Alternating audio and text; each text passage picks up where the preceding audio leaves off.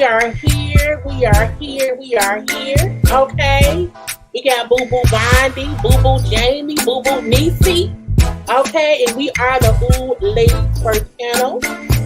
Make sure to like the video. Already like the video. Okay, y'all should be following us already. Okay, give us a little second. We'll be in here.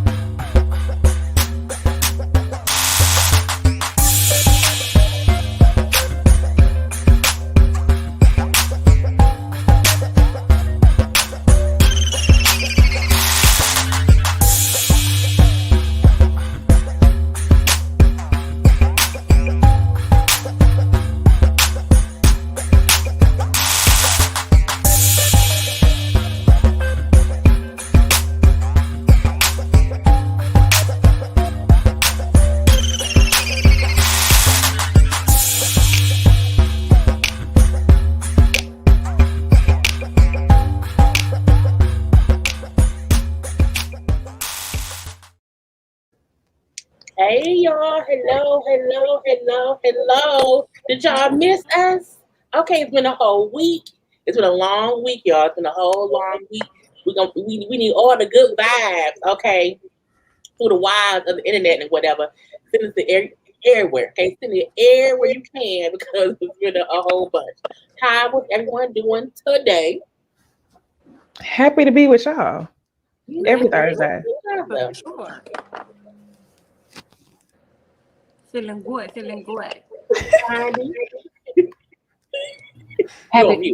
Happy to be here. So we are happy to be together. So a lot has went on in TV this week. A little bit things going on in gossip or whatever. But I have one new game I want to play. Okay, I don't have no marry fuck kill. We've married and fucked and killed a lot of people. Okay, over the time we have been doing our panel. We gotta be in the Guinness World Record. we did a lot of things or whatever. So I wanted to play. If we can guess some stuff, can we guess the fairy tale? Okay, based on real human shit. Okay, so I'm going to give y'all a short little explanation of a fairy tale. Y'all have to guess who it is. Now, it could be anything from Disney or just think Disney. Who else they do? Well, all them people, anything. Okay, I think they all did, if I'm not mistaken. But yeah, because I think if one of them may not be, but it's still in the realm of that, so it's kind of fine. So this is the first one. Okay, a sibling killed their other sibling just to run the block. Okay, he then blamed his nephew. Who or what fairy tale or movie or whatever is that from? A sibling killed their other sibling just to run the block. Bondy? Macbeth. No, it's not. So I'll say it's a movie. It's a movie, and it's a cartoon. Lion King. Yes, because Good night. Which is based off of Macbeth. I'm sorry that I went there first. It's okay. So that was you because I'm like, truthfully, Mufasa, who died, Scar just wanted to run the block. That's all he wanted. Okay, it's like you wanted to be in the hood, do whatever with your friends. But again, yes, that is right. Now the next one I have, okay, is the girl was being nosy and fell down a hole. Okay, she then got drunk and high and was hallucinating, having dinner with talking characters. Jami, Alice in Wonderland. Yes, it is. Okay, so that's it. And I'm like, was she smoking weed or was it crack? Was it acid? I think it was all of the above. She should have stayed at home. You can't be around here going down rabbit holes. Okay. She drank some tea. She drank some tea, but I also think it was like smoke around too. So I'm like, she was drunk and she was high. That should be against the law. And I'm like, nobody called the people. No one went down the hole. And it was like, they should be arrested. So the next one I have, okay, this single woman was living with multiple men in a poly relationship, okay, while being the maid for free. Necey. Snow White. Yes, Snow White. Now, I also want to call it a lady ate some food got the itis because she also fell asleep after eating the apple, but again, she was more fucking the men's. And I'm like, that wasn't right for her to be with them and whatever, okay? So the second one, the next one I have, okay, is while minding her business in bed, okay, a man broke into her house and woke her up by sexually harassing her. Sleeping Beauty. Yes, that was sexual harassment. Okay, he kissed her without her permission, and that is not fair. Technically, that is also Snow White. Yes, well, because Snow White, wasn't she in the forest? She was also in the bed though. Mm-hmm. That's true. See, they just harass. See, they harass us, and we don't like that. They sexually harass us to wake us up, basically. And now, and they do it now too. So now this one is also a movie. Okay. Now, this lady killed the woman by falling on her. Okay, she then went searching for a sister with a gang of misfits while trying to kill the sister, but also while wearing the lady's shoes. Oh, that's easy. Jabali. Nobody. Can I go? Okay. That's the Wizard of Oz. Yes, because she killed that first, which stole her shit, and went to find her sister to kill her. Who does that? It's all illegal. And skip down that. And then skip down a yellow brick road with happy music. Like, really, bitch? After you squashed me and took my shoes, you get to ease on down the road? Okay. It's not fair at all. And I'm like, we thought it was a great movie. And it was not. It was a murder mystery. Okay. Now, this one is 3 siblings who refused to live together because 2 of them were slackers. Okay. When the first 2 became homeless, they came to live with the 3rd brother and then brought a killer to his house. Jami. Not the 3 little pigs. Yes, honey, it was because the first 2 were some slackers. I was not even thinking that. This little pig went to the market. This little pig stayed home, and then this little pig right we all the way home. You can't be living with folks. And I'm like, and the wolf was a killer because he tried to he wanted to eat them. You can't don't bring that to my door. I don't want that. I want to live. Okay. Is that the one that wanted to blow the house down and the 3 little pigs? Yeah. Built out of straw, built out of something, and then built out of wood. And the one that was built out of wood was the one that lived. No, the brick lived. The wood. The brick. It was shaky. It wasn't good wood. Right. It wasn't still good. But in real life, you put the brick around the wood. But never mind. Go ahead. You would think so, but they don't be doing that no more. Let's see. The next one I have is this wealthy woman kept running to the hood to do hood right things with a stranger. Wealthy woman kept going to the hood to do hood right things with the whole stranger. Now, this is also a movie, and it's a cartoon, and it includes a princess and a street rat. If you don't get street rat, how do you not get street rat? Oh, I know. Yes, because Jasmine was a rich white woman, or you know what I'm saying? And she out in the hood doing hood rat shit. That Aladdin was a stranger. She know him. Yeah. Rip rap. I don't like that. Yeah, only it wasn't fair. Now this was the music. Okay, because it was a great movie, a great music, and the singing was impeccable. Now this next one, random homeless woman breaking people's houses for food and go to sleep in their house. Who was a random homeless lady breaking my house, eating their food. Not Goldilocks. Yes. She had why she over there? She had no house, she had no food. I thought I put a random drug addict, but I'm like, she may not have been on drugs, but she was homeless. Y'all remember the fairy tales for every child that used to come on HBO? And I remember they had the one Goldilocks, and she actually had the locks and shit. I love that. I missed that cartoon. I used to be crazy about those. That was a good one. That Crash Box. Shit, even Lulu used to be my shit. I don't know Lulu. You don't remember Lulu? Oh my No. god. Lulu was the shit. Maybe I'm just old in my spirit, but Lulu used to be the shit. Never mind. Go ahead, y'all. Okay. So I got two more. So this one. A fast tail girl is up and skipping through the hood alone with trees to go see her relative who she did not even recognize when she got there.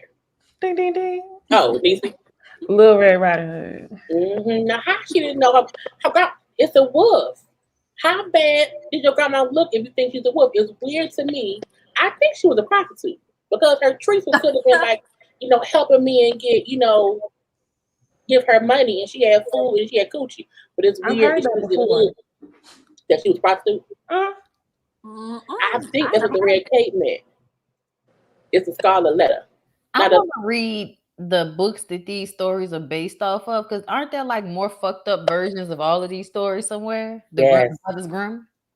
Because it's like I think that's my thing with like these are supposed to like, oh great. I'm like, no, like these are some fucked up stories. Bruh.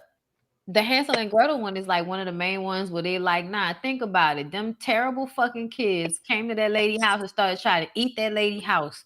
And then they tried to push her in a fucking oven. Like, and they got mad because she got cooked them. And she was living in the woods by herself, and y'all come knocking on that lady's door. Like, y'all was terrorizing that lady. I need the real stories. That's why I used to like that show, Once Upon a Time. Did y'all ever watch it? Yes, I watched it. I was mad when it changed characters and got kind of like the last season. I'm like, I didn't watch the last season. I fell off. The Little Mermaid died in the original story. Well, that's good for her. Don't be giving up your fucking voice for no man. You crazy? Right. That's how I felt about Twilight. Somebody did push up that she tried to conform to being human and she should not have. I'm like, you shouldn't have. You're a mermaid. You're a mermaid. Why would you give up both so you can do one? Just like Bella shouldn't have gave up her life to be a vampire. You can't even be around your damn daddy. Right. You decide to be a vampire for a man. But I would want to be a vampire because I can live forever. And she had good powers. And they could be in the sun. They sparkled in the sun instead of turning. Yeah, that was Twilight. That was the only thing about Twilight, boy. There wasn't really much negative besides the fact that you wanted blood. But it seemed like if you live long enough, you can get that shit under control.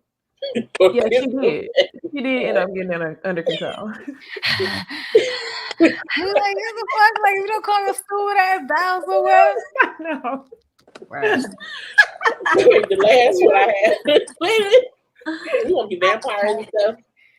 Now, the last one I have is a minor age female running away with an older man who's a stranger to sail the high seas and have fun. Pippi Longstocking. Damn, she'll sound like her coming into your time. Yes, freckle face, redhead girl. I should have said that one. No, this one is a more recent movie. What else can I say? It's a movie. The Rock was in it. It was a cartoon. Moina? I don't know. Yes. I never seen it, but I just know if it was the Rock, then it was Hawaiian. Right. Because she was a whole kid and he was you can't be out here with strangers just going through the high seas. I don't get that. This is weird. Why did everybody think the movie was so good then? I mean, it was a good movie, but he was a stranger. He could have kidnapped that girl. And we didn't know. Could have been dead. So those are my little guess, the fairy tales. We're gonna get the real stories one day. And I think all of them had, because they all said how they had their mamas, how none of the daddy was shit. Somebody said this Cinderella daddy wasn't shit for not having a will in place before he died and then left her with a gold digger. I'm like, that is true. That's what happened. And we didn't see it, but I'm like, now my people. So I have one gotta go. But really one gonna stay. Music edition. So out of these artists, only one of their music can stay forever. The other two go away forever. Okay. Biggie, Tupac, and DMX. Only one of their musical catalog can stay. Who do y'all want to stay? I'm gonna say Tupac. Biggie. I love Tupac and stay. I've never been crazy about Biggie. What y'all be saying? What? One More Chance remix, Notorious, what Hypnotized. Juicy, Ready to Die. Oh, one of my favorite ones was what's that shit? What a paper at? Like Dead Wrong, all of that shit. What? Yeah, A lot nah. of Tupac's, like, Tupac can stay. Yeah. I feel I like like y'all only Biggie. saying Tupac because he was a good actor and y'all won't have sex with him. But if it really came down to that catalog, and we talking about if you know that catalog, I feel like musically the argument is really between Biggie and DMX.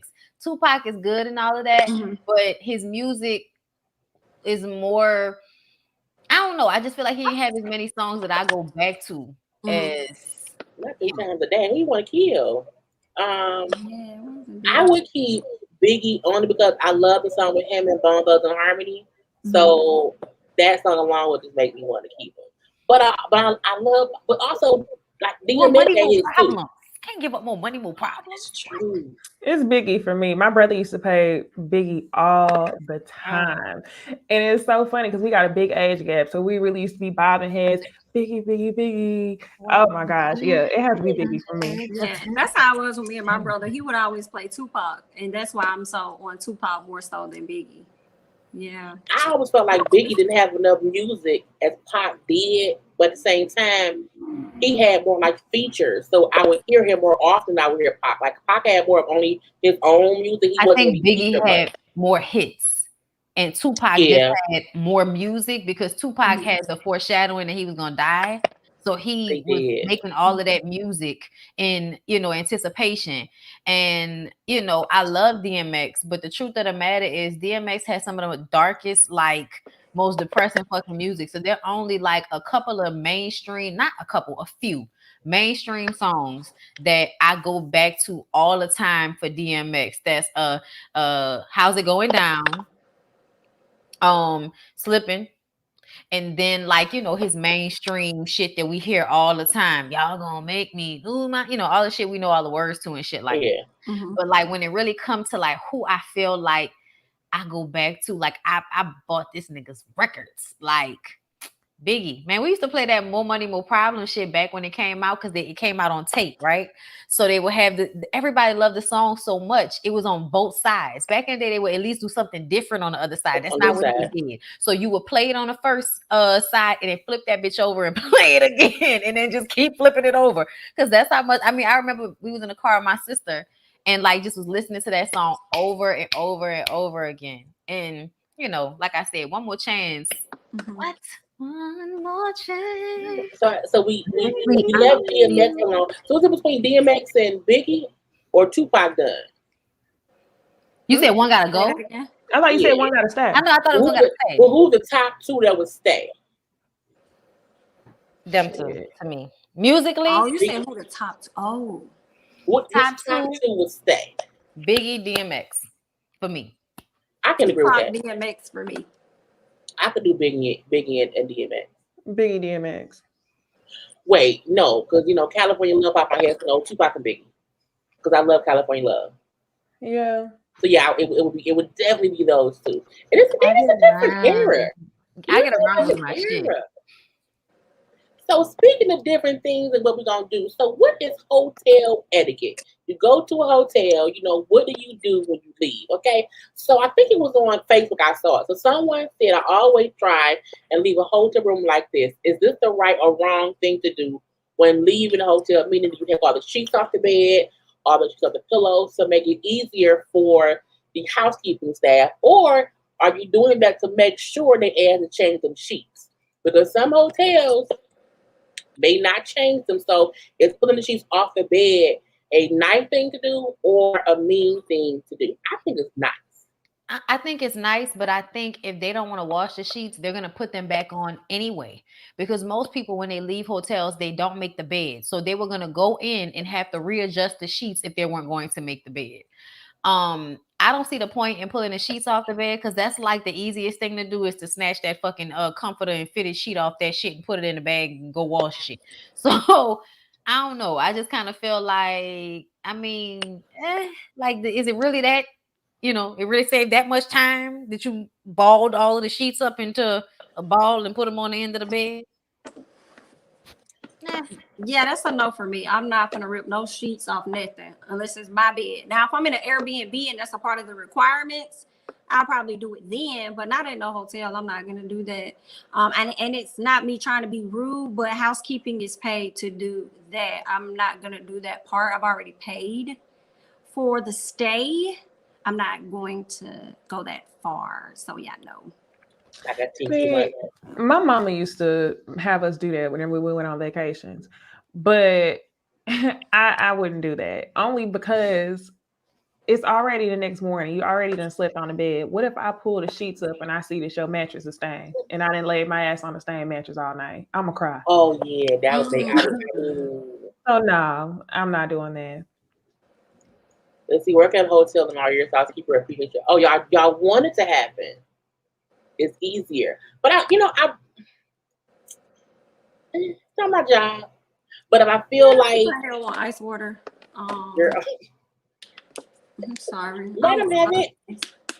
I agree. Okay, now if y'all don't know, this is a conversational thing today, so we have all kind of conversations. So the next kind of question is, what's the shortest amount of time you've worked or stayed at a job and why? So for me, it was like 2 days because I was a temp and they told me it was a regular like office assistant position or whatever. And I got there and all they wanted me to do was like fill out a spreadsheet. And I was like, bitch, I'm bored because the spreadsheet ain't enough spread for me. And I was sitting in the office on my else. And it was just so weird. And like the first day I went and I'm like, oh, this what it is? This okay. The second day, I'm like, so there's still always okay. My house is on fire. I have to leave. I'm gonna be back tomorrow and I never went back. Ooh. For me, I would have to say, I guess when I was trying to work at a club and I went down there to try to do like the bottle service or whatever. It was a real club, not a strip club, a regular club. And I went and I knew the guy who did promotion for the club. Y'all didn't wear ball gowns, Bondy? No, we weren't. You were wearing all black. But I felt like when I went in there, it was like, okay, like compete for the bottles to bring to the tables. And I was just like, what? Like, it was just like, yeah, go out, they'll bring you the bottle. And I said, so y'all not going to explain. Once I realized they weren't going to explain what the fuck I was actually supposed to be doing to me, just like, oh, you're here. And, when a bottle comes up, we'll let you, like, no, okay, I'm about to go. Because there was no organization. So y'all know how when, people who shouldn't be running places, but they get people that's used to doing this shit. They not, gonna train nobody. They get people who know how to do that shit. So they come in and just do what they have to do. But I was like, girl, let me get out of here. Like, I wasn't even I gotta go. I wasn't even there for maybe 2 hours. And I was just like, yeah, this ain't for me because it's a club as it is. I'm not about to run around following people if y'all not gonna tell me what I'm doing. So I was just like, all right, this ain't for me. Peace out. Yeah, mine was like within a week, but I can't remember if it was like 3 or 4 days. So I came across this job. It really was like a scamming ass call center. So what they did was they would book special trips for people, like if you want to go skydiving or something like that. So they would run these Google ads, right? So they'll pop up first, and people would call them thinking they're calling someone else, a different company, but they go ahead and book it for them instead. And they would be tied up into it. Basically, once you spend the $500 or whatever you spend, you can't get out of it. So I ended up, I really feel like it was on a Wednesday. So I feel like it was like the first week of training, but I ended up getting a call for another job that I ended up getting offered. So after that, I didn't go back. I think it was like a 3-day thing. And then I just, now being older, I reflect back on it, like this scamming ass job. Like I was trying to work, I probably wasn't even gonna get my damn check. Oh, probably not. Y'all out here scamming the people. Like once you get them on the phones, go ahead and lock them in and go ahead and get this booked. And not like this is a scam. Like I don't want to do this anymore. Oh no. For me, it was. I had 2 jobs that I only worked 1 day at. The first job, I was in high school, and I used to go to the gym all the time. They had a daycare in the gym. I worked 1 shift and I never went back, but I still went to the gym to go work out. So that was awkward. Then another time when I was in college, I worked at the bookstore for one day, but I was only making minimum wage, $7.25 in the year 2013. So I left. I never went back. I got another job. My first job was a freshman in high school, long time ago. I made $4.75 an hour. That was back in 96. That is, I think, who paid? That was crazy. That was minimum wage, even for, because I was 14 or 15 times. That's was a 14 or 15. I don't know. Really? That's crazy. Like, you 40 or nah? No, I'll be 40 in January. Because I feel like that's too old, bitch. 1996. I went to high school in 90. I graduated in 2000. I'll be 40 in January.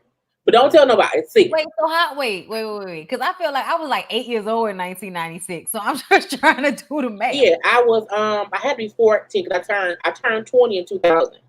Not so 20, I turned 18 in 2000. Mm-hmm.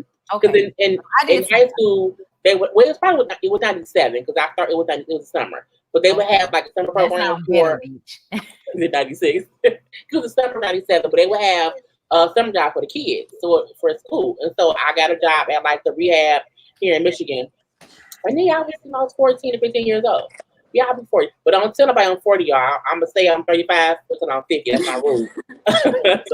Come on, Mia Thornton. And we listen. I'm 35. I'm going to be 45. But yeah. So we had our subscribers who wanted to ask us some questions. The last time we had a Necey was down here. So Necey's here. Okay, so a couple of subscriber questions. And the first one was, what career field do you currently work in? Not anything specific or whatever. And for Bondy, what would you do before you quit to become full time? And for me, I work for a nonprofit organization. I'm going to explain it the right way without saying too much. And we see kids who have autism. And I work in the billing administration part. And that's the most South. And me, I was in the news. I was a editor for a local news station for 5 years, and then I became a photojournalist when I started being a photographer for the news station. I'm an Emmy award-winning photojournalist, believe it or not. My name isn't on it, but it's my fucking video. And they waited until after I quit to submit the video that I had, but you can Google it because I was the only one that had it. When you work for the station, everything is theirs. It's theirs. So if you're not there anymore, they can still get awards off your work, and you don't get the award because you have to pay in order to be, nominated basically for a lot of the stuff.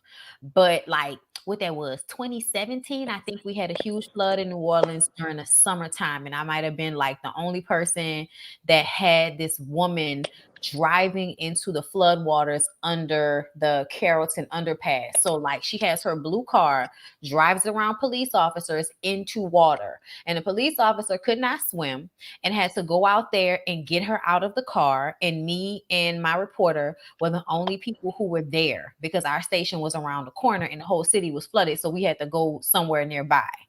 And child, they saved the lady life and everything, and that's some of the work. And then when they had the tear down NOLA, y'all know in the country they started taking down a lot of the Confederate monuments and shit a couple of years ago, and they did that here in New Orleans when they took down Lee. I forgot his first name, child, whatever, but from Lee Circle. And it was a huge fight between the crazy racist people and, to take them down, all the people. And I was the only people out there. And he snatches the flag. And then, the police rush in and knock the camera out my hand. And it's a whole situation. But I got most of it on camera, child. And I was the only photojournalist that was down there that day. So, that's what I did before. Nice. So for me, data analytics / database manager for a commercial real estate firm. Come on, data. I love it. I work in corporate retail. I am a buyer. Boom. Okay, so the nosy folks, now y'all know. They're like, what y'all do? I'm like, that mean ain't none of us no dumb bitches that's just on these internets trying to finagle y'all out y'all little cash app money like y'all be trying to say sometimes. Say it again. Stop dagging. It's like, what? You get free content, bitch. I ain't begging for you. Okay. And you know, that's the thing. It's like they feel like because we on YouTube that we either one rich or like, well, why y'all ask? It's like we're not asking for anything, but like if you want to, or whatever. So now this question I thought was a really good question. And this one I sent to y'all. So the person said, how had your views on sex and what great sex is changed from your first time compared to now? And when I thought about the question, I was like, first of all, I lost my virginity a long, long time ago. Okay, it's like, you know, it's 15 years old. But I do feel like now at 39 compared to 15, 16, my views have changed. Because I feel like back then I didn't have any idea of what I liked or what it was supposed to be. And now I have a full idea of what it's supposed to be, how it's supposed to feel, and what's supposed to happen. Because in the beginning, when you're a virgin, you don't even know that you're supposed to like enjoy it. It's, you know, you're like, well, that's it. So I think I realized you have to know what you want before having sex. I do wish teenagers who, you know, are gonna have sex eventually explore what you like first, and don't let your partner be your introduction into what they like and you think you like and you may not. So like figure out what you like first, then start fucking. I agree 100%. I used to think it was the oohs and ahs. I thought if you had the oohs and ahs, then it was good, you know. But that was me trying to chase and catch up with my fast ass friends. They were hoes.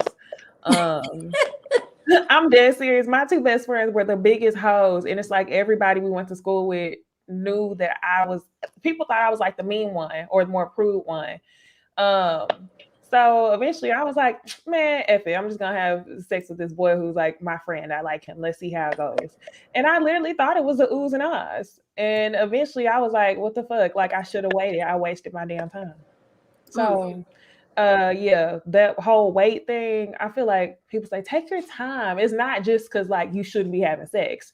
It's like you're not old enough to even know what sex. It's no benefit to be having sex as soon as you can have it. Right. So that's the biggest difference for me, and that's something I learned. I don't know how to answer that question. Why not, Jamie?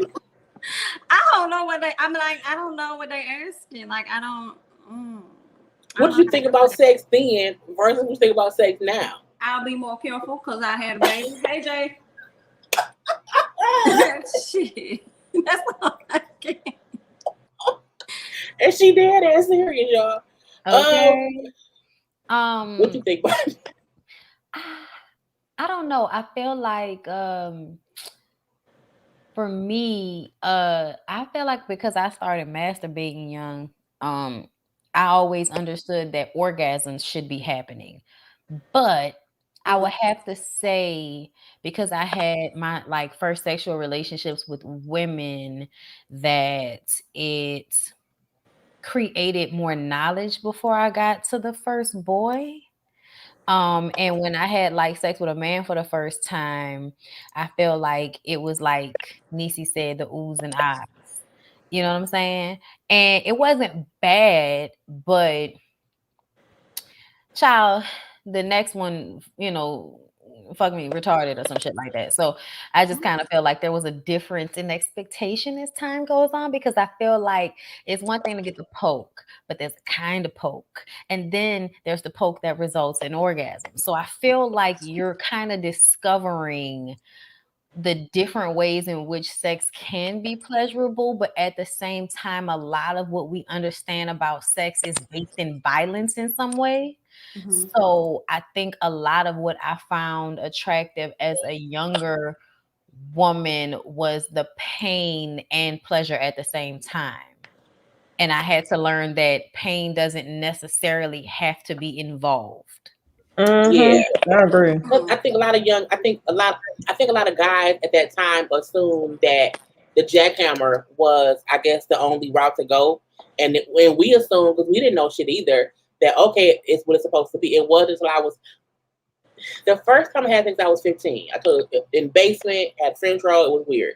Not weird, but it was what it was. But I remember when I realized what it was supposed to be. I was 19 years old. So like to be fucking for a couple years and then figure out, well, I could have been doing this the whole time. It's like this. I've been missing. So it's weird to feel like for a while because you just don't know what sex is. You're not even really having sex. The guy having sex, he's enjoying it, but we're not really even participating. We're just there for the ride. So I do wish more parents would tell their daughters that. Like, look, you need to know that sex is supposed to be good. Like, yeah, like don't say don't know. Don't say don't do. No, tell them what to do. It's because they don't want to have those conversations because they find those conversations uncomfortable because we think sex is taboo instead of just a regular part of life. Mm-hmm. Like at the end of the day, people like to act like, oh, I need to keep sex away from my kid. When at the end of the day, your kid is going to fuck no matter what you do. Like life has told us everybody's fucking no matter what you do. So I honestly feel like that's something that we need to change. You know how you see a lot of parents like on social media, TikTok, making videos about teaching their young kids how to control their emotions instead of like hitting them or getting angry with them when they do something out of character. I feel like another thing is having healthy conversations about sex. You know you know when your kid is old enough to hear this. Okay, stop letting them bust you open. Okay, make them wear a condom. Because like I've had like make sure it's wet first. They will cause damage to your vagina walls if they're just in their power driving through you and it hasn't even gotten all the way lubricated yet. Get it together. Let them know. Because I had a friend in high school who we were in. God damn it, we were in because it's all true. But I had a friend who had her first kid at 12. Just because she, you know what I'm saying, she didn't know. She's a good friend of mine, and her daughter's my goddaughter. But like the fact that we were seniors in high school, and like when we graduated, my goddaughter at the time was 5. It's like who a fucking 5, you know what I'm saying? That was kind of crazy. But because no one then was saying like you're not supposed to have sex, and if you do, and she just didn't know because you don't think to have those conversations. But I'm like, I think the most thing is women lose out on enjoying sex for years. Just based on no one wanting to have the conversation. So I do feel like even us as adults, we talk about shit, of course, because we do. But again, it's like I think people sometimes don't know how to have a conversation and not feel either ashamed of stuff or like you are encouraging kids to fuck. I'm like, I'm not encouraging anybody to fuck, but I do think females should know he's not supposed to jackhammer you, okay? It's supposed to feel good. Like, it's supposed to be moist down there. It's not supposed, because some do like, okay, I'm going to put it, it's going to be there. It's like, but that ain't the thing to do. And people just don't have a conversation. When you say that now, because now y'all triggering me. At first, I didn't, like, I was like, I don't know how to answer this. Number one, I had an ex of like 7 years. And I think after that relationship and experiencing other people, you said something about it being pleasurable to you. I learned that it is supposed to be pleasurable to me because it would be very painful with him. And it was really about him getting what it is that he wanted in the moment versus what it is that I wanted. So I learned over time, oh, this is how this is supposed to go. Oh, okay. You know what I'm saying? Another thing, and I feel ashamed, but not really. Y'all, I really just started learning about vibrators like a few years ago, probably like 3 years ago. And when you said, oh, I could have been doing this the whole time, I'm like, I wish I would have knew. That would have cut down on quite a few damn partners had I known how to really use this stuff. You know what I'm saying? So that's just interesting. That's why the girls came in handy, girl. Because like having sex with women, you gotta be, inventive, and so you play around. It's more explorative versus sex with men that seems to kind of just be about them a lot of the time. But even how people don't have the conversation about masturbation. Like, I think moms say, hey, you can masturbate. Daughter, that's okay. Like, figure out your body. Like, don't even have those conversations. Did y'all feel like you were like sinning when you masturbated? Because like that was definitely a feeling at first until somebody at school was like, it's not a sin. But it was just kind of like the understanding based on the way people felt about sex that masturbation will also be wrong. And then they used to say shit like, if boys do it too much, they go blind. Y'all know, you just hear little stupid shit like that as a kid. Yeah. So you think that what you're doing is wrong. And then you're not supposed to get caught doing it and all that type of shit. So I feel like that was probably like another thing growing up that created like an extra layer of guilt onto sex that it's just really not supposed to be like that. Because I didn't know other people did it. Go ahead, Necey. Everybody used to masturbate whenever I was like in middle school because everybody this is a damn shame, but it was definitely the digital age. People were already being influenced by Kim Kardashian, sending pictures and stuff like that, or having phone sex and doing that type of stuff. So everybody was doing that. Damn shame. Man, we can all do it now. But even like how people don't talk about, sex toys. Didn't happen until college for me. No, we was there. Well, see, I was in high school. That's not the same. I mean, that's the part of it, though. It happens. I'm mad. There's some things I deleted that I swear to God I still wish I had. Never mind. Let's press on. Go to the next question. The next one they asked us was, would y'all consider inviting your moms or guardians onto the panel for discussion? So my mom has been on my channel a lot. She's right in the chat right now. My mom likes being on lives. She is a talkative person. So it would have to be the right conference. But you know what? That would be interesting to have our moms on. Girl, ain't nobody got time for that. The first time somebody say something negative about my mama, I'm gonna jump through the TV and beat the fuck out them like through the internet. So I would just prefer to, keep her in the background because if anybody says anything crazy, I'm gonna want to fight. Like I know the feeling. I don't play about Tanya, so I know the feeling. I've luckily never had anybody say anything crazy about my mom, but I think I may have threatened them first before she was on my channel, but she's always around though. Yeah. But Necey and Jami. I don't care to have her on the panel, but we have our discussions about Real Housewives. So that's been a thought that crossed my mind to have her on like one of my videos. But anybody that disagreed with what my mom was saying, then I'm on your head. You know what I'm saying? Yeah. Like you can disagree with me all day. You know what I'm saying? But then that's a different story with mommy. And that's what I mean. Especially if I can't see your mom. Exactly. With your man. It's avatars. Majority of like I feel like I could definitely like deal with people saying stuff about myself. But I'm telling y'all, like my mom is a very soft spot for me. And I just kind of feel like I would like to keep her protected as much as I can, even though I still like show her. But it's a difference between having her like on your channel in a speaking capacity. And also like, I don't need my mama to be repeating herself several times on no damn video. So no. Nah, I wouldn't bring my mama on. My mama real fake.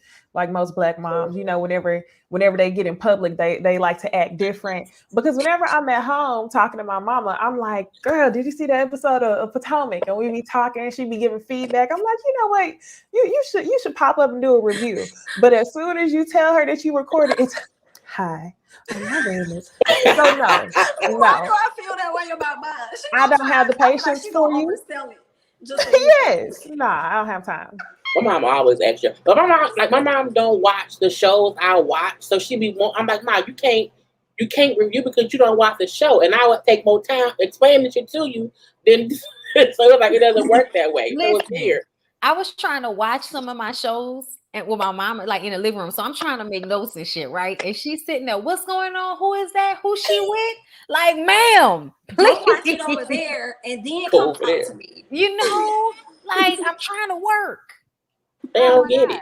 No. I didn't even tell nobody in my extended family that I was on YouTube. But when I went back home to Oklahoma a couple of weeks ago, I was at my grandma's house. My cousin gonna come out and say, hey, I was on YouTube and I saw you talking with your friends. Don't you be talking with your friends on Thursdays? The ladies something.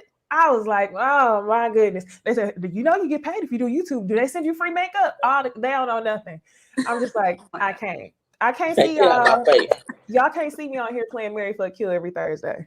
Okay. Yeah, I don't like my mom watches. Not like mom just, but I think she's used to, because she's used to me being on my channel, and I was doing stuff before anyway, and so I think for me it's different because my mom likes this stuff. Like she thinks it's so entertaining and whatever. Oh, the live today? Okay, is it on Necey's channel? Is it, like she know y'all? Is it on?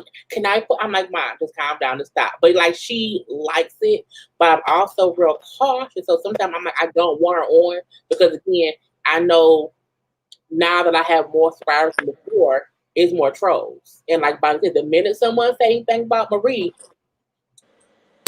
your head going off. And so I try to figure out, okay, what can I have her on that I feel like it won't be that many trolls on there, and I got to cut somebody out. So I also don't cuss in front of my mom. So I would feel bad about that. Mom, go away. I need to cuss my out real quick. So just leave real quick. I can say fuck them and then come back. But yeah, I cuss in front of my mom all the time. My big brother cringes. He hates it with a passion, and I love when she it's so crazy because I've been doing it for years, right? But he hates it every time. Like, don't cuss in front of my mama. I be like, shit, what now? But my mama has to tell him, like, my relationship with you is different than Jamila's. You know, it's so funny, but yeah. Well, see, my mom don't cuss, so I think did your mom cuss though? Do she? That's where I got from. My mom don't cuss, so like she don't, but I do. My mom is we different. Okay, I'm the heathen of the family, of it. But yeah, she don't cuss, so it's weird. It's like even when I'm on live, like I can't go live with her in person, and when I do, I don't cuss at all. I say to myself when she's on the watching me, I'm like, Mom, I'm gonna cuss a little bit, so be mad. So it's okay, it's fine. I'm like, whatever. But yeah, let's go on to the next one. They asked us, what's the echo? Wait. Hello. Okay. This one. How do you balance and or make boundaries for new friendships versus old friendships? For example, if you have a long-time best friend, would you constantly not make a new best friend? I don't really think in that capacity or whatever. Like I have the same group of friends, and I never try to figure out how to not make someone a new friend. It just depends on how things go. But I have, sections. Like I have friends, I have associates, you know what I'm saying, and I have my best friends. So it's like, but I don't ever try to constantly not get closer to somebody to make them a best friend. Like if it happens, it's fine. But yeah, I'm like, I don't think that way. I don't micromanage my friends' friends. I don't, you know what I'm saying? Be concerned about who they make friends with, or because I won't want that type of micromanagement of the friends that I have. But one thing I have learned over the past year of, losing one friend, one thing I can guarantee, I probably will never bring friends together again. That's probably something I won't do. If I have like a good friend over here, then I have a group over there, I'm not gonna bring y'all together unless it's like a wedding or something like that. Like I'm not wedding, birthday. I have separate groups too. It makes sense because they don't mesh sometimes. Right, like example, like like y'all. I'll keep y'all right. Like we're good. I probably would not mix y'all with my high school. You know what I'm saying? Best friends or something like that. Now, if we were to be at like a wedding or something, my wedding or something, y'all happen to link up and make a genuine connection, that's on y'all. But I'm not gonna do that, but y'all will get the backstory. But that's it. For the viewers. The backstory. For me, I don't know. I don't make that many new friends, honestly.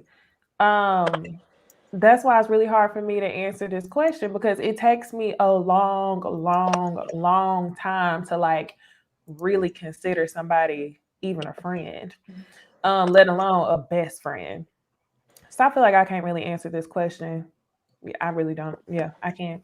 What does it take for you to go ahead, Bondy. I'm gonna come back. Ahead. What does it take for you to consider somebody to be your best friend? I feel like I have to really just observe how people move. Like I'm always very cautious if somebody claims me as their best friend early on, because then I'm like, I don't know how you are around different people. I don't know if you're a chameleon. I have to see you in different situations and really assess that I know who you really are at the core before I claim you as like a best friend. Because some people want to be close to you just because they need the attention. So you do not want to call somebody your friend and they're not really your friend. They not like that. That ain't what it is. Okay. Little snakes in the grass, just slithering around in these streets, and we trying to burn the streets down over there. For me, it's all about connection. So I could say that, like, because I've had friends for long periods of time, and those friendships, you know, like, are not as important to me as some friendships I've had with people for less amount of time. You know what I'm saying? Like, I have a couple of really close friends that know more of my business than anybody else. You know what I'm saying? And we didn't meet that long ago. We met in like 2018 or something like that. And y'all know how I fuck with y'all. You know what I'm saying? I don't really give myself to people in real life like that. So if I find connection, I value the connection, the energy of it more than anything else. But I do know how I am, so I don't expect people to feel about me the way I feel about them, because I'm like a straight up genuine how I feel is how I feel type of person, versus other people being a little bit different. So I just accept, I guess, the role I play in people's lives and the way I play that role. But I've always been a loner. So, you know, I'm a chameleon in that way. If we cool, we cool. I'm genuine. I'm, you know, down and all of that. But y'all know how I am. You know what? Because my friend is asking yesterday, today. He asked, why did someone call you arrogant on the thing or whatever? And I was like, my exact response was, I say, Bondy is very solid in her opinion, and people don't like that. And I'm like, so they assume she's arrogant when she isn't. I'm like, but people only think that because they don't know her. I'm like, if you know Bondy, she's the most humblest, sweetest, soft-hearted, loyal motherfucker. And that's why I went off how I did, you know, just shut off, because I'm like, people. I know I'm all like emotional and shit, bro. But I think people assume shit, and I'm like, Bonnie's so fucking sweet, and they don't know it. But I'm like, I think what she is, I think she's solid in her opinion, and people don't like that. She won't waver based on how they feel, and for that reason, they hate on her. And I'm like, but as a friend, I'm like, she's my friend, bitch. You know what I'm saying? And even he said, like, you gonna watch your shit, like, she's saying cool. She's saying cool. I'm like, I ain't cool as fuck. But people don't see that. They just see that you are you have an opinion, that's your opinion. And I'm like, I'm the same way. I mean, they got people that's been knowing me all my life that feel like that about me. You know what I'm saying? Like, people that's been knowing, you know, people have been knowing my whole life. And it's so funny because they might have found issue with me, and then I get on YouTube and become this person. But they know me. So they know that everything I do on YouTube is 100% the person that they know. So it's like, they'll be like, no, that's her.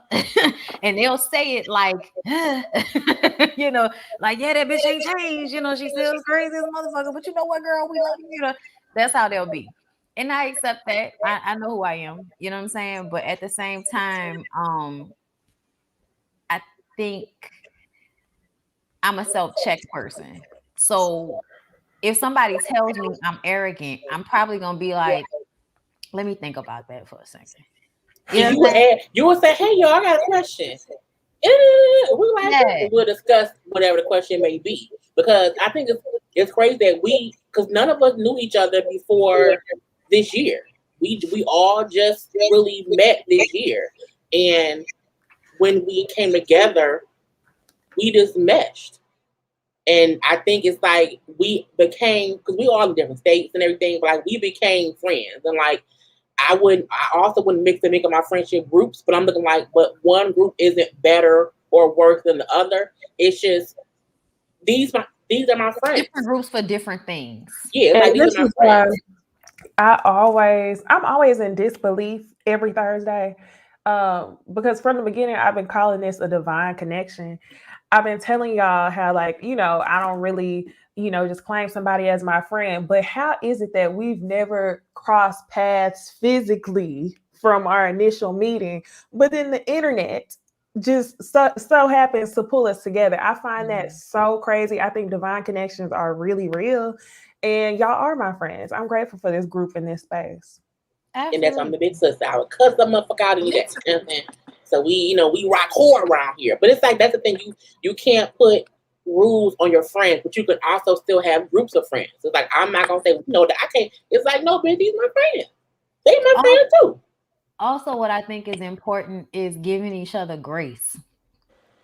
I don't think people do that enough. I think people feel like as soon as somebody do something they don't like, or as soon as they have an uncomfortable interaction or anything that just doesn't jive with everything being hunky-dory, it seems as if like, oh, I'll throw the friendship away, or I don't really fuck with her, or she was acting funny. And I just kind of feel like a lot of the times, people are people and we're not going to always feel the same. And I think the fact that we disagree on our platforms, like for a living in a way, also means that we have to be able to healthily do that and then still retain our relationship, because otherwise there is no diss if we don't retain that while simultaneously not always agreeing with each other. So we have to be able to give each other space and grace to be who we are, to be different, to not always see eye to eye, and still have each other at a level where we respect and care for each other and care about each other's feelings and wanting to continue to do this. And a lot of people, I feel like, don't give each other the grace for that. Yeah. And y'all would never see us fuss about stuff.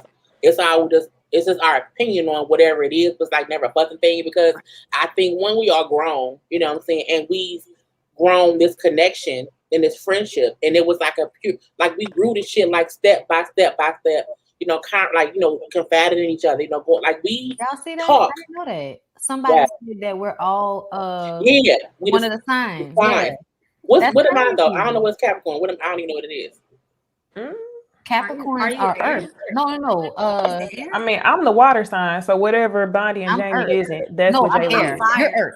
You're Earth. I'm Earth. Okay. Yeah. Anyway, and shout out to the subscribers and followers, because as we talk, people will be like, "What's their signs?" And they like, "Baby, no." Yeah, right off the bat. Y'all already know. I love it. That's funny. That's Earth, air, fire and water, right? Yeah. I'm surprised I'm not fire. I'm fine. I'm real, but I'm the calm. I'm like, you know what, y'all? She's the calm. Did you say the calm one? I gotta be pushed to not be calm. I think you're grounded. Grounded in what needs to be done in a very analytical way, which is the same thing that I think you and Jami have in common, whereas me and Necey have that more like mental emotional connection thing that we can always, like, we eat y'all of the situation a lot of the time. Yeah. And y'all are just very analytical with the way that y'all read. You know what I'm saying? Yeah. So definitely balance. I know I be getting on Jay Lee nerves. No, when? What you do? When? Nothing. Girl, but when Bondy said, I feel like we be thinking alike. No, I'm like, if we think alike sometimes, I'm sure she'd probably be like, oh, she done got on my damn nerves because we think. No, this is the funny part, because I make sure to not watch our reviews until after our show for certain stuff. Because I'm like, I don't want to know what they think. I don't want to be mad, but not like mad or whatever. But I'm like, but we all have our opinion. I'm like, how can I change James' mind? What point can I? Not because I don't. When y'all say something, I be like, nah, girl. No, I be thinking that when I watch your stuff sometimes, Jami. I be like, I forget she did used to like Giselle. I forget. That's what I be thinking when I watch Jami videos. Like, damn. Look, that's y'all I'm gonna tell you how much I love y'all. If somebody says something I don't like, a lot of times, like if I really don't agree, I will click off their fucking video. Like I won't comment. I don't dislike none of that shit. I'll still, if I like the video, I'll still like it and everything. But I will get the fuck off your video before it make my nerves bad. That is with y'all. Y'all are the only people. Y'all and Roxanne are the only people who, if I don't agree with y'all opinion, I will still watch the whole video. That's me. I was watching Erica De Niro, and I love Erica. It'd be so hard for me not to say we are down here when I get be like, what's up, y'all? We are down here, bitch. I be trying not to do that. That's how much I watch her now. And she did a video a couple of days or maybe last week or something like that. And it brought up the Candace situation with Monique again. I say, bitch, let me get the fuck off this video. It had to be my friend. Yes. I said, girl, let me get the fuck off this video. I love you, girl, but I gotta get the fuck off this video. But because I think we all know each other's opinions. So like I'm like, man, that's just Jamie. That's just Bondy. Because I'm like, that's how they think. And I'm like, here I'm looking like, I'm gonna make my point. They're gonna make their points. And that's really all that it is. And it's like, and we know by we know. It's fine. Okay. I think the fans be like, last week when me and Necey was like, bitch, you always be whatever the nigga, you gonna be for the nigga. Like, no, but did you see? See, this is what I low-key wanted to talk about today. Remember, I sent y'all that tweet about the girl from Twitter. The situation was I wanted to talk about that, and I knew exactly what Jay Lee was gonna say, and that's why I said I just want to know y'all's thoughts. And when she said, "They be setting me up, y'all," they be setting me up. So she was in a situation on Twitter. You said they do me. What? I put it in the chat and nobody and wait on JD to respond. Yeah, so I put it in the chat. This is a situation. It was a girl who ordered some Papa John's pizza, right? The pizza dude comes to her house, leaves, sends her a text message and says, "Hey, this is your Papa John's driver. Let me know if you want more pizza." So then the girl posted the screenshot of the text message. And then Papa John's, somebody in corporate hit her up and apologized. She basically said that she was scared of rejecting him. She felt threatened. That's what she said. Mm-hmm. So then I reached out and I said, "What do y'all think? Like, do y'all think that she's overreacting, or y'all think that she's trying to set me up?" No, I'm just saying. I'm caught in between. Well, okay, so because Bondy didn't see my response. So what's your response, Bondy? I'm not gonna say what I said first. I probably wouldn't have put it on social media because I probably wouldn't have wanted to get dude fired for that unless he texts me again. But it definitely would have made me be like, nigga, what? Ignore. Like, I probably would have ignored the text message, but I would have felt the way. But I guess I wouldn't have felt the need to get somebody fired because this nigga, like, finagling pizzas out the back door. See, and Necey thing was, let me set Jalea up because she gonna say he ain't do shit, and that ain't what I said. What I said you basically said what Bondy said. You basically said what Bondy said. I said what he did wasn't that bad. We agree. However, I was surprised too. But I was like, he did do. I said it's the same thing as anybody who delivers to your house. They can come and do some shit. I'm like, and he just said like one little thing. He didn't follow up or whatever. I'm like, so I do think she overreacted and getting corporate involved because I'm like, dudes, if people shoot they shot all the time. So I'm looking like if he thought you was cute or whatever, okay, let me see. Hey, you wanna link up for some pizza, real? Like maybe on the day. People met a nigga because he dropped pizza off to the house. Like, I'm just saying, I've heard stories of like, he delivered some pizza to my house. It was cute. And I was just like, well, I'm right. And then I had called like 3 more times in the next 2 weeks to get pizza for, and I was hoping that he would be the one that dropped it off. And then he had left his number on the box. And I was like, well, all right, I'm going to call him then. So I just kind of feel like unless the nigga came back to your house, it doesn't need to feel unsafe. See, that makes it like, I see y'all point about not wanting to report it to HR and putting it on social media because he got your address. So if he wants to retaliate in any capacity, he can, because BIT, you got him fired, and people probably know his number or something. Nice probably like, you know what I'm saying? That is true. I probably would have just blocked it and just moved forward. Yeah, that probably would have been my response. Like, child, let me block this nigga and just whoop. They be trying to set me up for the Ogie though. They treat me bad, y'all. Y'all have to pray for me because I'm playing. But no, I do like. I think like I have to see both sides. So I'm looking like, okay, well, this is what she did wrong, but also this is what he did wrong too. I can't ever just give one side of it. So I'm like both. And I'm just, but my mind just can't. I just think both ways because I'm weird. But no, it's not weird. That's not weird. I know we love each other. So yeah, we don't. Like Mia. Huh? At least you're not Mia. Oh, I thought you said you like here we Mia, and go. I was about to be like, See, and that's one She thing chose violence. we have to disagree on, because Jay Lee be like, but Mia ain't. No. My we last. found the light now. Thank you. Okay. See, I went completely off. Okay, but look, let's get to the next question because okay, I ain't gonna lie though. I could have appreciated that you was right, because I feel like I be giving you them you was rights about some of these people. So I be like, Jay Lee was right when she had said that, and you ain't give me I was right. You was like, huh? I ain't say nothing. I got into this. I was like, bitch, we told you that he was a flip flopping ass man. We definitely did. Bondy was right. Case B. Jamie was right. Necey was right. I was wrong. I'm sorry.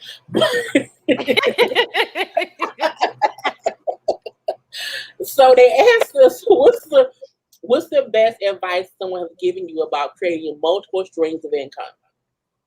And the best thing I've ever heard was to do it, like to have multiple streams. Like I think people get so confused and think that their job is their main things. Like no, bitch, you need 4 other things or whatever to even be sure you're good. So I think people need to realize there are many streams of income to think about. Like don't just be so one-sided. That's the best advice I've ever heard. Like make everything a stream of income in some kind of way. The best advice I heard is turning one of your hobbies into an additional stream of income, because I promise y'all, before I started making YouTube videos, everybody was on some, multiple streams of income, and the whole time I was like, I don't really know what I want to turn into another stream. Like, it ain't that real. I'm gonna just keep going to work 9 to 5. But just so happened, YouTube is now an additional stream of income. It's something that I like to do as a hobby. So find something that's a hobby that you can monetize and do it that way. You can do it longer. Yeah, I agree with what Necey said. Monetizing your talents, things that you probably can do effortlessly, instead of getting out here trying to hustle and bustle to do what other people are saying, just to have multiple streams of incomes, and you're probably not doing it the right way and you're burning yourself out. So look around you and just think about the things that you can do so effortlessly and how you can go about monetizing those. Like if you're good at drawing, get on Fiverr. If you're good at, singing or something, they look for singers and stuff on Fiverr. So just, evaluate. But I think what Necey said was the best thing as far as like your hobbies. Monetize your talents and your hobbies. Child, I'm destitute. I don't have nothing to add to that.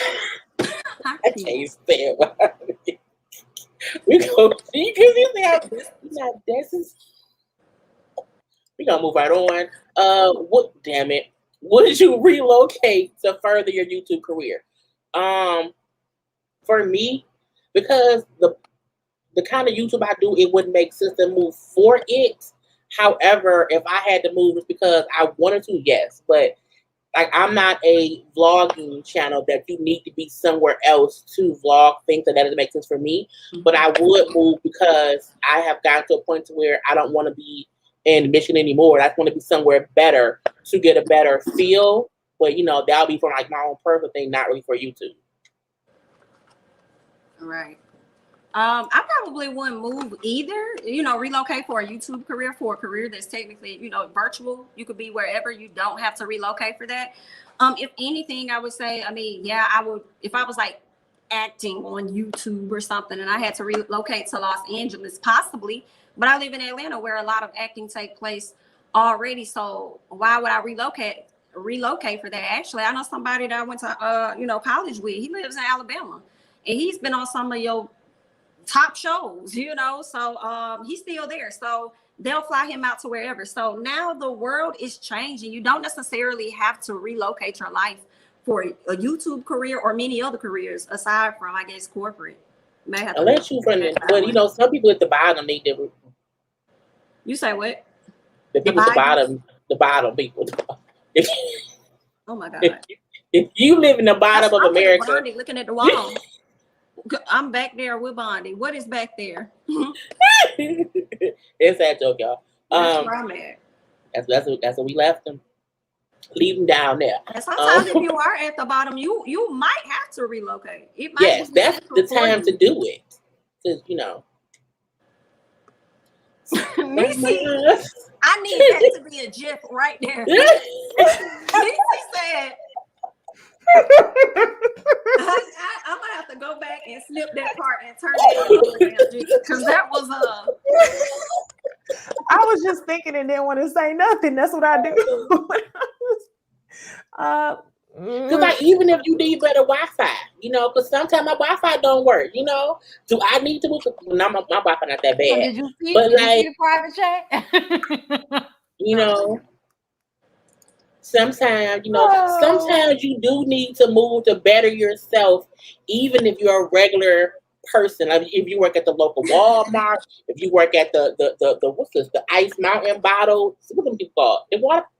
It's Ice Mountain. Yeah, I guess if you work somewhere that you just need to be in a better position, you can move, but you don't have to move for YouTube per se.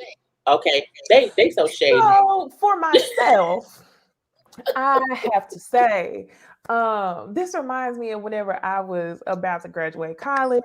Like I said, I'm a buyer. When I was in college, everybody was like, "Are you moving to LA? Or are you moving to New York?" I'm staying my ass in Texas, where I can live comfortably. So I feel like that's something that you can do, while being on YouTube, especially in the niche of YouTube that we're in. So at this moment, no, I wouldn't move. Girl, I'm destitute. I ain't got nothing to add. I knew she was gonna say that. I knew it. We love Bondy, okay? But moving is what it is, okay? But we're gonna let Bondy stop saying she destitute. Last question they have for us today, okay? Is did anyone follow their childhood aspirations? No. Yes, I did. Hi. He's like, I'm here. Yes, bitch. Let me tell you something. Okay, let me go first on this one. Okay. First of all, I always was gonna entertain you motherfuckers. I was always gonna entertain y'all. I was standing at the microwave in my house as a kid making motherfucking mama noodles on a Saturday night in anticipation for Snick. When I decided one day when I get famous, my name, my stage name is gonna be Bondy Blue. And then years later, I created a YouTube page and thought, what should I name myself? And that memory came to me and I was like, Bondy Blue. So yeah, bitch, I was gonna always do this. Come on, David. I wanted to do hair. I wanted to own my own hair salon. It was going to be called Jay's Place. Okay. And I had the whole lot outline. I wasn't going to do hair. I wanted to own it and make other folks do hair. But it was weird because when I was young, I used to write and I would write stories or whatever. But now I'm like, on here doing that. So it's just weird how, kind of don't full circle. So mine is a yes and no. And I like how Bondy brought that home so I could bring it home too. See, we be having similarities over here. So one of them was to go to law school. I got accepted back when I was in Alabama, but decided I did not want to be in Alabama. So I relocated to Atlanta for a different childhood, goal or whatever, which is acting. I am still following that. I feel like the most I've accomplished right now is a movie that I have out on Amazon Prime. So that's that. But I'm still, what I'm saying? Bitch, I got Prime. And you ain't tell nobody? I think I watched it. I think I did. Bitch, I've been in here to watch. What's it called? Be careful what you ask for. I watched it. You did? Okay. Mm-hmm. Yeah. What you did in it? Say what? Wasn't it about like a crazy dude? Yeah, so I was the wife to a husband that went out and pretty much found ladies for us. And he found this one lady and she thought that she was going to have it better with him because she was dating a guy that wanted to be a rapper. And I guess his career wasn't picking off as quick as she wanted it to. And so she ended up meeting my husband and, he swept her off her feet. And then once she got into the house, she ended up being abused. She waited on me hand and foot. And we ended up being her ass. And no, we don't watch it, man. Bitch, when I tell you when this video over, bitch, we gonna be laying in this bed renting this shit for $1.99 on Amazon Prime so we can watch it. Bitch, I'm about to rent it right now. Yeah, so I'm still working on that. A whole movie. She had a whole now. Jami sound like Candy Burris on The Shy. Okay, something like That's that. what, Just that's what. I'm just trying to get the It Candy has Birds been level. rented, bitch. It has been rented. Okay, me and Larry gonna watch that after the show. See, Thank you. Yeah, it's now be we careful know. what you ask for, right? Watch I Yeah. sit up here and be stupid fucking excited, sitting up there talking about I can't wait to see what Lady gonna look like. And she gonna be No, saying like, "Oh, what's going on?" Yeah, I'm gonna be like, Yes, you girl, you looking like Uno Viola Day. Let me know your honest thoughts. Okay. Let me know Okay, your honest I'm gonna have thoughts. to I'm watch still it again working on because it. it's been a couple months, right? Listen, bitch, Say I what, might Mom? get on my Wasn't this live. at the beginning of the year? Yeah, I did. Yeah, Yes. I shot it at the beginning of the year. We I shot gotta some more stuff rewatch it over the because summer. I'm not sure when it's coming out, but we shot some more stuff over the summer. I have another project that I have coming up. Actually, I think it's supposed to be this month with this guy I went to college with. He's working on a project to pitch. But yeah, I'll just keep you guys updated as I go. Okay. Jamie. I might have to get with you about that because y'all know if I'm gonna. I mean, listen, I don't know if I'm gonna be able to afford to live out here because they're telling me right now I can't afford to live out here. But if I can afford to live out here, child, we gonna have to go do these together because I'm gonna be like Tyler Perry, bitch. Come on now. Period. I'm here now. Yeah, we gotta talk because I was wondering what areas they were trying to show you because she was basically saying in that I said even the outskirts, she was like, yeah, you're gonna have to at least have 15K to put down on something. I was just like, oh my God, 15K. That's a whole lot of money. While still paying for Airbnbs out of pocket, my nigga. Yeah, the stress of it all. So for me, did I follow my childhood aspirations? It's another yes and no. So when I was a kid, I wanted to be first it was just a psychologist, then it was forensic psychologist, but then I also like to shop a lot and I was really good with like numbers and stuff like that. So I feel like with my regular job, I get the whole fashion part out and the numbers part out. But I'm also obsessed with true crime. I watch documentaries all the time, listen to podcasts all the time, and I feel like I get to fulfill the psychological side of things by talking about these people on these reality shows. So I feel like I'm reaching all three pockets. Have you ever considered doing like your own crime YouTube? You took it out of my mouth. Yeah, I was unmuting myself to say that. I actually filmed a video where I was reviewing an episode of Unsolved, but I never posted it. Why? Post it, Necey. Whenever you get in those moments, like I shouldn't, that's when, and I was telling this to my son the other day. Most of the time, my best things come from when I say fuck it. It be the stuff I be holding out on, and then when I be like fuck it, it has such a great response to it. So I think if you've been holding on to it, don't hold on. Just drop it. Always, that's your inner spirit. Let you know you're supposed to do something. Just do it. Honestly, I think you would be great in a podcast form doing like ID channel breakdowns and shit. Yes, I love that type of stuff. I have a top 10 true crime documentaries video, and that's where I was like on the edge of doing something true crime on the channel, but I never kept up with it. But whenever something picks up, when they drop a new season of Unsolved on Netflix, I'll be open to talk about it for sure. Yes, Tina. So y'all need to all go ahead, okay, and get the movie. Get Jamie her cut. Oh, so you get it. So wait, do you get it if we rent it too though?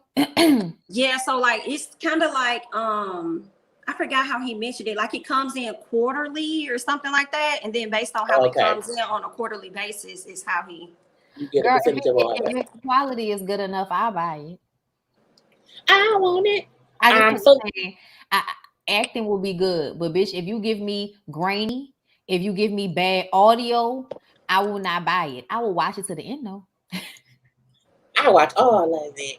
So those are all the questions people have for us, but y'all need to go ahead, okay, and do something y'all should have been did, okay? Take a little second to do what?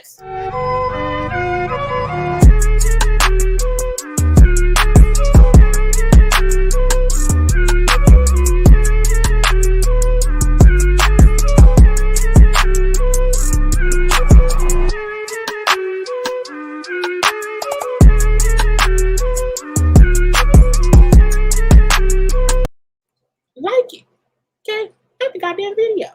I love it immediately, okay. Cause I'm like, we need breathers, okay? We be talking all damn day. We need a little break, little 10-second little thing and whatnot to just sip a little something in our throats, okay?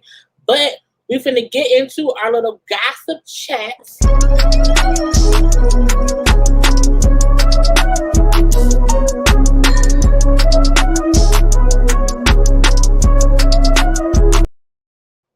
I'm laughing because I'm watching Bondy just dance in the background.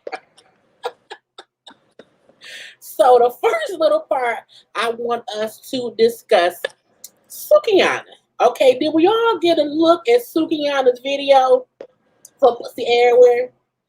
So first of all, I was on Twitter and I kept seeing like her. I'm like, why are you trending? What's going on? And what's everywhere?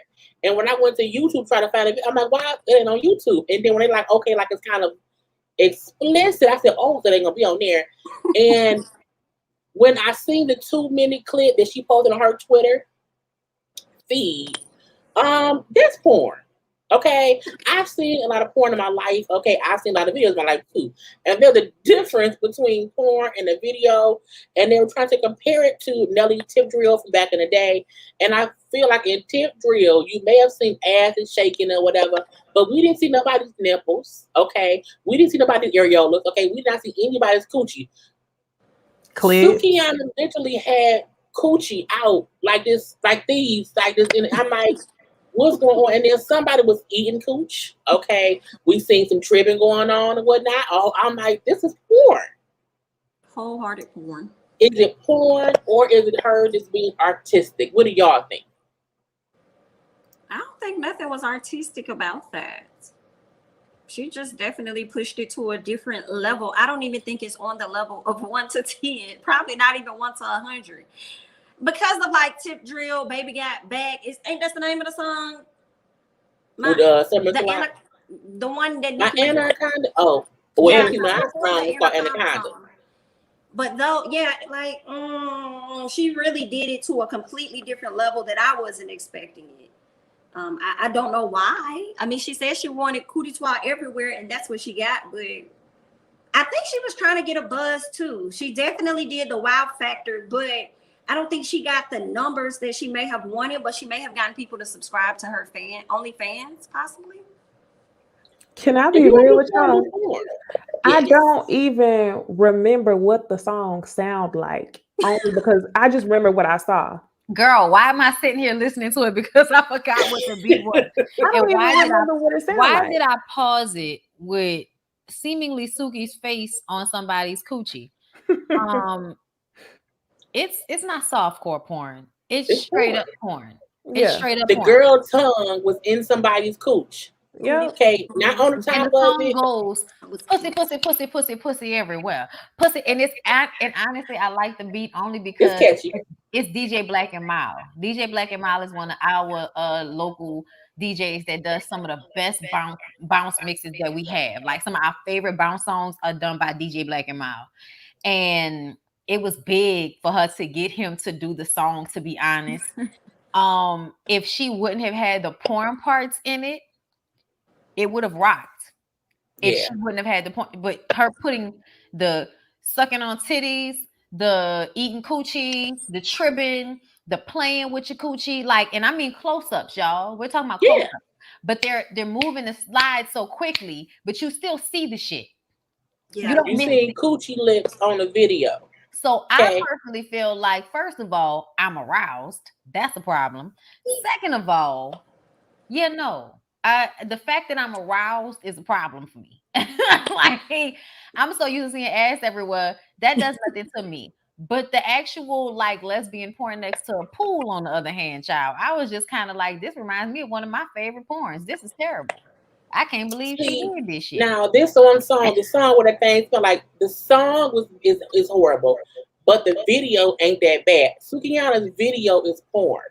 Even for WAP. The lyrics of WAP are very, explicit, but the video wasn't porn. Right. Suki was fucking on TV. Okay, that's all it was. It was some coochie eating, and it was. I think somebody was they making ass. It was just a lot. Yeah, they were eating ass. That's not a video. They were doing everything. Look at Bobby. Because I'm aroused too, Chad. Because you look like, because it's look, it's what you watch. Porn, but I want to say at least it's equal opportunity. They got some big girls, they got some regular sized girls, they got some skinny girls, they got some fake ass girls. But I wanted some penis. You like girls. Like at the end of the day, she gave all the girls a place, but I definitely feel like this is Robin's taste. Robin from Potomac is loving this right now. And y'all know how Kenya walked out of her bedroom with the whole bolo situation. She said it smelled like Badusi. The video looked like it smelled like Badusi. Outside. It had to. Because it's like y'all just out here, and I'm like, is anybody like clean? You see somebody, the fact that someone sat there and opened it, I'm like, don't open your lips on camera. Don't open somebody open their lips on camera. Yeah, that was a lie. We saw the girl's whole thing, like we was gynecologists or something. What for what? I think Suki go too far. And then also the video wasn't in full. It wasn't full. It was like 2 minutes and 19 seconds, and it was cut off. So it wasn't. I think she got the whole thing on her. I think the whole thing is on her porn. On her OnlyFans. But I'm like, I don't want to subscribe. I can watch porn for free. We've seen enough. We've seen enough. And unless you're gonna put the backstage activity, right? If you're gonna put the part without the music on it in long form somewhere, they're like, what video? The video was. What did it sound like without the music? I don't even know. Oh gosh, it's ASMR. What did it sound like without everybody shaking ass everywhere? Yeah, pussy everywhere. It's definitely something that the girls down in New Orleans will. The men will think they do this though. But see, we've never seen I ain't never seen no man video showing the dude eating girls' cooch. The most they show is the girl taking and twerking. This is the worst we've ever seen. It's the worst. This is a porn with a song to it, y'all.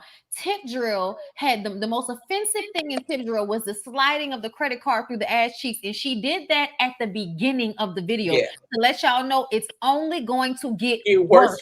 Yes, absolutely. We have very far to go. Okay. I'm like, is there pussy everywhere? It's really. When I seen the two girls tripping, I was just like, what is happening? I can't post not a screenshot from the. We can't even show y'all a screenshot of it because it's all porn. Behind to go and look for yourself. And it's funny because halfway through, a minute in, I was like, "This is wild, but this is fine. This is fine." And then I started seeing more, and I was like, this is fine. It was the way they were doing it. We're used to seeing ass shaking, but those little shots that they were splicing in as time was going on, I said, whoever edited that shit did an amazing job. I'm like, this is nice because we don't like a little porn, but I'm not your porn. You can just say it's a porn. Don't say it's a video. That was a video shoot. That was an orgy. That was a lesbian orgy. It was a body positivity video. It was, and it was pussy everywhere. Okay, the song matched the name of it all, but I'm like, Sukiana, go sit down somewhere. Somebody in the comments just said exactly what my mind went first. Is her mother still her manager? Because bitch, were you on set when this happened? Ew. I believe so. I feel like I'll take this video over her having a baby. That's probably true. You said you know what? Her mom will take this video. I think her mom was there because she'll accept this video over her having this baby. That's some ignorant shit. I mean, not really, because the video is like, we can get past this video. You having another baby means somebody else I gotta take care of while your thought ass is on tour popping pussy everywhere. And that's another thing I can't stand that they haven't talked about. You don't take care of your kids enough for you to feel this strongly about bringing another one into the world. That's true. I don't even think she get that.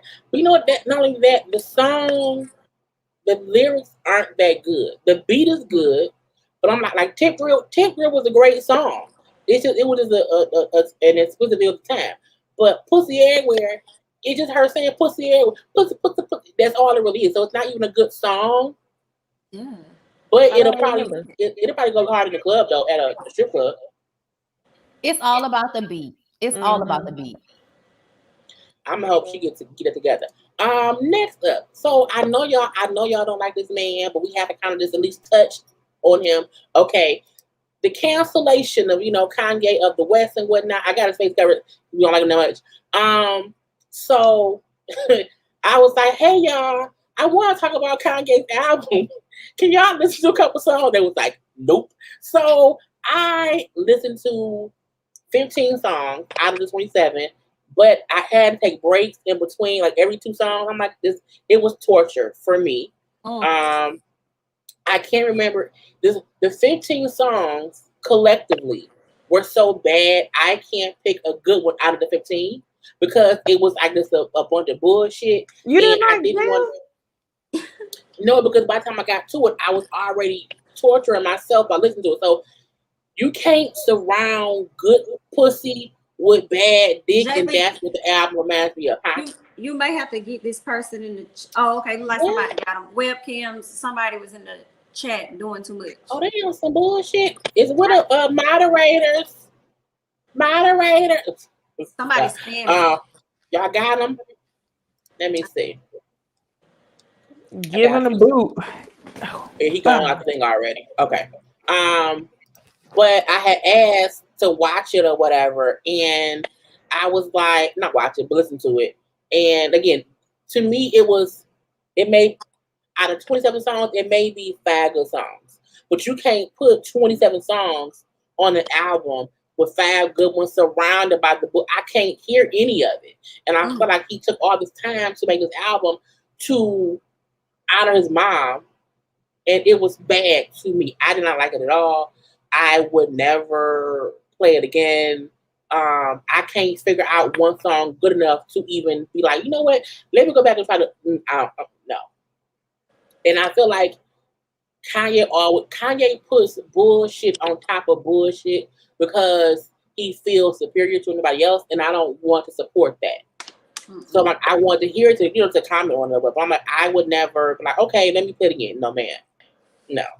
Yeah, I was supposed to listen to it, but my spirit said no, do not.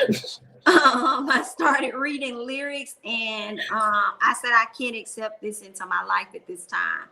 So what did you see? Huh? What lyric did you see? Anything particular where you were like? I started with the first one, Donda, okay. And I said, don't. Don't do it.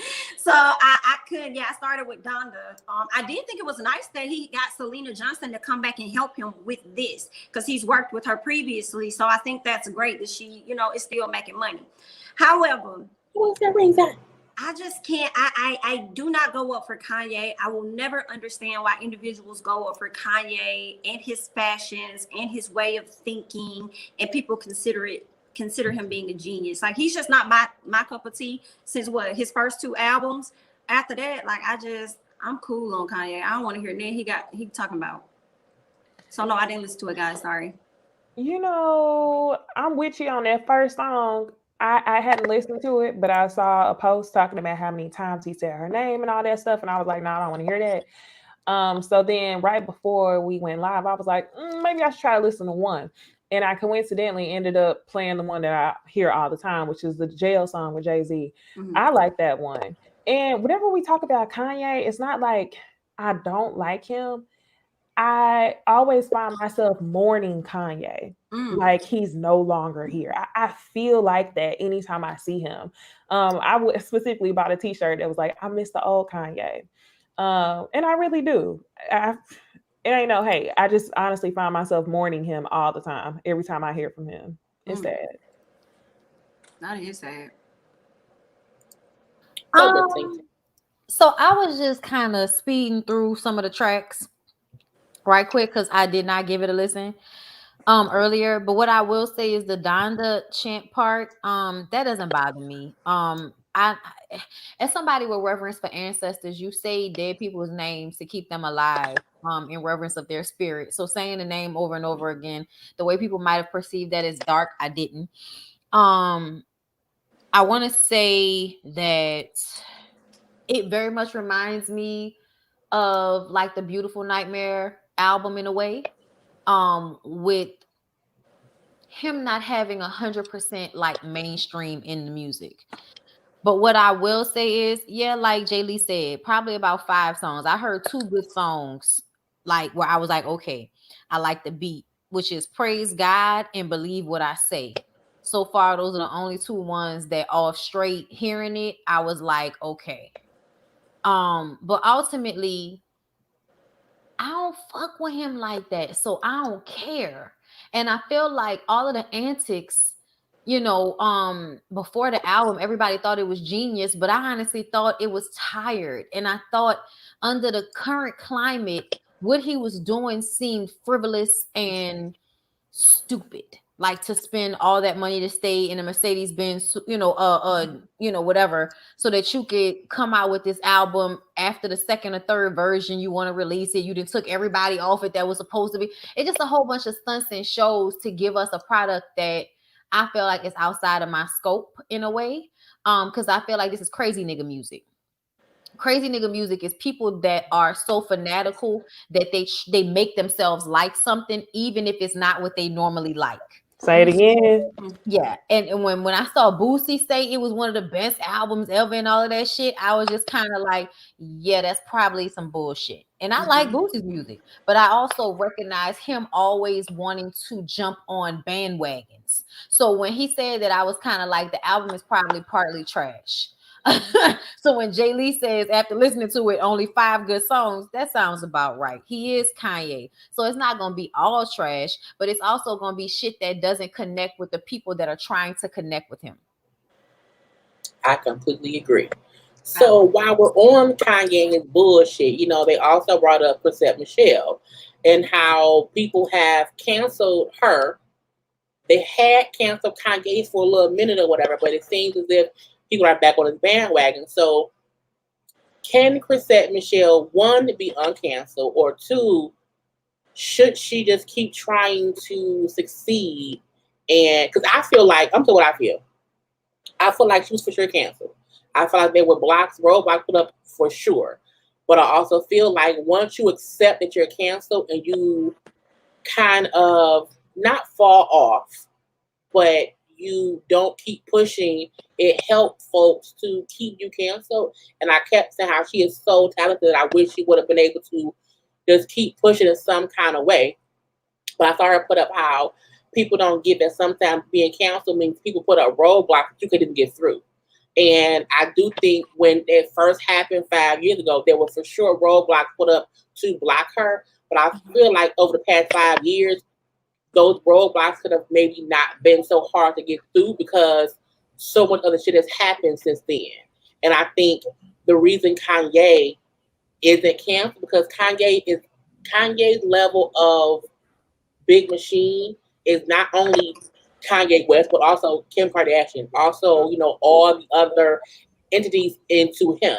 And for Chrisette Michele, no tea, no shade, but she was never on that level. But she was still a great talent. So I do think it's an unfair comparison based on the machines behind them, but also still valid points on how she feels and how he was treated and how she was treated. What do y'all think? I have to agree with the fact that she was never on the same level as Kanye. I watched her interview months ago. I can't remember who she was talking to, but she talked about being canceled. And honestly, I feel like cancellation is fake. Nobody is truly canceled. It's just a trending word where people can, kind of get on a bandwagon and say they're upset with you. If you really think about it, the baby was canceled, but then the Shade Room just posted a video of him in the Louis Vuitton store and he had fans all over him. The comments were all positive. So suddenly everybody forgot. And then another example is Doja Cat. She was supposedly in the chat room talking to racist white men and she don't like black people. She was supposedly canceled. So my disappointment with Chrisette Michele goes from I never heard anything from her after the inauguration besides her going around on this campaign talking about being canceled. And it's like if you put in the same, well, I don't know if she's not putting in the time, but I feel like all I'm hearing from her is cancellation. I'm not hearing the music that will get you out of cancellation. So that's all you really need. It's not comparable. I'm gonna say it's not comparable, and I agree, but she absolutely has done things since then that people are acting like they haven't heard. She has a song called Forever that she basically sampled the OJs, I believe. Stairway to Heaven.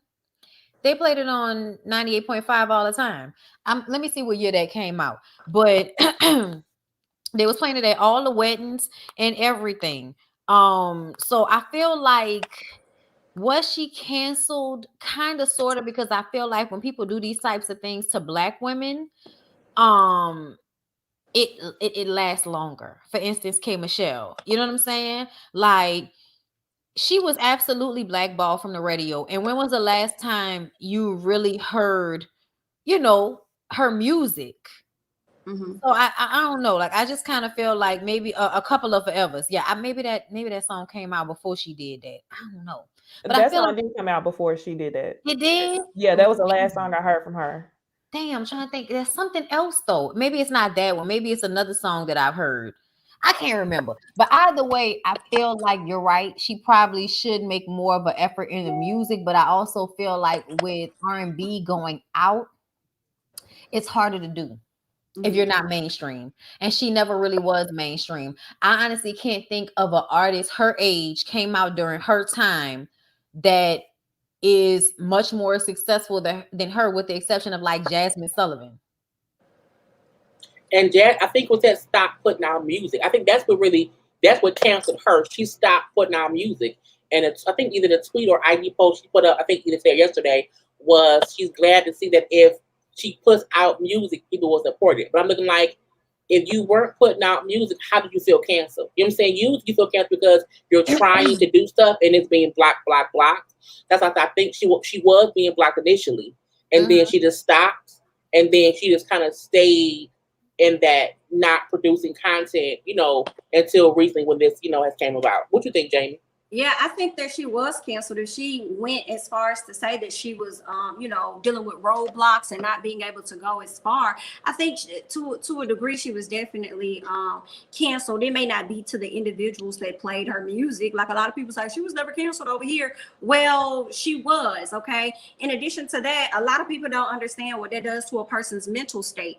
She didn't song this song for Trump. It was, and y'all know how it is when it comes down to politics. It's heightened over so much. Even it's crazier than football issue. You know what I'm saying? When people be trying to banter about that. So she probably just went through a heavy depressional moment, which prevented her from getting music out. Like she probably was like, now, because honestly, like whether you have good press or bad press, they always say bad press is good press. So she probably did, like, while I have eyes on me, let me try to prove myself in this moment. But when she tried to go forward, she can't because of those roadblocks. So that only contributed to the depression that she was already probably dealing with. And it just was a downhill state. But I definitely agree. The level with Kanye, although I do feel like he's constantly forgiven for the MAGA situation, wearing a hat, taking the pictures with Trump, creating this whole campaign to try and divert people only for them to go over there and vote for Trump, in addition to him sitting up there telling his own people, the same people that run out there going to buy stuff that y'all ancestors that was in slavery, he said it was a choice for them. And people still go out there and support him in the masses. That's why I can't and will never with Kanye on that level. But you're so right, Jay Lee, because he has the machine behind him. And the machine was either going to be Kim Kardashian, or it was going to be his label. So it was like he had two big machines behind him, pushing him, constantly putting him in other people's faces. Get on our damn nerves. Once again, Black man with a white woman. Black woman. Y'all know how this message. I know how I go, but I think I like Chrisette Michele. I think she made a misstep in performing at the inauguration because I felt like she didn't have the backing to come out of that. Whereas if you were a Beyonce or someone that's bigger, not that Beyonce will do that, but again, someone who has a machine behind you, it may be easier to sweep that away. But I think because it's just like her, she kind of was swallowed up by all of the madness, and she kind of she just fell by the wayside. But I want her to come back out. And she knew it was gonna go one of two ways. It was gonna go one of two ways. She said in her interview, she took it as a moment to bring different parts of the country together. She felt like that was her duty, basically, in that moment. But also on the flip side, from a business perspective, you knew that it was going to tank and you could potentially get canceled, or you thought that you would have a whole new audience, whole new fan base. Mm-hmm. It That went was the a other way. mistake. I'm gonna tell you why that was a mistake. You need to understand something about the Trump supporters.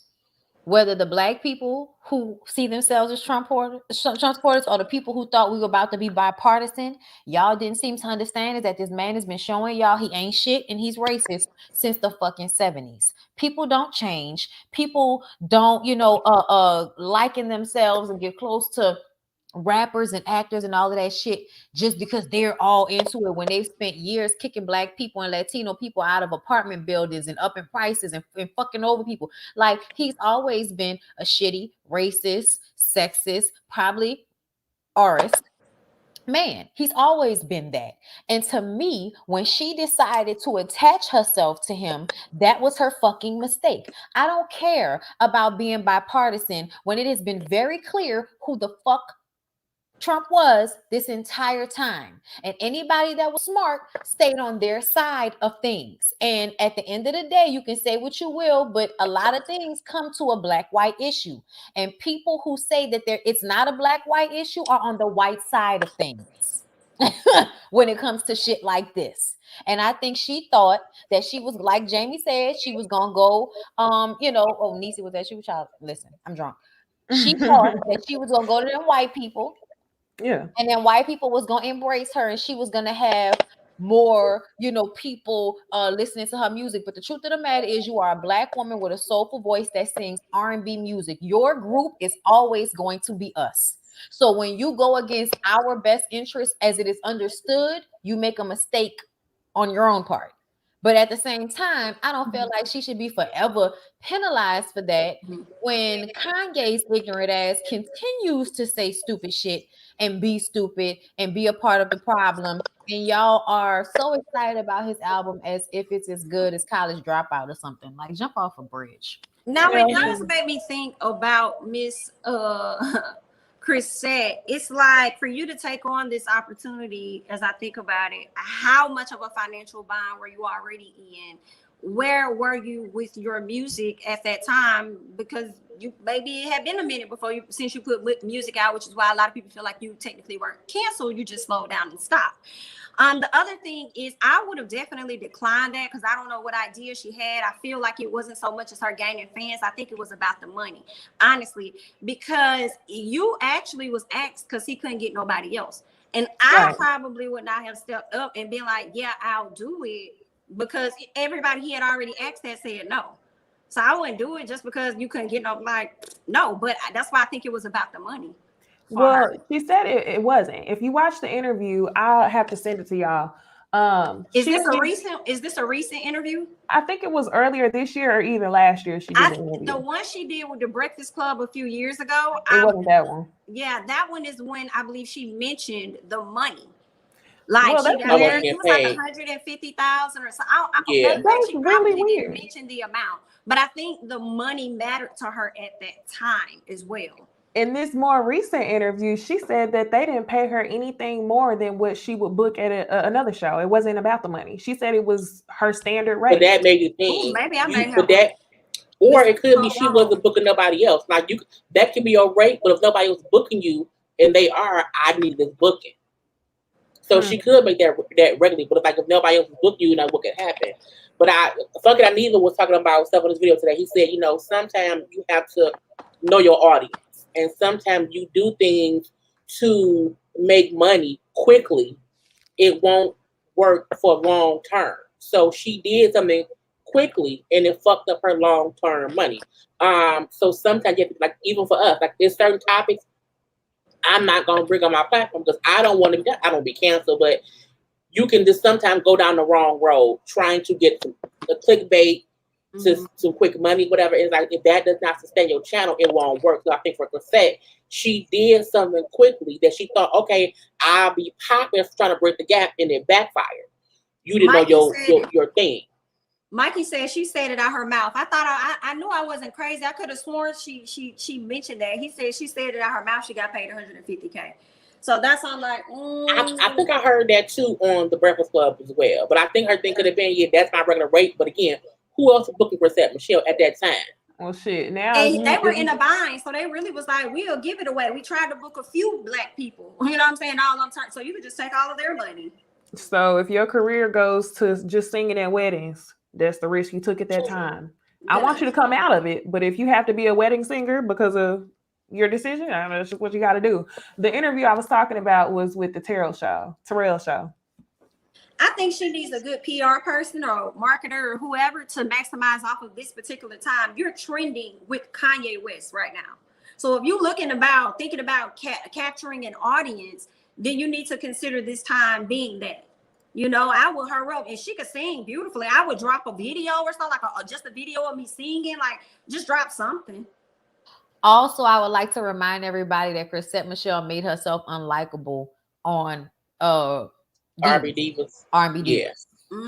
So even, that also did her in too. Yes, and I think that left a bad taste in everybody's mouth. So even if we were still rocking with her for the vocals, and then you come out and do this, now you've added, you know, for those of us who watched that, we're now also like, oh, here go this bitch. You know what I'm saying? You don't like her. But she got her body done. She looked good. Let's move on from Chrisette.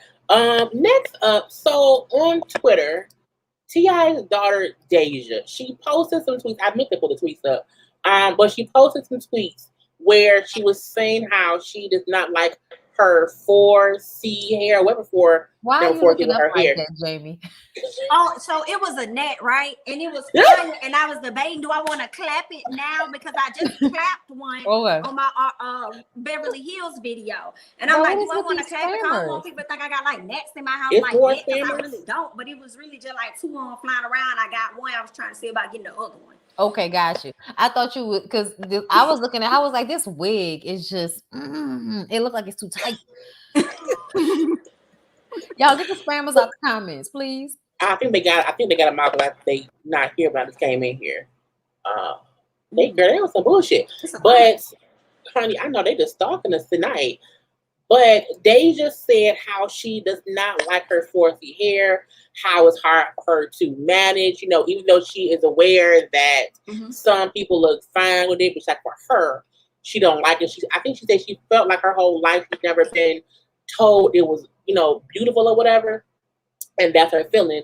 And a lot of folks either agree with her or felt like, you know, now there's so many other things that you can do with your hair. You should not feel that way. I do feel like she has every right to, one, I feel like if your parents did not tell you as a child you were beautiful with your hair, that's on them. And I feel like sometimes that does happen. And I think in her age group, because people were so wigs and weaves and perms was big as she was growing up, with them baby all she know. And look how tiny her mama may not have even tried to embrace her hair texture.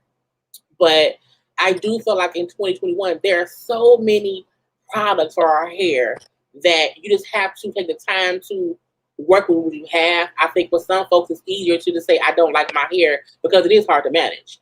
But I'm like, it's no longer 20 years. Like 20 years ago, we didn't have that many products to help maintain our locks, help maintain our curls, whatever it is.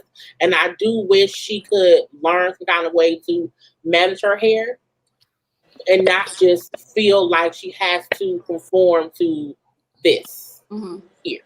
What do y'all think though? This aggravates me because I feel like you're rich. You have access to people who not only can help you learn how to deal with your hair, but who can do your hair for you. So just like you get people to put wigs on your fucking head and steal all your edges, I'm trying to understand why you can't get somebody to come and moisturize and twist and braid out and, you know, put plaits, child, whatever in your hair. And I don't like when people say that their 4C hair doesn't suit them, because I feel like what you're saying is your black hair doesn't suit you. And that doesn't make any sense, because if there is anything that suits you, it's the shit that grows out of your head. If anything is for you, it's the shit that grows out of your head. And I want y'all to understand. I do understand. That's why I have short hair, because I know how hard it is to manage thick, curly ass 4B, 4C hair, because my hair is 4B in the front, but 4C in the back. Okay? So I do understand that it is not easy to deal with, but I feel like the system of racism and us having to fit into white people's expectations has made a 100 years of us not knowing how, having access, having the ability to take care of our hair in its natural form ever since we've been in this country, and they decided to make it illegal for us to take care of our hair because it made us too desirable for them and they wanted us to be unattractive, so it was easier for them to abuse us. So your hate of your hair comes from white people telling black people to not put beads in their hair, to not braid their hair, and to not take care of it, and to put wraps around it, to put scarves on their head, to hide their glory, to hide their beauty, so it was easier to abuse them. So in 2021, when there are all these ways for you to get comfortable with your hair, to make a public statement saying that your 4C hair does not suit your black ass, I'm sorry. I find it problematic. And I don't care about your tears about how hard your hair is, bitch. Everybody got issues with their hair. Even the bitches that have thinner hair don't like that their hair is thin. Or if their hair is straighter, a lot of white women, they don't like the fact that their hair is so flat and it's greasy and it doesn't have the body that a black woman's hair will have if she gets her shit straightened or blown out. So I'm just like, girl, you mean to tell me you can't go to Meowie or none of these girls in Atlanta and have them take care of your natural hair while simultaneously keeping you cute, even though y'all rich? Right. You know what's funny? People keep asking me all the time, like, why I keep my hair up in a bun and, you should get your hair straightened. I'm looking like for years I got my hair straightened, permed, pressed, colored because my natural curls, I'm looking like it was hard to manage. But that was back in 1986. You know what I'm saying? It's like I've learned over the past maybe like 5 to 8 years how to just say, girl, look, cut the perm out and let the curls be what it is. That's why my hair now is always twisted up because, again, it's hard to manage curls because it's all the shit gets, girl, it gets tangled. It's too much. So I think people assume, oh, it's easy. It's not. Having to keep your hair moisturized, it's a lot to deal with. But I love my hair now. And I would just like to remind y'all that most of the perm girls go and get their hair done either every week or every 2 weeks. Yes. So I'm trying to understand how it is that it's easy for you to go and get your hair done when it's perm, but it's not easy for you to go and get your hair done when. Come on, you want attention, Deja? Just stick to your daddy being an asshole. We'll run with you there. I think that's where I was going with it, Bondy, as far as her probably wanting attention. Because I'm like, I don't really know how to answer that. Like, I mean, I guess because she's just young and don't know how to manage her hair. But like you said, if you have the money, you can go to somebody that'll teach you and show you how to manage your hair. But it was specifically the fact that she said, I hate that I have my dad's 4C hair. It made me wonder about, were you seeking attention? Because you didn't even have to mention your dad. What your dad got to do with it? All you had to do was say, I mean, even though you're his child, all you had to do was say that I really hate my texture hair. And what her mammy look like? Why would you hate it? Say what? And what her mammy look like? Because what we know, if her mama real texture, if she light skin is thick, but she wear weaves. Okay, then you don't even know what your real hair look like, bitch. I'd be surprised if you had real hair under that wig. Girl, stop. And then I'm wondering at Deja's age as well, how many of these young ladies, and I guess some around her, are actually wearing their own hair? It's quicker for her, or easier for her to just do what she sees. If she had a lot of women that were around her that manage their hair, maybe she wouldn't be as frustrated with it. I'm not sure. See, I didn't really think she wanted attention. I feel like she brought up T.I.'s hair because T.I. definitely got that 4Z hair, and I think that she wanted us to feel like, oh, dang, like that's what you mean. I think that's the point she was trying to make. But based on what she said, I find it more of an issue with her environment and not necessarily like how she thinks. I think she truly believes that her hair does not fit her. I think that Black people also have a standard of beauty. A lot of, like, even whenever I first started getting on YouTube looking at natural hair videos. Do you know it took forever for me to find somebody who, one, had my hair type and two, had my hair length? Like, it's a reason why the 4C YouTubers that are real big are big. It's because they have 4C hair that goes down their back. So it's like, oh, you're not the standard. The average Black girl don't have 4C hair going down their back, but they're a unicorn. And I also feel like with Deja being light-skinned, there's also a standard of beauty to where people think that light-skinned people are supposed to have the good hair. Yeah. And if you don't, then it's canceled out. But on the flip side, if you're dark-skinned and you have good hair, then it's all even now. You're amazing. So I think she's young. I think she needs to embrace her hair. and she'll learn from it. I know one time I wore my hair out in its natural state. And like Bonnie said, I got all types of 4 hair. My shit was packed down. I was at the fair and I seen like these 3 little girls. And this girl was like, oh my gosh, look at her hair. And she was so happy because she had a little bitty TWA too. So I definitely think with her growing up, she didn't see a lot of people wearing natural hair when she was young. That's definitely something that I feel like just started popping off. So I think she's just a product of her environment. I also want to say that I think she's completely wrong. Like, I'm looking at her right now, and I feel like if she had gotten somebody to like do a braid out or a twist out on her natural hair texture, she would look younger, and she would probably look so much prettier. Because believe it or not, when our natural hair is done, and it, it's healthy and it's cute, it makes us look younger. Straight hair sometimes ages you in a way that, yeah, it may be sleeker, easier, more, Eurocentric, whatever you're trying, whatever, you know what I'm saying? Because ain't nothing wrong with having straight hair, ain't nothing wrong wearing wigs, weaves, none of that shit. I love all of that shit. But ultimately, I feel like at base level, everybody needs to be happy and take care of what God has given them. Because if you don't take care of the hair underneath the wig, then you ain't gonna have no hair to glue that shit on to. No, okay. Okay.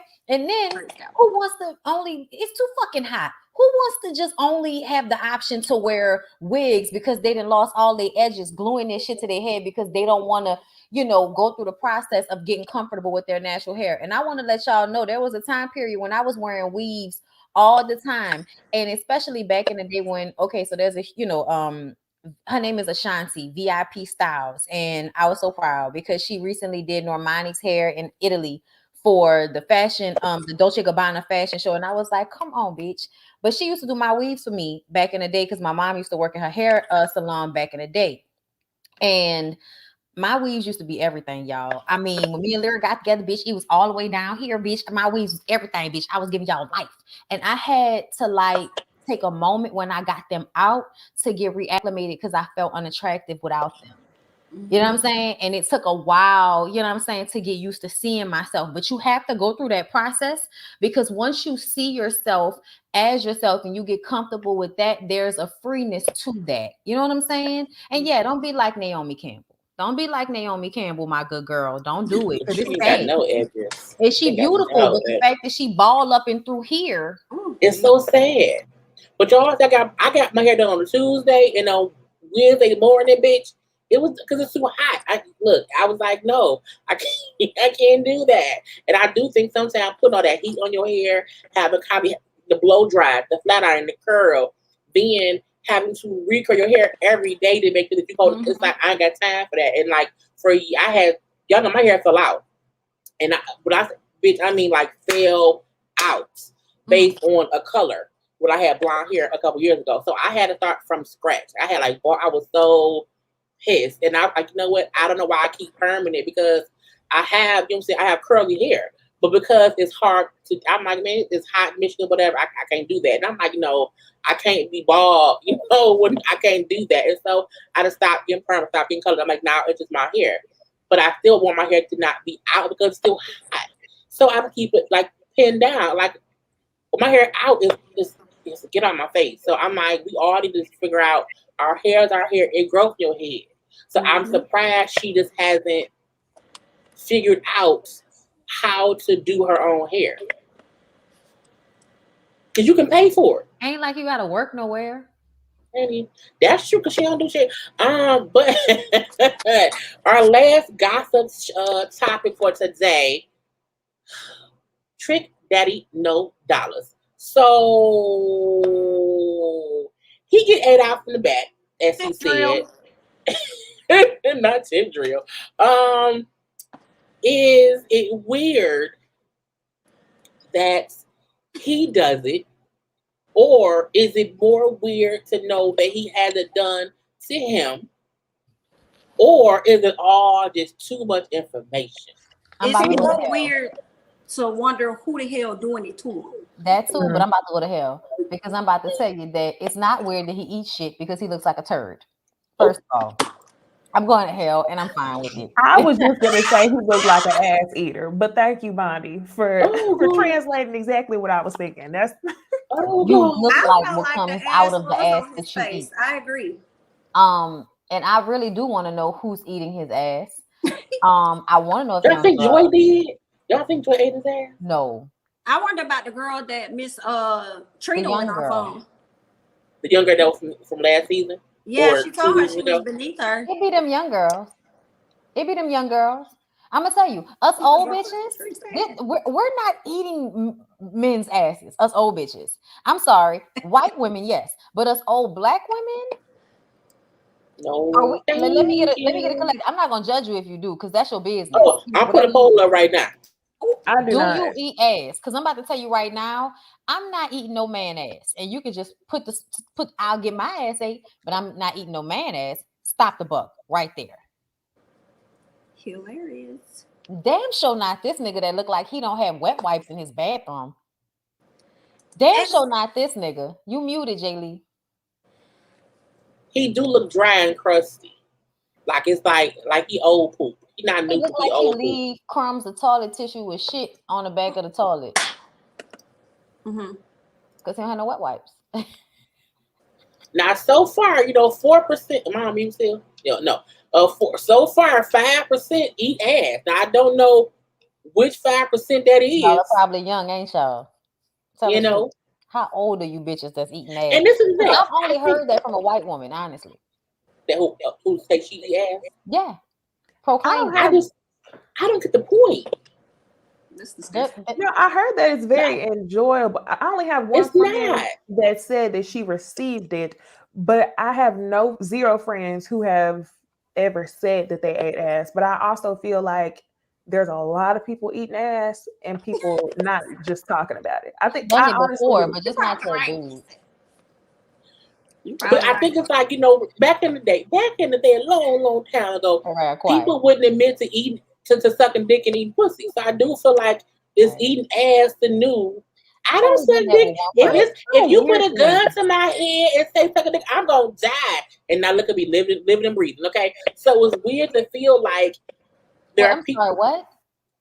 Back in the day, they would say, if somebody put a gun to your head and say suck a dick or no, and you're gonna die. And I would say, I'm gonna die. I ain't no dick back then. And now I'm alive and breathing. You know what I'm saying? I'm about to say, girl, what? Die. Girl, please. She was like, no, I'm a live. But I have limits. And I feel like the ass is a limit women's that ass I don't want to cross. I just don't. I don't like it either way. It's saying that's the only time I've done it is to a woman. But that's only because first of all, she was fresh out the shower. First of all. Second of all, I was in the shower with her. Third of all, we had been together for a year plus. Fourth of all, like I said, she was a woman. And I just feel like women in general are cleaner in that area than men. You know what I'm saying? Not whoever did the trick had to think out for life. And conjunctivitis, asshole. It's probably true. That's so nasty, y'all. I feel like my asshole would be in danger letting him eat it. But he keeps, I think he keeps talking about the eat the booty gang. I'm like, but why is the topic of conversation? Like, eating, to me, I feel like it doesn't make sense. It does. It won't ever but it does. Like, anal sex don't make sense to me. Anything with the ass don't make sense to me. Okay? That's how I feel. See? The ass don't make sense. It's used to go to the bathroom. Okay, you go poop, that's it. That's how I feel too. But I also know plenty of people who have anal sex. So I do too. Yeah. I'm gonna tell y'all this. They enjoy it. If you getting hunched, okay? And when I mean by hunched, I mean, penis. Okay. And like from the back, and he presses on the space in between your vagina and your butt. There's a space in between, like a piece in between. Yeah. Press on that. Like have him press on that with his thumb. Don't put his thumb all the way in, but press on that area while you're getting banged out. Well, we'll see. To me, that isn't anal sex. I'm just saying. No. But I'm just saying, like, just in case. Well, that part is fine because it's still involved. So that's okay though. That's okay. I know that part. You know that is in my mental. I got that. But anything further than that is because no. It's painful. I always say anything. No, yeah. 8, nah. But like the Pope, yeah, no. Back away, exit only. No. But I feel like Trick probably has anal sex too, though. He looked like he fucking that. He looked like he do those like things. He's fucking the ass when he was in prison because he didn't have the Boosie way. He didn't have a choice. Ooh. Oh God, Boosie way. It's roundly true. But is that all we have for Trick Daddy? No, and then I found out I liked it. I kiss. You know what I'm saying? I look. I just. All right, I'm done. I'm sorry, y'all. We are going to move on to our.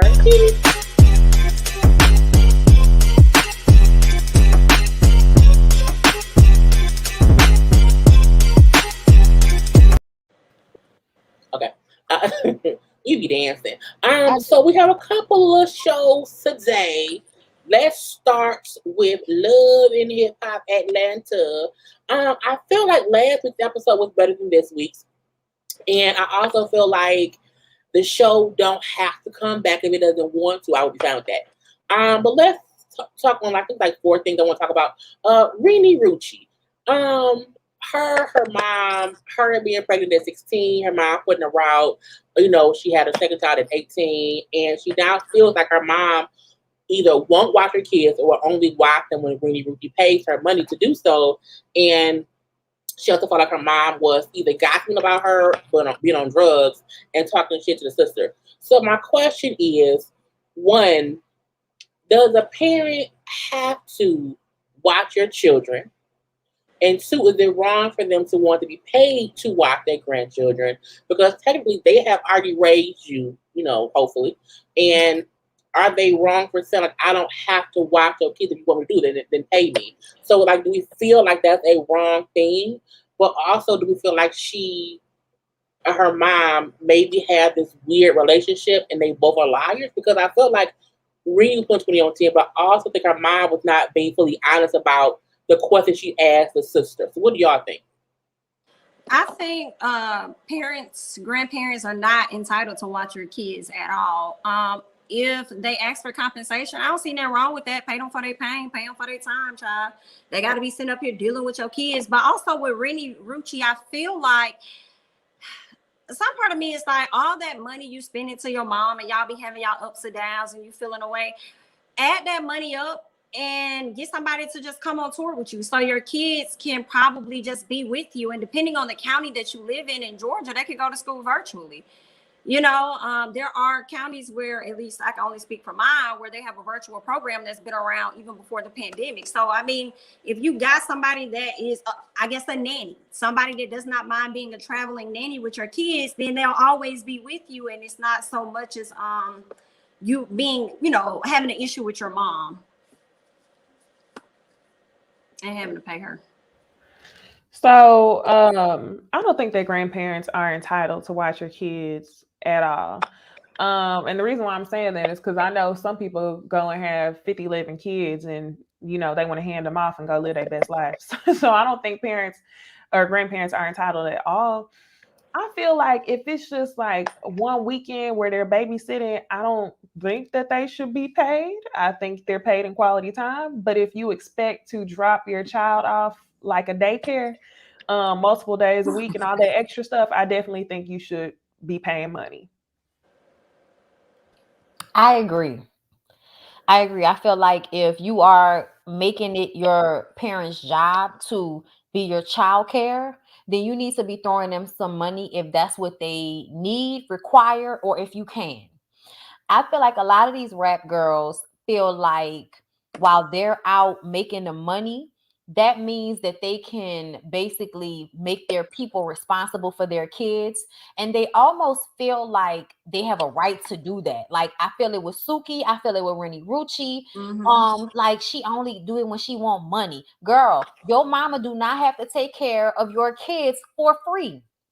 She doesn't, especially when you're out of town and need somebody to be constantly responsible for your children. Nobody is out here accidentally getting pregnant with you so that they can take care of your kids when you decide you want to be a rapper. You know what I'm saying? So I personally feel like Rennie is on bullshit in one way, but I feel like her mom is on bullshit as well, because that mama absolutely intentionally called the sister and said that shit about the drugs to piss Rennie off, to get Rennie to respond to her because she wasn't answering her phone calls or her text messages because Rennie thought her mama was asking for money.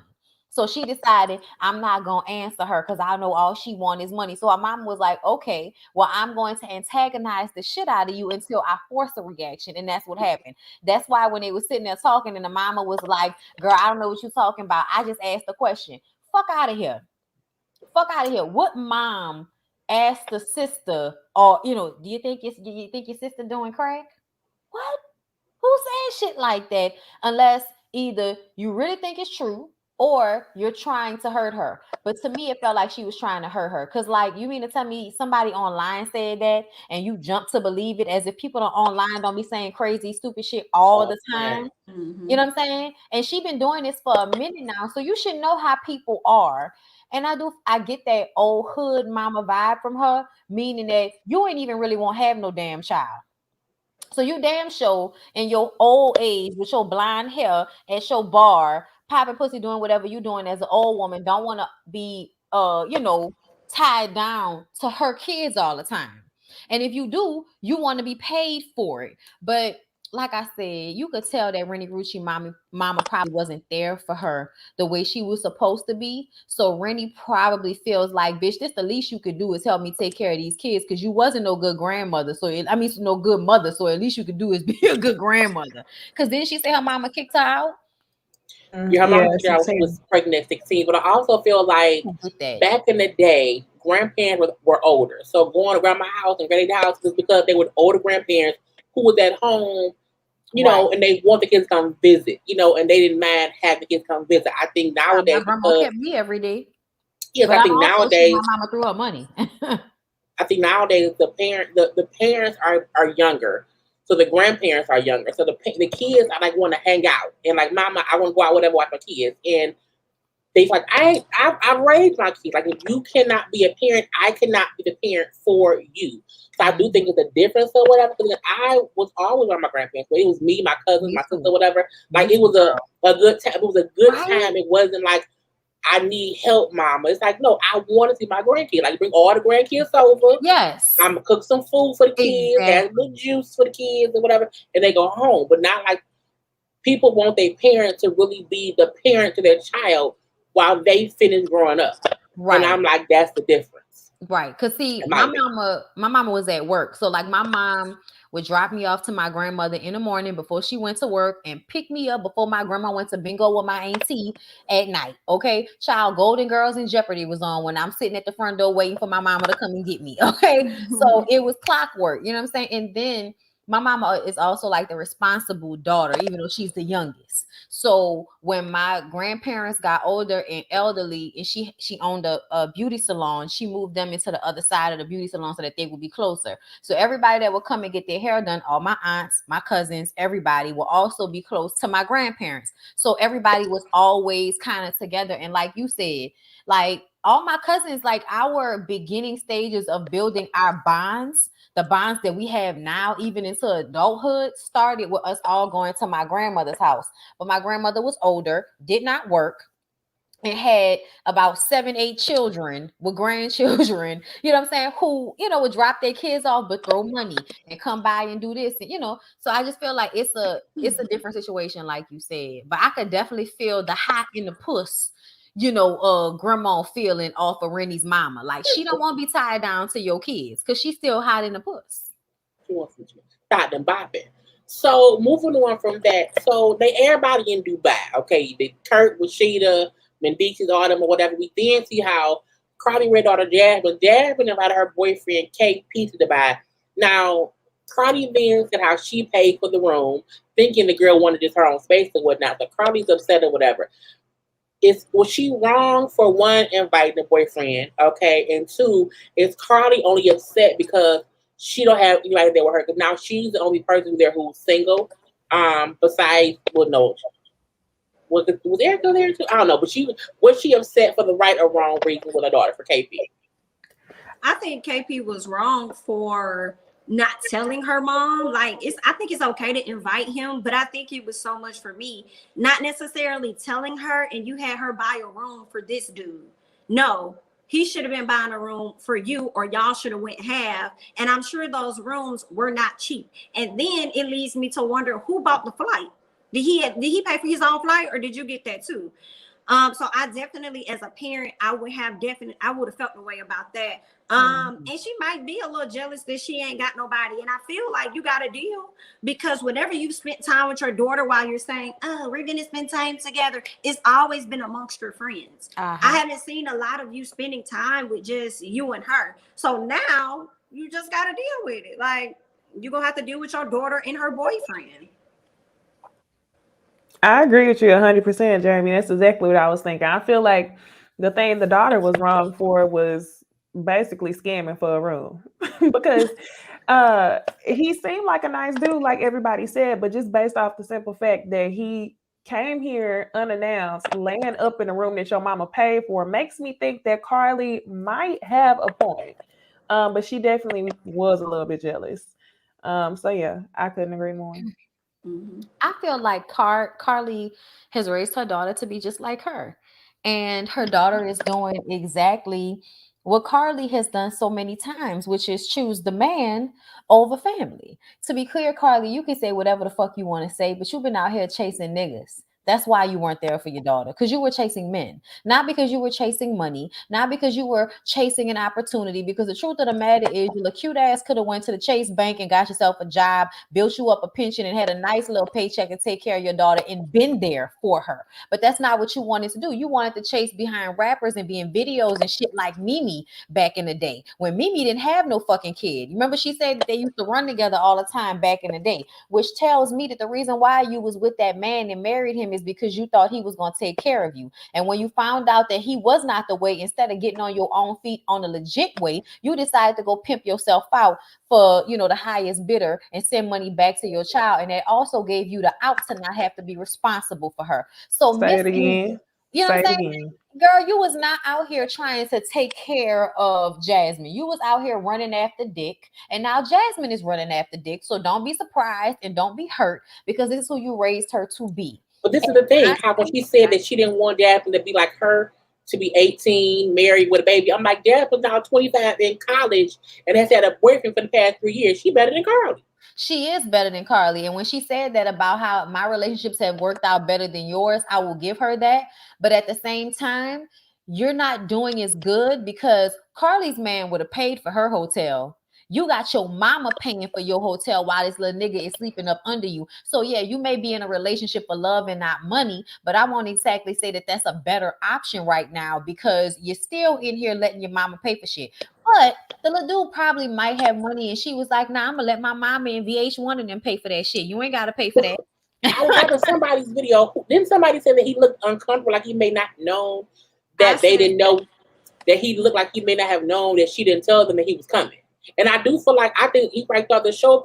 First of all, the show paid for the trip. Let's say that. Okay, so I do feel like he probably felt like it's a show trip, because you can't tell me that Erica and that damn Monty came over there. Okay, because I'm like, what is it? She do, but she's boring. So I feel like, the professionals. I was like, oh, her titties look good. She look good. She just had them. She paid for the money. But I think the show paid for shit. I think Carly don't have no storyline, for one. And so Lamar was for your storyline. He didn't work out. And now my daughter has a boyfriend. So what am I gonna do? Be boring? Oh, look, Carly. Now I don't know why she's still here. Honestly, if they let Mimi go, they should have let her go too. I think because Carly is more willing to be on bullshit than Mimi. Mimi bullshit with Stevie and Jocelyn, and once that stopped, she was even with her and the girlfriend or whatever. Mimi, she would sit back and eat her food, and that was it. But Carly Red will get into the bullshit if you need her to. She'll be there to entertain. So I think she's, for lack of a term, she's cheap labor. We can have her here, pay her a little bit of money, whatever, and she'll do what we want her to do, and she won't question it. Whereas somebody else won't do that. They smart. Now with Yandy and Mendices, look, Mama D, thank God Mama D is back. I love Mama D. And her and Judy, I feel like her and Judy gonna be a dynamic duo. But I don't mind Judy bringing up to Mama D about the first wedding being fake. You know, I don't understand why Mendices and Yandy are upset. Y'all marriage the first time was fake. Y'all had a ceremony, but as Yandy said, I was not going to legally marry him because of the restitution or whatever, child support and other, money things. So I'm like, why are you upset that your mom is stating the fact? I don't think her saying that is even negative. As she said, I hope they do it legally this time. Like, I think it's dumb to want to be upset by the truth. So what are y'all, like, why are Yandy and Necey mad? Because, like, y'all not legally married. I don't know why they're mad. Maybe it's just because Judy is rehashing old stuff, and I don't know why Yandy's. She just don't like. I mean, I feel like maybe it doesn't matter what Judy does. Yandy's gonna find an issue with it anyway. But Judy ain't lying, girl. You're not married to this man. Like, why are we up here? Like, why are you upset about this? I don't know. I don't get it. I don't understand. It's going back to we ain't got no storyline. The short answer, we don't have a storyline. Let's rehash some old stuff or bring it up, create some stuff, have VH1 pay for our trip over to Dubai, act like we're gonna have another pretend wedding or whatever y'all want to call it, a faux wedding. Because we're still not gonna be officially married. But I will say this. I do not blame Yandy for not wanting to marry him. Because if we can watch Love After Lockup and Ray say that he got $155,000, imagine what Mendices got to pay. I'm not going to marry you. And to be honest, all he got to do is write out the proper paperwork and make her his power of attorney, baby. We set. Okay, that's it. Like, I'm not going to marry you because it's like ain't no point in both of y'all being down bad. That don't make sense. But I'm going to say this. I'm not mad at that either. And I feel like we discussed that years ago. And if you wanted to just have a ceremony, then you could have said that. But you wanted us to think that y'all were legally married. And then when we find out that y'all weren't legally married, you admitted it years ago that they weren't legally married. So why are you upset that Judy's bringing it up now? Because you want to have a problem with Judy. But the thing that made me mad was that they invited Judy, but did they invite Infinity? Because everybody kept acting like, oh, Infinity is gonna put us on blast, but Judy didn't. Judy is the one that brought up that y'all wasn't really married again. Now, granted, we knew that, but she's the one that's dropping bombs, and y'all was so scared that Infinity was gonna do it. You know what I'm saying? And it was your mama. Yeah, and it was your mama who has. I'm sorry, but the fact that he's so terrible to Infinity, but his mom left him for dead at 6 years old.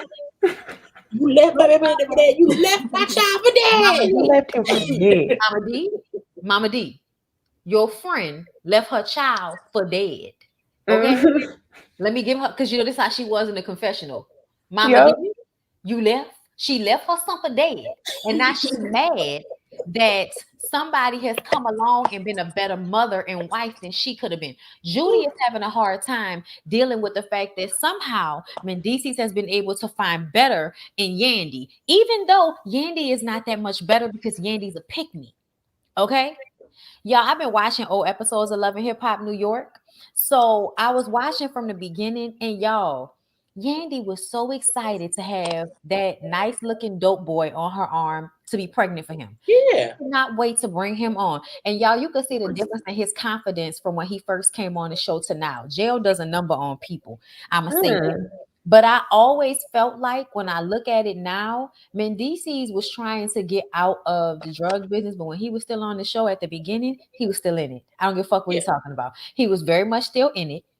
And all of the court cases and all of that, when he got with Yandy, I almost feel like Mendices might have purposefully gotten Yandy pregnant. As much as this nigga likes to, impregnate everybody, I feel like Mendices saw Yandy as a way out.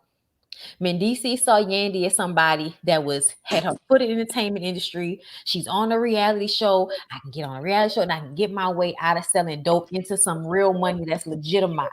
And he ended up getting caught up because I do think them being on the show was a part of the problem at the end of the day. Well, yeah, they look into it more. Yeah, absolutely. And I feel like that's probably why Yandy is even more of a pick me now than she was back in the day. Because even back in the day, I felt like she was a little bit harder on Mendices than she is now. And I think partially it's because you want to make allowances for what he's been through. But that annoys me because it's a decision that he made. Why are we making allowances for the punishment you got for being a dope boy? Like we all know that's what you signed up for when you become one. You know, granted, it's unfair and all of that, how they do people, but still, like you knew what you was doing. So now that I look at them, everything is opportunistic, and that's what they have in common. Even their relationship, their marriage, the show, everything is opportunistic. The way they use what's everybody say that but they said that. I think Cambella did, and also Big Mama. They all said that for Yandy it's all about. You said what, Jamie? I think Raw Ali said it too. Yeah, so like I think it's always been like a known thing, but Yandy acts like she isn't. But I'm like, no, but you are. Right. You're disingenuous as fuck. I never liked Yandy from when she first came on the show because I didn't like how she did that Chrissy Mama Jones shit. Y'all remember when she gave Chrissy a book on how to be a better daughter-in-law? Child, the irony. Oh God. I think Yandy just doesn't want to call a thing a thing. That's all it is. The thing that I noticed was she tried to skate over what the news was Mama D had told her. She comes back to the table and says, I waited for that man for 5 years. What's fake about that? That's not what they're referring to, though. They're referring to you not being legally married. So yeah, it's something about her that's real networky, like y'all said, opportunistic. And the minute I realized that I used to watch Love and Hip Hop a long time ago, fell off. But whenever Chrissy didn't like her, because Chrissy was always the realest one to me, I was like, okay, this is what it's gonna be. Jamie looks good every night. Thank you. Every night. Thank you, Erica Jean. So let's move on to Love and Hip Hop Miami, which it was good-ish. I like it. So Amara Nager, her first time being back, she's over there in the DR. She has a boyfriend. Okay, so the boyfriend named Alan, who she's known for about 8 months. She has kind of stopped doing music a little bit. She's working on real estate and doing Airbnbs and getting property to make her multiple streams of income. So her mom does not want her to, one, be too involved with Alan, or two, for her to move to the DR. She does not want her to, as she said, give up your career in America or in Miami and become a nobody in the DR with Alan and have kids or whatever, okay? So I did not like Amara allowing him to talk to his mom and say that he wants her to stay there. I don't get why she would think it was smart for her to move to the DR for this man who she's done for 8 months. I feel like that's kind of stupid. But also, I don't trust him because I don't trust no man who takes a shower, puts a towel on, and nothing else but the towel and the jewelry. That is weird to me. You put on every piece of jewelry you own to stand there buck-ass naked in a towel to ask this lady to stay in the DR. I'm like, I don't trust him. He's a liar. The cheat. He gonna pull you to the guts, son. And she don't know. And I'm like, and not only that, no diss to the DR, but like so many storms happen over there. Why would you want to stay there when you already kind of have a life in Miami? And I get you wanting to get property there to make money. That makes sense. But do not give up your life to be there. I agree with her mom. Don't do this. Okay, you will regret it. And when you do, I'm gonna be pissed because I have sacrificed for you. So why give stuff? Is Amara Nager being naive? I'm gonna say yes. What y'all think? Of course. I think she's definitely being naive. 8 months and you trying to relocate to a whole nother country when your life is technically in Miami? Yeah, I don't like that. But at the same time, I feel like her mom needs to give her enough space to make her own mistakes. And she's not giving her that. I don't know. This all I really got on them.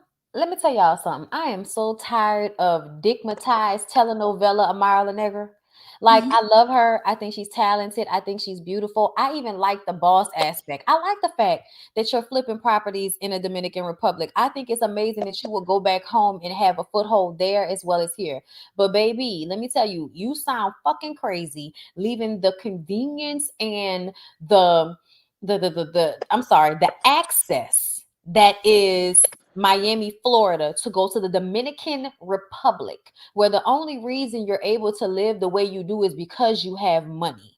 You know what I'm saying? Like, I just kind of feel like even though she should have business there, her moving and leaving Miami to permanently live in a Dominican Republic at this point is a step backwards. And I think her mom knows that because her mom remembers what it was like being poor living there versus what their lives are like now in Miami, and how even if they do get poor in Miami like they have been, it ain't the poor in Santo Domingo. So if everything were to fail, you would then be poor in the fucking Dominican Republic, which is where I have been trying to get us away from your entire life. That's what her mama is saying. Do not fuck around and get us back in this place after I worked so hard to get us out of it. And I'm not even mad at her mom. I do wish her mom would let her make her own mistakes, but I also feel like I understand where her mom is coming from with, girl, why are you always getting the codependent ass men that obviously just want to be with you so they can leech off of you, use you, and then fuck over you.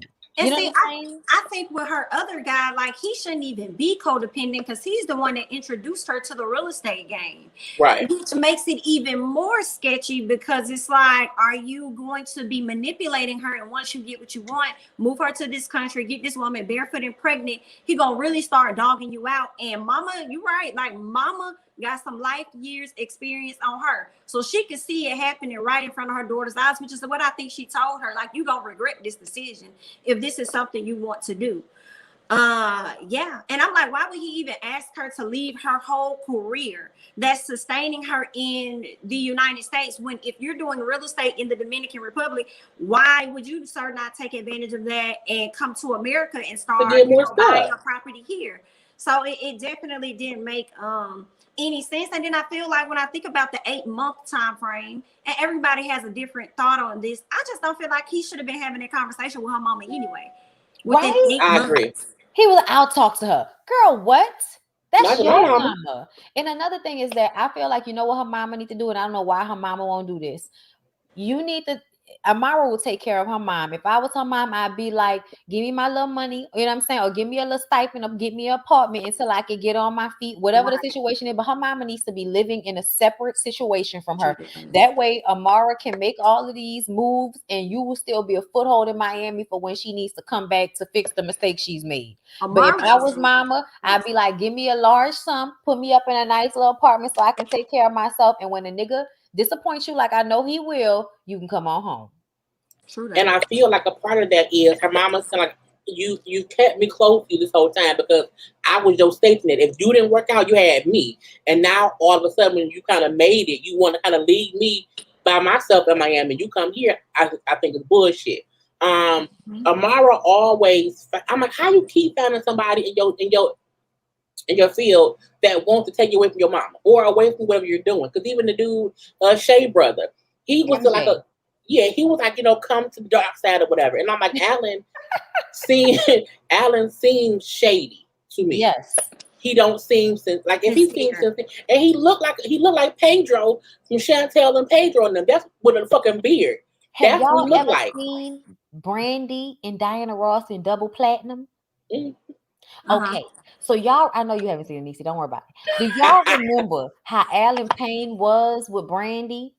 Yeah. I had my first wet dream of Alan Payne in that movie. But anyway, funny thing was I was gonna have Alan Payne from Jason's Lyric, from I was gonna do Jason's Lyric character, him from New Jack City, and also from that movie too. So I gotta play him in a lottery because I like that man. Come on, yeah. What do you think, Necey? I don't think he should have had that conversation with her mama. I definitely thought that he was going to end that conversation like, hey, I'm about to marry your daughter type stuff. Like, you step into her mama like, this your wife or something. Boy, bye. Another thing is, something about him just looked real scammer-ish, real con artist-esque, and it was down to the chains and the towel. And then another thing is, this is kind of petty. When it comes to dudes, I feel weird about a dude that's like skinny chubby. I feel like either you gonna be husky or you gonna, have a little structure to you. And he kind of skinny chubby. So that's where I'm like, is he really a hard worker like he says? I don't know. He's just talking for the DR. He looked like Rico Suave of the DR. I just don't like him at all. Let's see. Sukiyana opened a clothing store called Good Cat. Okay, she has a cousin come work there who tells her he has 3 years experience in retail because he worked at City Trends, Popeyes, and KFC. And I'm like, that's the dumbest shit I've ever seen. I'm gonna leave that be. Yeah, but I don't think he worked that long because I'm like, he made it seem as if he was like really in the business. I'm like, Popeyes and KFC. I don't gonna be that long, but she wants to have a store because she wants to have a kid, not work, and have the store be her income. I'm like, that's dumb. Now, when her mom talked to her and Kill Bill at their engagement photo shoot, he had a little tattoo on his leg.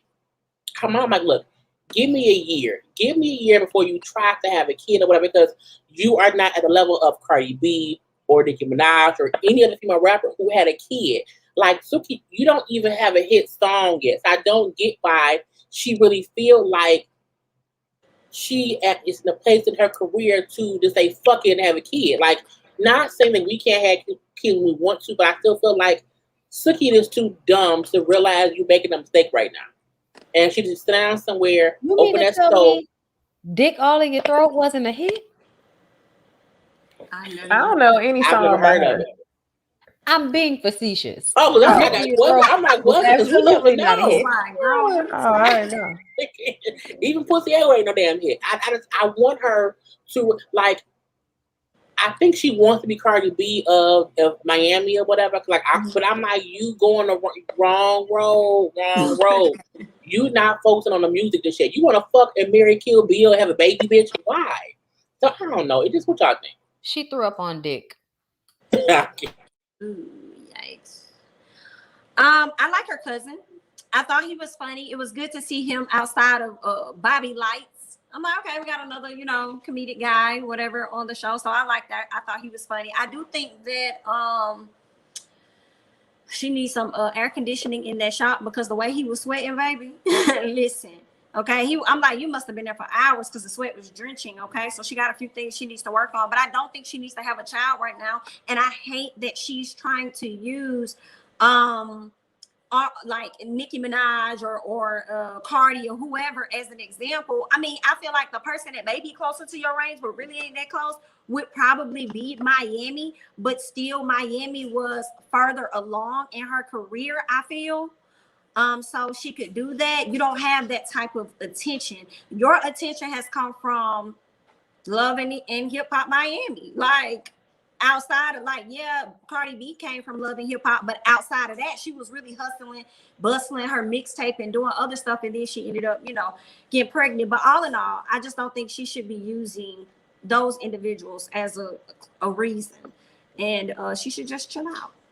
Yep, that's the wrong fight. People need to stop attaching themselves to every trending topic that you see on Twitter. It does not apply across the board. Okay, that's a nice fight for you to fight. For women in the industry should be able to do this and do that. Mm-hmm. But you got to be able to think logically, like her mom is doing. Her mom is thinking. I don't feel like she's afraid for her to take that risk. I don't think she's operating out of fear. She just is being realistic. Why are you doing that? So this ain't the fight you want to fight. It doesn't apply. And is she even with that guy? I don't even think she's with that guy no more. I don't even know. Mm-hmm. These people need to just keep their contracts with the Shade Room, because I feel like that's what a lot of people are doing. I didn't watch Love and Hip Hop Miami, so I didn't know who she was, but I do remember seeing her on the Shade Room. So it's like you can't be doing contracts with the Shade Room, making music here and there, and having an OnlyFans account and thinking that the industry will treat you the same way that they treated Cardi B or Young Miami. Facts. I would also like to remind everybody that Suki already has 3 children. None of the women she named had 3 children prior to having the babies they had during their career. Young Miami only had 1. Cardi didn't have any. Okay? I'm sorry, Nicki Minaj didn't have any. Who else? Who else we want to use? Beyonce. When Beyonce finally had Blue, Beyonce didn't have any. Beyonce also had been in the industry for like 20 years when she finally did have a baby. And it solidified herself as that bitch. And we had been wishing pregnancy on her for like at least 5 years before she had that damn baby. Every time you turn around, it was like Beyonce pregnant, Beyonce pregnant, Beyonce pregnant. And then finally, Beyonce was pregnant. Lil' Kim didn't have a baby until she was fucking 50 years old and had a different face. That baby ain't gonna never know what her mama originally looked like. Janet Jackson. Janet Jackson, she was so old, she had to go and have her Middle Eastern baby daddy, and he wouldn't let her perform normal. Like, y'all remember when she was in all them fucking clothes performing? I said, you need to hurry up and leave that nigga so you can get back to performing regular. Burnt up hot outside. You wearing sweaters and covering everything. And you mean you not gonna perform Velvet Rope, bitch? Where, baby, would you mind? Like, I need the Janet that I'm used to, bitch. Yeah. No woman that's actually out here making it is having children before the career has been solidified. And I'm talking about people who are coming into it already. They probably already had the kid when they didn't have shit. Okay, or they wait until after it's solidified. But nobody's like right in the middle of getting on. Like Bodak Yellow came out before Cardi got pregnant. Where's your Bodak Yellow, bitch? Yeah. She just stupid though. What's the echo? Ace Hood. Ace Hood and Sheila. I like Ace Hood and Sheila. I feel like they are newness. I don't mind it. So Sheila feels like he did not support her when she had the miscarriage. She also feels like he shuts down a little bit to deal with his emotions that were hurting his mom. I feel like both the mom and Sheila have played a part in the issues. I do think his mom wants to be the top dog, but I also feel like when Sheila brought up how when his mom would call her, she would not. And I'm like, how you not answer your mother-in-law's phone calls to say because you don't know what's on the end? Bitch, your mother-in-law. It's like I feel like you can't want to fix it if you don't want to talk to her and get it figured out. So I do think they both are to blame for the issues, but I also feel like Ace Hood is like not involved enough to draw a line between mama don't do this, but also wife don't do that. I think like it's like a free for all. Like he just wants them both to figure it out, and he's kind of out of it. And I'm like, you can't really do that. But what do y'all think? I didn't like that. His mom, when she called, the mama called, she wasn't answering the phone, but then at the same time, you can say that you hearing that she talking behind your back. And I'm like, well, she won't have to talk behind your back if you would simply answer the phone. So I did kind of feel like Sheila was definitely giving some excuses, especially for her to be a person that's about healing and wanting a certain atmosphere and stuff. It's like you would think that you would want to smooth over this situation, but it also could be depending on how Miss Girl, his mom, came to her before, and where she thinks he needs to fall in line as far as getting them, his mom and her on one accord. But I'm glad that they had the conversation, even though the mama stopped her and told her we're not going to play this blame game. But I did appreciate the fact that she kind of teared up a little bit and told her like she wanted her family. So I was hoping that from there the relationship would get better. But when she mentioned that she would be a good mom, that was a sore spot. Not really sure how that may have went. It's like, why would you bring that up at this time? So, like, do you really be meaning the things that you say? They've been down this road already. Yeah, they've been down this road already. You can tell. You know why? Because when we first got introduced to her and him, it was obvious that she came in with all the Iyanla, all of the let's try to fix it, let's make it better, let's grow from here. You can tell that lady probably absolutely was open to his mom at some point, and that mama probably done said and done some shit that it made her feel like I can't answer the phone for your mama because I got to protect my energy. Because I know if I pick the phone up for her, she going to say something, she going to do something that's going to piss me off. Because every time we see the mama, I see her saying the right shit, but doing things that to me are low blows. I'm still not happy about the way she brought up the child that he lost last episode when he was talking about the miscarriage. Oh, well, she should have seen you when you lost the first one. Why are you using that terrible information to almost pitch yourself against her? Like, I was there for you when you lost that first child. Like, I didn't like that she did that then. And then on this episode, I thought it was all good and that Sheila was overreacting until that very last moment when she said that shit about, when y'all gonna have a kid, you would be a good mother. You know that girl just had a miscarriage. Why are you bringing that shit up? You trying to hurt her because you want her to feel small around you. And she refuses to allow you to dim her. And honestly, I feel like when the mom talks, the mom is still speaking about how she was number one instead of understanding, ma'am, that was never right.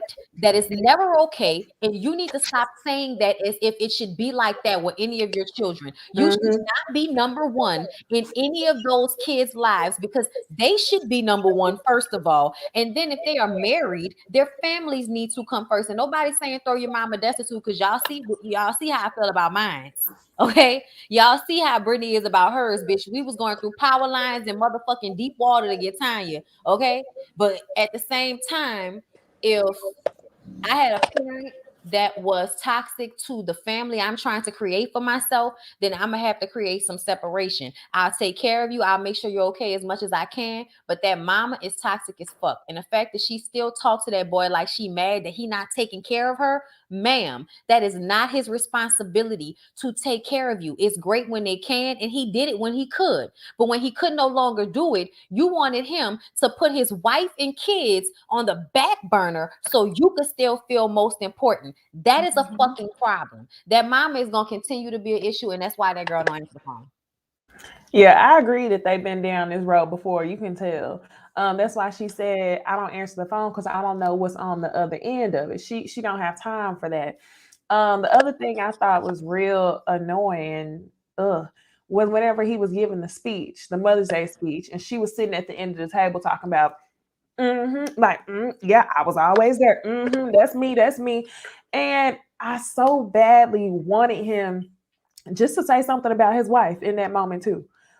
Even though they don't have any physical kids here yet, I just wanted him to say something because that mama had that smirk on her face like, yep, go ahead, hype me up. I'm the queen. It was super ugly for her to even ask her about, what do you think about, being a mom? Like, really? You know, why would you do that? And whenever she did that, I was like, that's the shit that she does regularly. And that's why she won't allow her into her space. And I don't blame you one bit at all. Somebody said a good thing. They said she need a Chrissy-like daughter-in-law, somebody that's gonna curse her ass out and I'm not marrying you. Like she needs somebody that's gonna scream and fuss and holler with her so that they can get to. She probably one of them. There are a lot of ignorant ass mamas that feel like they need you to disrespect them in order for them to feel like, oh, remember on Martin, how Martin mama couldn't stand Gina until Gina pressed up on her when they got married, and she was like, "You stuck up for once. I might learn to respect you." But she was never gonna learn to like her ass, but she could learn to respect her. And I always feel like, sometimes with people, you have got to take the approach of listen here. You know what I'm saying? You have got to get real direct with people sometimes because otherwise they will take you to play with. And I think his mom is definitely taking Sheila's zen-ness for a weakness. She's gonna learn today. Lastly, Trina. Trina up at let me rephrase. So Trina's brother passed away, was killed, I think 8 years ago. And so she brings up how every year on the anniversary of the death, she has a bad day. So she went to work at the rail station or whatever, and I feel like she said, fuck everybody, fuck the shit, fuck everything going on because I'm feeling some kind of way because of the day is. And for me, I feel like everyone does grieve differently, but you don't have the right to take out your bad day on whoever's around you. And if you come to work on that day, you should come to work able to do your job. If you can't do that, then stay home. For me, on my dad's anniversary death, sometimes I go to work, sometimes I don't. It depends on how I feel that morning. If I wake up and I'm fucked up, I'm not going in because I know for a fact I'm going to cuss one of you white folks out real bad and I'm going to get fired. So I feel like Trina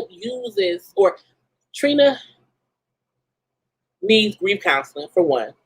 I think Trina should not be one to just tell someone, I'm having a bad day because it's the same day every year and you just have to accept that. No, bitch, you need to be a full-fledged working adult and no, on that bad-ass day, stay home. I'm not saying don't have your feelings or whatever, but don't bring that shit to work. To me, Trick was trying to have conversation because it's a radio show. It's a radio show. So you can't be up there saying, I don't care about that. Well, bitch, go home. So that made me a little bit mad because people don't get, you can grieve at home. You do not have to take out your frustration, your grief on whoever's around you because you feel like your pain is greater than whatever they're going through. That was part one.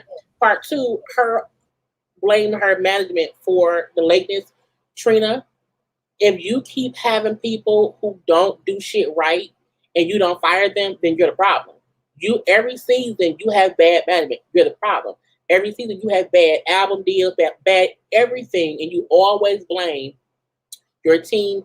You have been in the game long enough to have a good team. If you don't know enough people to get to a good manager, then the problem is you. People don't want to work with you. You can't blame anybody else except you. But what do y'all think? I think it's partly as far as Trina and the managers. I think it's partly both their fault because they were her friends. They weren't managers. So she allowed them to take on a position that they never did anyway. I don't know if she was being cheap or what was going on, but they would have only did that for a limited time, and then she should have got somebody else that was more experienced. So it's expected. As far as how she acted in the radio station, I think she should have just stayed home. I also think that the scene was chopped up. And I think that Trick said something else that made her just go from here and she just went crazy. But if you already knew you came in on edge and that you were trying, I think that you should have just, not come in, especially if you was planning on doing an event for your brother that evening.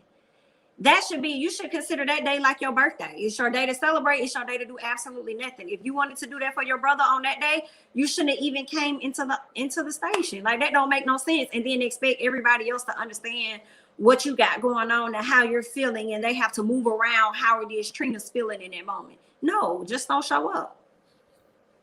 I think that's what she's gotten used to as an artist. People having to make allowances for her temper tantrums.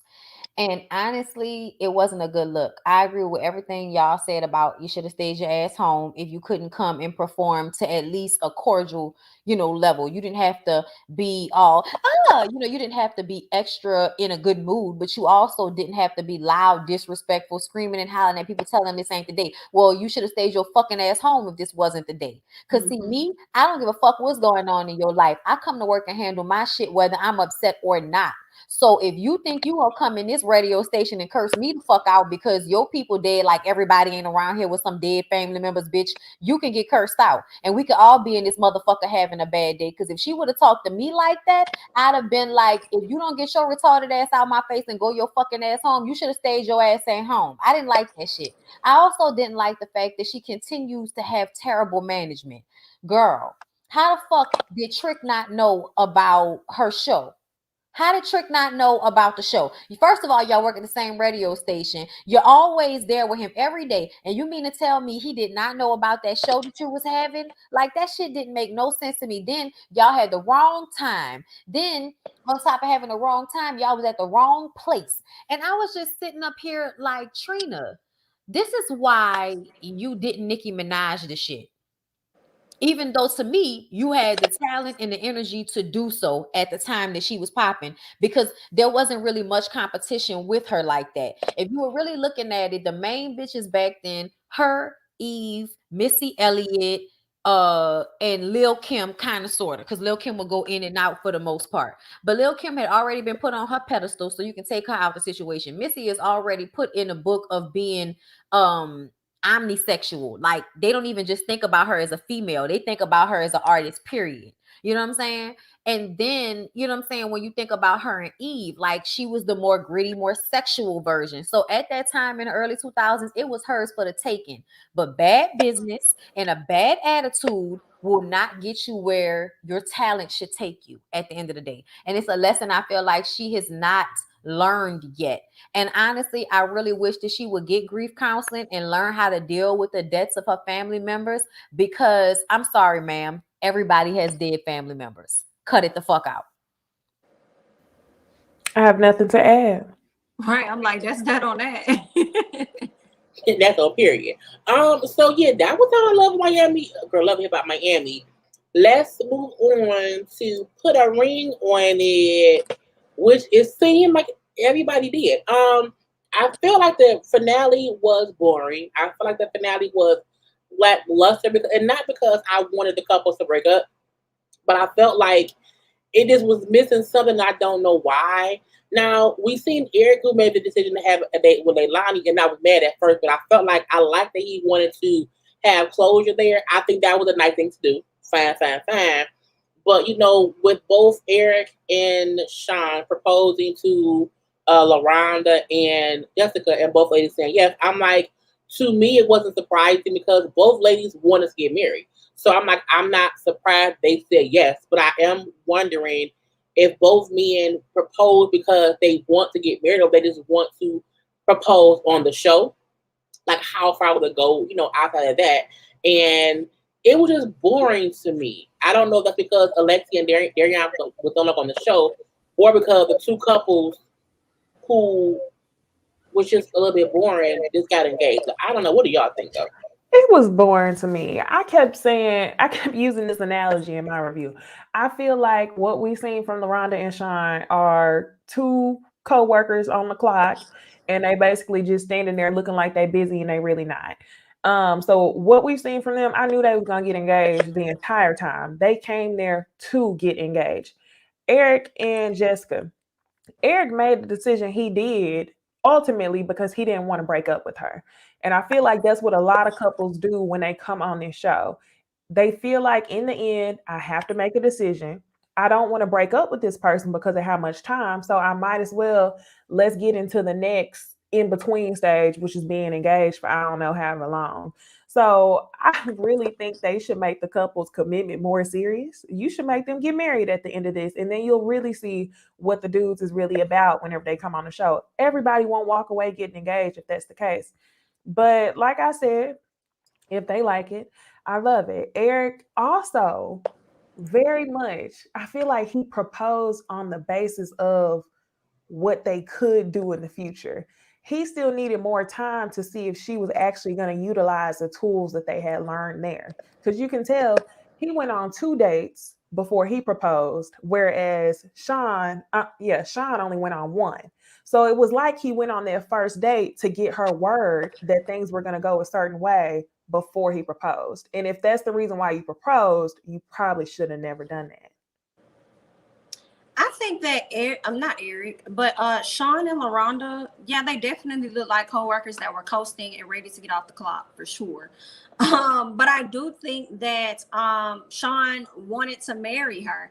I don't know what he needed. And some part of me kind of felt like they didn't really need to show a whole lot. I felt like Sean needed it for his situation dealing with his dad. He needed that type of therapy.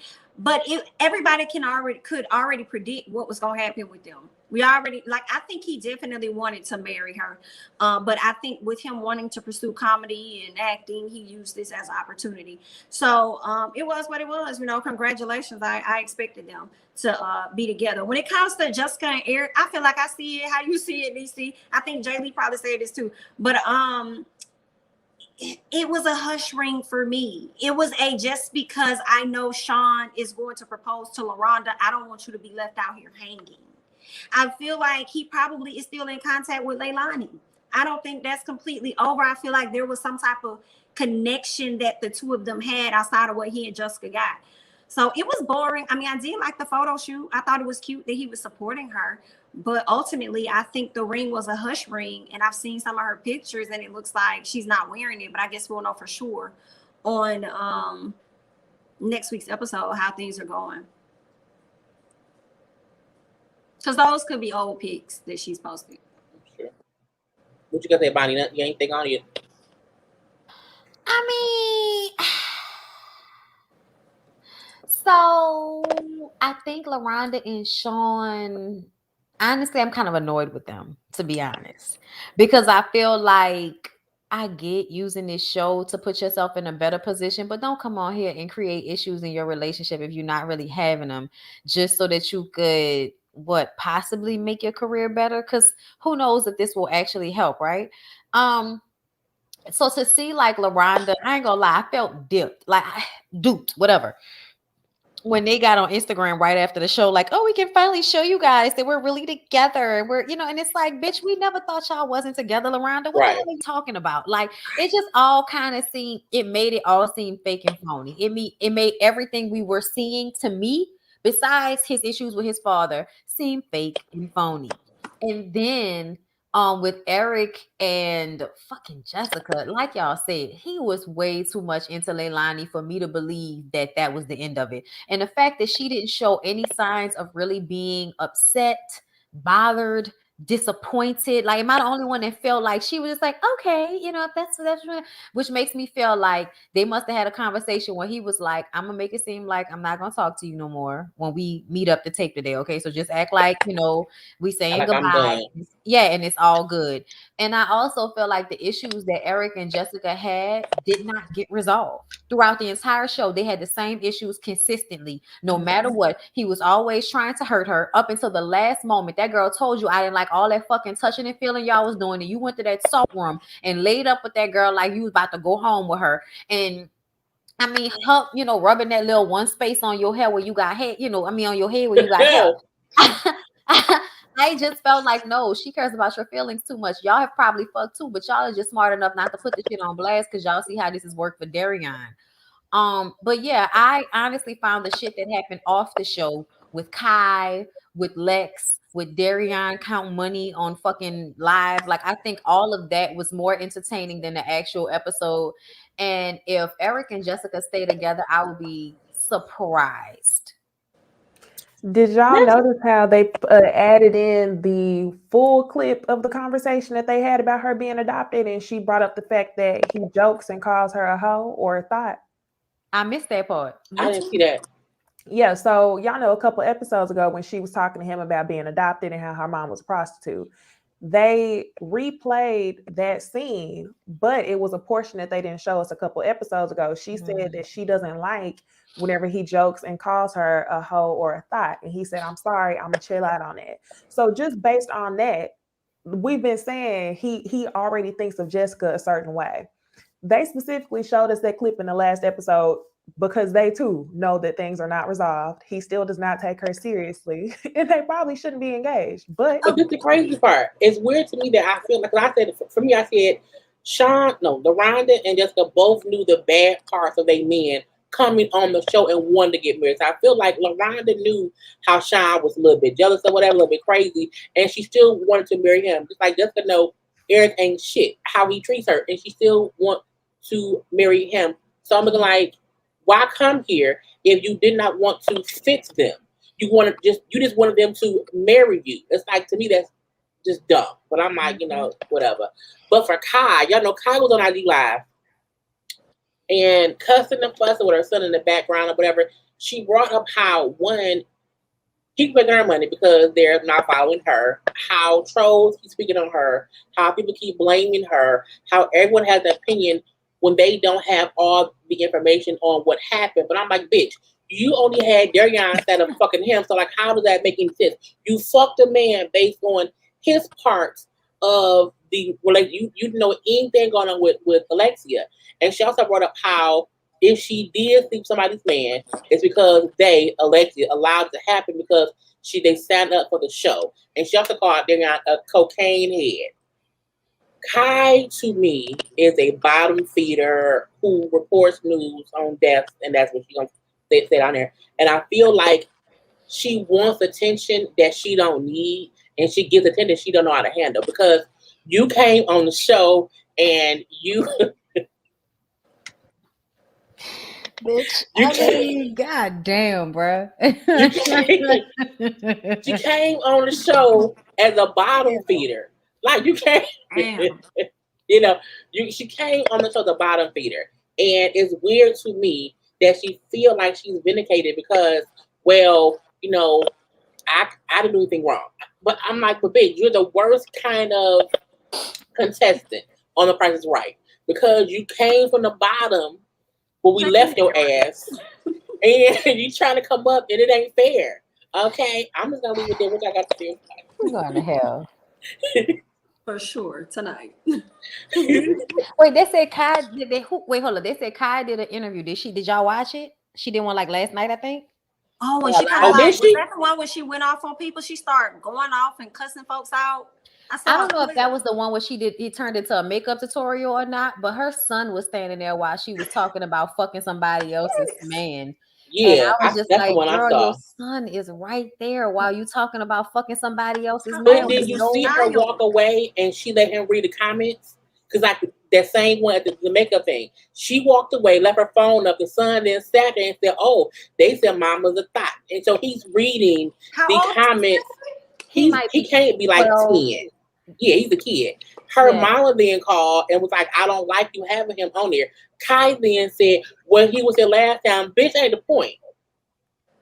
Kai got some screws. She took LD classes in high school for sure. And for those of you that don't know what LD classes are, she didn't finish. She didn't. Yeah, that makes sense. Then she just dropped out. Still out here making bad decisions, and I hate to judge her. You know what I'm saying? Because I feel like she's about a product of her environment. Right. But can I tell y'all the truth? That's trash. I don't even like that whole conversation of I didn't smash nobody, man, because they allowed me to. Girl, he was with somebody else. That's the whole claim to fame about how you even met this man on this show. He was with someone else. So you were out of line, you was wrong, and it is what it is, and you just gotta accept that L and move forward. There was a girl in my high school that was a super duper senior and didn't pass the leap.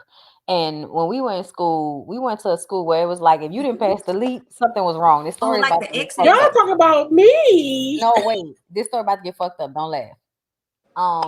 This same girl later on left her friend's baby in a hot car one day.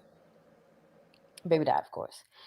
I went to school with both of the girls. And when I tell y'all the ignorance and the not connecting in here is what I see in Kai. I'm sorry, ma'am, but it's almost equivalent to you leaving your child in a hot car, the way you stood up there and acted as if you exposing him to not only your thottish behavior, which we all grown. So if you want to fuck somebody's boyfriend, I'm not even that mad at you about that. Because if he could get took, he can get took. Alex should have left that nigga a long time ago. He been cheating on her. The problem is you feeling like there was nothing wrong with the way you handled the situation, or feeling like you got something worth having when you fucked him. He was not worth having when he was with her for 14 years, and your dumb ass really sat up there and watched these people go through the issues they was having, decided to put all the blame on her and assume you were getting a prize? Girl, you too big and too old to be this stupid. And then to have your son sitting there while you expose him to not only this scenario, but the things that people are saying about you as his mother, as if he's not going to feel some uncomfortableness, some pain from seeing people view his mother in this way. Because I've already told y'all, I will hurt y'all over my mama. So, and this don't, because people will be like, oh, that's because you got a good mama. No, people feel like that about their mamas anyway. And to me, you can't tell me that this is not going to long run harm the emotional intelligence of that little boy. So yeah, she's a trash can to me. I don't give a fuck what she talking about. And then that nigga Darion won't get on camera in a fucking wife beater sitting in front of a large window, which is some skyline apartment in Atlanta. Okay, probably the one that he fucked Kai in and he said he was gonna get rid of that he never really did. Probably the one that he got with the lil field by money he had left. But he sitting there, they gonna talk about I ain't got no money. He gonna start counting all this fucking money. And I was just sitting up there like, sir, you're a 40, almost 50-something-year-old grown-ass man, and you think getting on camera to count a stack of cash is proving that you got something? Nigga, where's the real estate, nigga? Where are the stocks and bonds? Where is the couth? Where is the maturity? Where are the holes? I shouldn't even be able to see your money because you're moving so smooth with it. Hello? I'm not understanding that part. Like, you shouldn't even have cash to pull out and show us, nigga. Everything should be on bank cards, and you shouldn't even. People that really have money don't even feel the need to do shit like this. If a nigga really had money and they was out here clowning him, trying to act like he was broke, he would laugh y'all off because he knew exactly what the fuck he could do with his pocket. And the fact that he needed to get up that approval point just shows y'all that he ain't shit. Lex been the breadwinner. You're a bum, and that big booty heavy bitch thought that she was getting a prize when she got that little dick, but it wasn't no prize, and now she was over there looking stupid until he told her he was going to choose her. And that's when everything changed, which is why her little black book interview switched up, went from being on the 23rd to the 25th, and went to having something to say to absolutely nothing to fucking say. Because he changed his tune for her, and that fixed everything. Because before, you was spray painting a nigga car and busting his shit up. Now all of a sudden, you quiet and you ain't got nothing to say, and we see him grabbing you in your bodysuit on a reunion show and all of that shit. And they're wondering if Lex is pregnant. Have y'all seen that picture of Lex's stomach? Yeah, I've seen it. But it looked pregnant. We're gonna pray she's not. You know what? I'm not gonna say that. You know what? I'm gonna say I hope she is just not by him because she wanted kids. I do hope that she left him and then moved on. Really got pregnant by some random nigga. Yeah, maybe they were friends with for 8 years. She got loose. We're just gonna give it to God on that. Girl, if you show up pregnant for that nigga, that's gonna be something now, girl. Oh, my stomach hurt.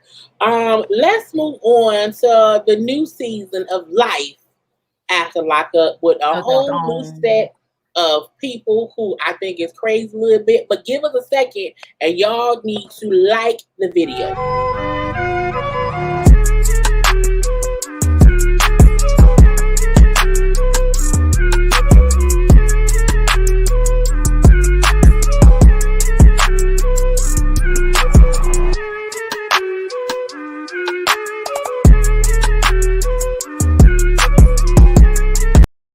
Because sometimes we need a break. You know what I'm saying? This to breathe, this to do this. Okay, so leave me.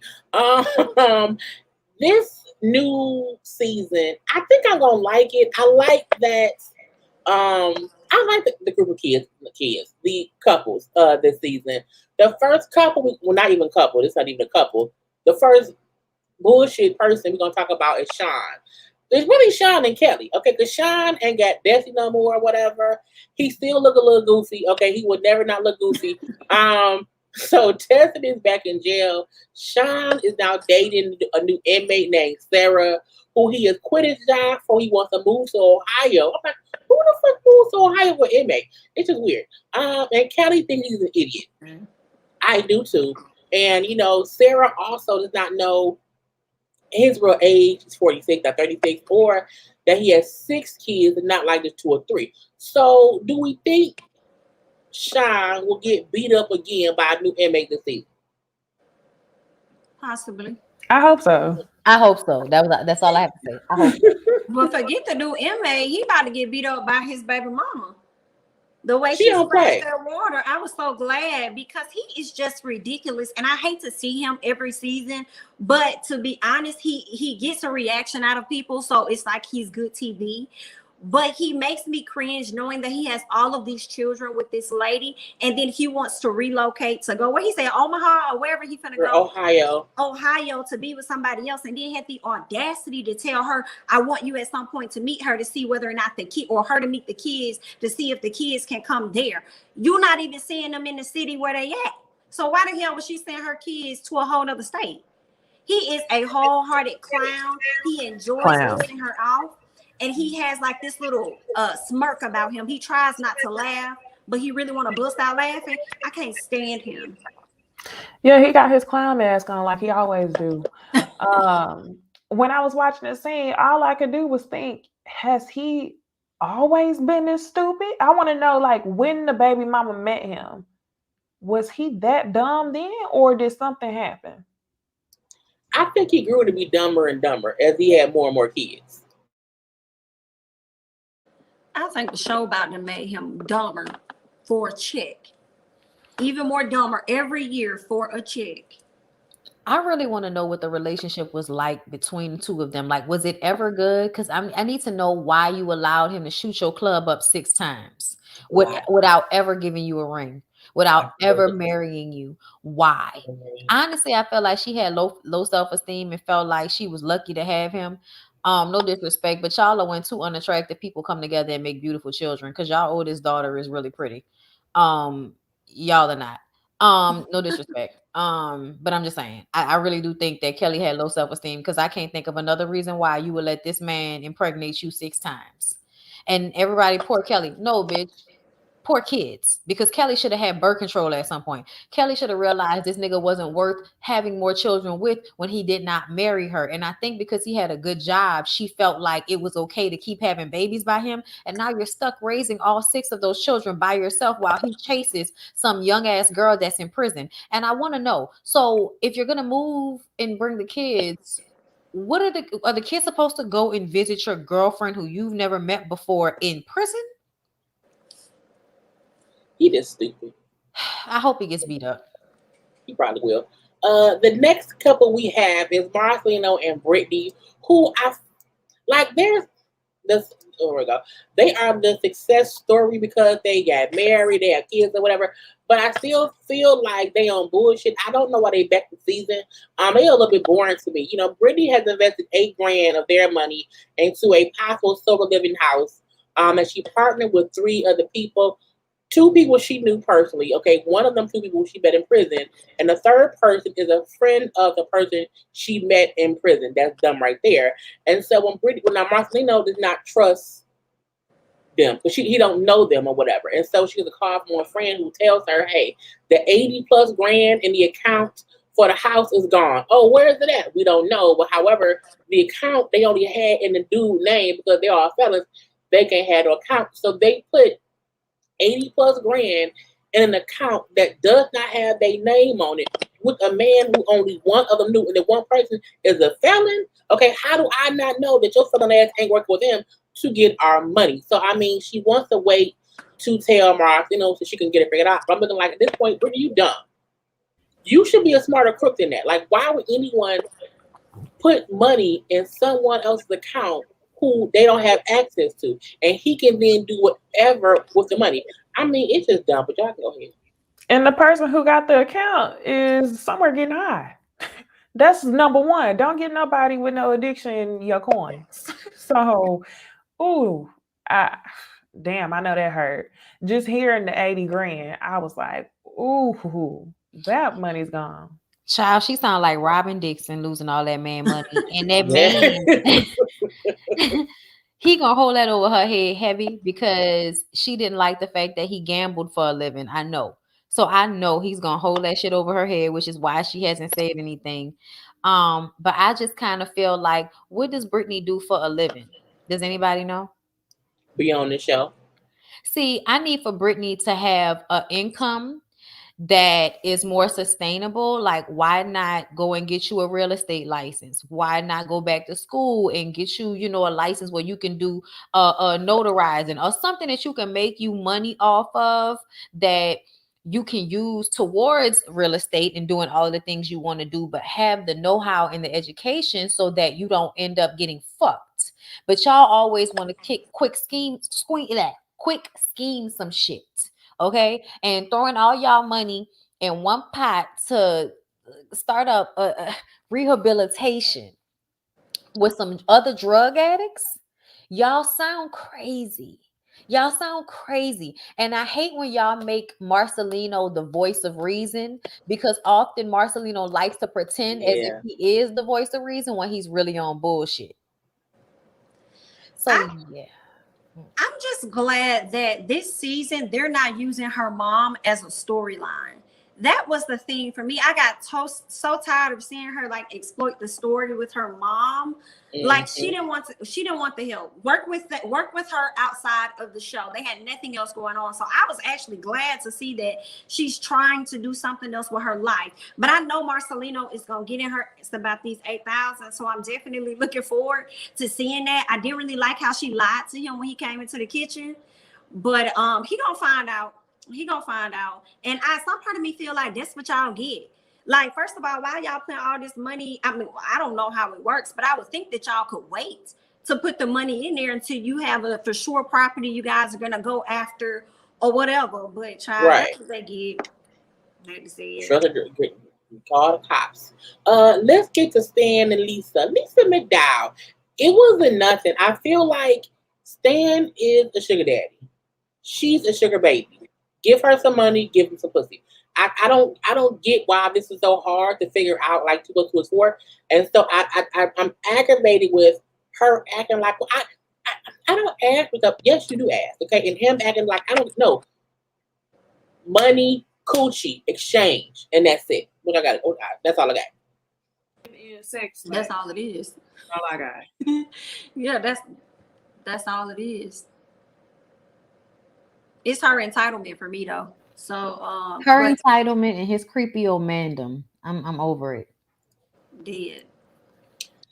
Lacey and Shane. Okay, Lacey and Shane are back, and I feel like John gonna be back too. I want to see John. I like John a little bit. I don't know why. Lacey thinks Shane is cheating. Okay, I feel like Lacey, like I said in my review, nobody want to fuck Shane right now with them bangs and braces. Now, once he cut them bangs and get rid of them braces, he gonna be a fine ass white boy. They're gonna want him then.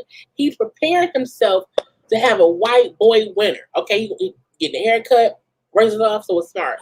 But I like Shane saying how we got 4 kids. I'm not working anymore. I'm saying she wants to be fucking or whatever. I can't focus on sex because I'm so stressed out when the first time back. I think she forgets he was in jail at like 17, got out at maybe 21. So he hasn't even really lived as an adult, and he's now a father of technically 4 kids. So I can get him being, he don't want no more kids. He don't want to fuck you because he is scared a baby might pop out. Let that man be. What y'all think? I hope that's what it is, because I hope he's not cheating on her, because she's the type that she can't wait for him to make a mistake so that she can go and fuck with old boy. You know what I'm saying? Like, you know, she's waiting on Shane to mess up so she can call John and see what he's doing. And I'm just like, whatever, Lacey. But the truth of the matter is, like, this nigga fresh out of jail, he's a baby, and you're an old ass woman that put your cougar snatch on him. And now he's all, stuck. And I feel like she should have taken some responsibility as the adult, as the breadwinner, as the one who already has children, to recognize the situation for what it was going to be. So if he is not exactly what you wanted him to be, you only have yourself to blame, because he never had the tools. He never learned any of it. And you didn't make him do anything before you went through IVF to have that fucking baby. You didn't even have that baby on accident. You had that baby through IVF. So you know what? That makes me feel like her fucking ass ain't gonna hop and get pregnant. He might be cheating on her. He might be going through it and not arising to the occasion, because when men feel like they can't do what they need to do for a family, like, that's why he probably working out so much, because it's the only thing he has control of. But it's probably hard for him to find a job because he's a felon. It's even harder to probably be a father to children when you ain't never been no damn daddy and you've been in jail since you were a teenager. Like, yeah, she needs to blame herself for putting all of that pressure on this little ass boy whose growth was stunted when he got put in prison. Like, Lacey, go to hell. How long has he been out? What, like 3 years? Yeah, since he's been like on the 2 show. or 3 years. So he got right out on the show. And before that, he was, a teenager who was in prison. I think he was in like 4 years, like 17 to 21. And since he's been out, he's been with her. So he might be 23, 24 at this point. Wow. So they would have had 6 kids, and he would have been about 23, 24 with 6 kids. Yep. And I think he was, I hate to say it, but I do be thinking he was glad that not all of them made it. I hate to say that. They both were. They both were relieved because they knew it was too much. I think they didn't think all the kids would take it. When they did it, like, oh shit, we're gonna have 3. And I think they were relieved when they found out, oh no, it's just 1. Well, y'all say Shane quit his job. He had a job. He quit. Yeah. The daddy said. Yeah. Why did he quit? Did they say why? Because Lacey wanted him to stay home and help her more with the kids. When she got pregnant, it was some kind of complication with the delivery. And so I think I think it was a blood clot went to her brain. So it was like some serious or whatever. So then he had to quit. But I'm looking like you couldn't take like a medical leave act. You said something. He probably So wasn't working there for long enough or didn't have the benefits to do that. But either way, that's why you don't have a fucking baby with a man until he can take care of you and a baby. Because when you are now knocked out, now you want him to be at home with you. And now that he doesn't have a job, because of that, you're mad at him too. And he probably feels all the pressure of that. Let me tell y'all something. As much as we want to blame him, when she tried to have sex with him and he turned around, I felt sad for him. That wasn't a turnaround like I'm fucking somebody else and I don't want to have sex with you. That was a I'm depressed and I can't even try to have sex with you right now. So I'm just gonna turn over. And he just laid there. You know what I'm saying? Like the look on his face when he turned over, I was like, I mean, even the way he looked right now, the nigga looked sad. You know what I'm saying? Like he looks stressed out. And I think that he's trying. I want to give him more credit than she's giving him, than the dad is giving as well. Because sometimes I be feeling the dad, but I be like, what did you do for Lacey to be like this? Because this don't make no fucking sense. Exactly. I'm glad she took them lips out though. That's yeah. Yeah, she looks much better. That's it with them too? Mm-hmm. Yeah. Lastly, what's the people name? Brittany and Ray. Brittany want kids. Brittany want to get married. Brittany want to get engaged. Brittany want him to make money. Girl, he owe 140. He owed too much to do any of that shit. Let's put it like that. And I think him saying that he owes restitution and he did not want to tell her because he didn't want her to be upset. No, he didn't want to lose her, in my opinion. Mm-hmm. But I also feel like he knew that she probably would still be with him, but it would be harder for him to convince her to be like, to take care of him. I don't think Ray is a user, but I also think Ray is too smart to not tell her shit. Like you knew that was a key thing to say, hey, I owe 140 grand in payments. Like you too smart to not tell her that. So I do think they both lying to each other because she didn't tell him about the parents not wanting to meet him. So I'm like y'all both is acting childish. Y'all both are adults. Be honest with each other. But I like that he was like, we don't need to have kids just yet because I owe money. Some men will say, you know what, I'll knock you up because he don't care. I think it's a good thing he does not want to put on more on his plate than what he can even handle. So that was one good thing. But I'm like, but dude, 104 girl. He ain't gonna be able to have kids if he waiting to pay their restitution back. I think Brittany need to take notes from Yandy, and you need to have a spiritual ceremony and not marry that man and just decide to be with him because that's gonna be your $143,000 to pay back. It absolutely will. And she already paying for dinner talking about, don't worry, you'll be able to pay for it yourself. Girl, I am so tired of y'all wanting niggas to get out of jail and be college graduated with a 401k and have insurance. Like y'all want men to get out of jail and become the men that y'all don't want to date because y'all want the niggas in jail. You have got to make it make sense. Please. They playing dollhouse with these inmates. Yeah. They trying to take these dudes from nothing, know that they're vulnerable, and form them into who they want them to be. So that's the benefit they see in grabbing somebody that's coming up out of prison. Yep. It's that similar to that white savior syndrome, where white people feel good because they feel like they made a black person more I guess civilized, or they get a rush out of feeling like they did something good. I feel like that's what a lot of these people on the outside do whenever they pick somebody in prison. You know what that reminded me of? Not that part, but the when you said they pick them up like they playing Dollhouse or whatever. Reminds me of Dollhouse Murders. Did y'all ever read that book back in the day? Wow, I remember that name. I remember the name of that book. But I don't know, but that made me go look for it on Audible so I can re-download it. That was a good book. Okay. I'm sorry. I wanted to give that to y'all in case y'all didn't know that was a good book back in the day. Child, them little kitty books we used to read in school used to be off the chain. Dollhouse Murders. Let me go sign into my Audible. Let's move on to Married at First Sight. It was a horrible episode, but again, I think the ending was kind of crazy. Brett and Ryan don't matter. We're gonna move past them. They ain't do shit. Jose and Rachel, I feel like we know they saw each other's places. Okay, I don't like how Jose was kind of critiquing her place as if, she got too much stuff here. You don't need all these. It was like little bullshit. I'm like, leave her alone.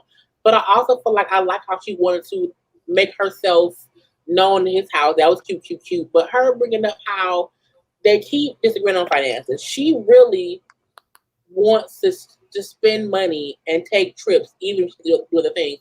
When he said, your car, you need a new car. Like, your car is going to die eventually. Like, you need to do that. And she wants to go to Europe. I don't think she uses common sense when it comes to finances. To me, I don't want him to also control the money, but I do think he may have to, because she's not making sound decisions. And that's the sad thing, that he's saying to you, I want to help you get better. And she like, well, no, fuck a car that can help me get to work or whatever. I want to take a trip to Europe because I can get a car next year. Bitch, you can die before next year because your car crashed you. Okay, what's going on with you? And even though Pastor Cal told them to compromise, I'm like, no. Yes, he can't be such a stickler for money, but she can't want to just spend as if she had it, because she don't have it. You don't have it, man. What do y'all think? I think I like that Pastor Cal did tell them that they need to find balance, because as far as like traveling, I think they both can get what they want out of that, right? She wants to travel. Maybe they just find a more inexpensive way to do it. Maybe they go on a cruise if she want to go to Europe or something like that. And that may be much cheaper than, doing a flight or something like that. I think Jose is going to be good for her, in the long run. She just has to open up. It was like she freaked out completely when she saw his board. It was like, oh my God, what is this? He gonna lie to me. So I thought you had something like this. I'm like, damn well, this girl ain't got no board like this in her house. He was wrong for that. But then he also said he will help her. And she just gotta be okay with that. Like, this is your husband now.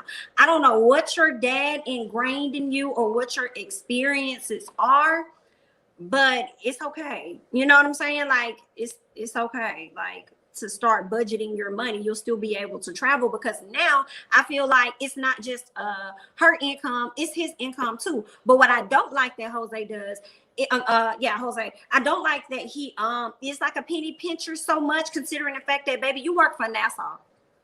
Okay, you make over 6 figures. In addition to that, I think his house is paid off. Your student loans were paid off. So the stuff you had on the board didn't even look like a whole lot of money in comparison to what you make.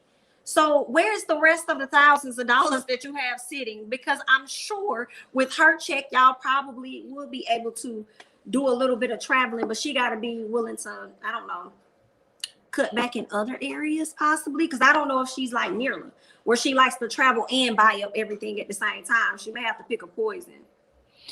I'ma just say, I hope he not spending the money on little Latin boys and drag. But anyway, I feel like is that not where everybody's mind went when I'm not dealing with y'all? Yeah, that's why I was like, where's the money going? I'm like, paying for ass. And not from no women's. I feel like he wanted them sexual, them bisexual, nasty people, you know what I'm saying? Like myself, that like both. And I just think he can't admit that. Honestly, like he doesn't have the freedom to be both. So that's why they've already fucked. But we're still wondering why the hug with Johnny was so locked in the arms. You know what I'm saying? I feel like her spending money on trips the way he keep talking about wanting to take care of her. Nigga, pay for these trips. You got money. I shouldn't have to go to Texas because you want to have kids, nigga. I shouldn't have to go to Vegas because you want to have kids. You got money. So if you want me to have kids, then you need to be able to put me on first flight, class flights and shit. And we need to be going on vacations at least twice a year. You need to be able to show me you can provide that. He always talking about he can provide. She needs to get in the mindset of letting him do that, but also letting him help her with the finances, because you're not that good at that, obviously. Mm-hmm. So take his positives as positives in y'all relationship, and let that nigga pay for them trips. He want to talk. I would have been like, no, you talking about all this money you got, right? That you said. Okay, so when we go on vacations, I want nice vacations. I don't want you cheapening out on vacations when you can afford them. That doesn't even make any sense to me. Like, the type of situation they talking about, if I'm talking about a real good vacation, I'm talking about $10K tops. A real good vacation with money, 10K tops. And if he's making more than 6 figures a year, he can absolutely get and in a way he has one property that he already owes, and he has another property. You probably don't even know how much money that boy got as far as stocks, bonds, investment opportunities, money he saved on top of his credit card limits, on top of the money that's in his checking account. If you got your money set up the way I think you got that money set up, don't cheap out on them motherfucking trips. And she needs to let you help her with the money if y'all gonna pretend like y'all really gonna be together. But I honestly, y'all, I don't think a couple is gonna work out on this show. Not a couple. I don't think so either. I think this might be the worst season. I actually saw an article headline that this was the worst season of matchmaking. So yes, Jose. Whenever I found out they had sex, it made me think about when his stepmom was trying to encourage Rachel to go ahead and have sex with him the first night. I feel like he's overly affectionate and definitely had sex because it was a box he had to check off, because he's constantly trying to prove that he's a real man, like a legit man. I feel like that's what he's trying to prove. A manly man, that would be a better word. But anyway, I don't think that they should just have one joint account. But I'm definitely not against him managing the money. He just wouldn't manage my whole check, especially being that the relationship is only 7 days in. So I think she should be open to taking advice, because it seems like she don't manage her money well. She going on trips with credit cards and stuff. And I also feel like Jose is using Rachel as a way to toot his own horn. He really feeling himself, down to the way he was talking about how she was using her tube of toothpaste. It was funny to me. So Jose, yeah, he's something. That ain't gonna work. Unless Rachel compromises, like we know she does. So they may be the only couple to work, actually. That may happen. So let's move on to Gil and Myrla. I call her Myrtle. I feel like they like each other, okay? But their issue is definitely the fact that he wants her to stop shopping so much, and she doesn't want to. But also the fact that she won't kiss him. So when they met with Dr. Cal, I sided with Gil. If you can't even kiss me by the end of this thing, I don't want to marry you. Like I'm gonna ask for a divorce, because if you can't kiss me within 8 weeks, do you really want me? And I don't want, but I also don't want her to be forced to do something she does not want to do. But you can kiss that man like that. You don't have to fuck him, because he said like, we don't have to have sex. We do not have to have sex. But I would want to kiss my wife during this process. So I don't like how she doesn't want to kiss him, doesn't want to fuck him, doesn't want to slow down on shopping, and does not want to at least admit that her shopping is considered excessive, even if she can afford it. It's like if you have 10 pair of Louis Vuittons or whatever, and you are spending that much money, that's fine. But like Patrick Cow said, when you could become married, you have to have conversations. And I like him saying, like, if you want to spend $100, that's fine. But you can't spend $1,000 and not want to at least talk to your husband about, hey, babe, I'm going to spend this on that. So I don't see her compromising enough for me. But I also don't like the fact that Gil wants to count her money. But once you're married, it's y'all money. So it's the weird, like it's weird because they're strangers. But in a regular married couple, you do have those conversations about budgeting. So it's weird to be like, what should they do because they're strangers right now? But what do I think? I am confused by Gil, because you're a conservative, but you seem poor. I don't understand it. Say it again. And black, right? Okay. Conservative, poor, but black. We're confused, Gil, because honestly, y'all, me and my mom, like I was watching this, and my mom, she was, why he keep bringing up how much money? Because he can't do for her what she can do for herself. That's why it's a problem. So he wants her to stop doing what she's doing for herself, because he can't compete with what she can do for herself. And she's the type of woman that obviously probably will want you to do for her what she can do for herself. And I don't think there's anything wrong with that, y'all. I know everybody wants to make Myrla the bad guy, but the thing that I love about Myrla is Myrla paid for all them shoes. Ain't no nigga bought Myrla her shoes. Myrla bought her shoes. issues. And Myrla is still saving, and Myrla still has a home and a place to live and a good job, and Myrla is taking care of her business. I do feel like there needs to be compromise, and we do need to talk about money. But I think most of what he says about how she spends is coming from the place of feeling intimidated by the fact that he can't provide for her in the way she's used to being provided for. And that's not her fault. You know what I'm saying? That's not her fault. And then when it comes to the kissing, I absolutely think she needs to kiss him before then. But I think him being a broke nigga is a part of the problem. Ain't nobody turned on or attracted by a nigga that ain't got no money when I have money. And I want somebody with money who can do what, when she kept saying she didn't want her lifestyle to change, I'm starting to realize that's not about being single. That's about not making myself feel poor to make you feel good about the fact that you don't have as much as I have. That's what that's about. I do not want to shrink myself so he can feel better about not making as much money as I do.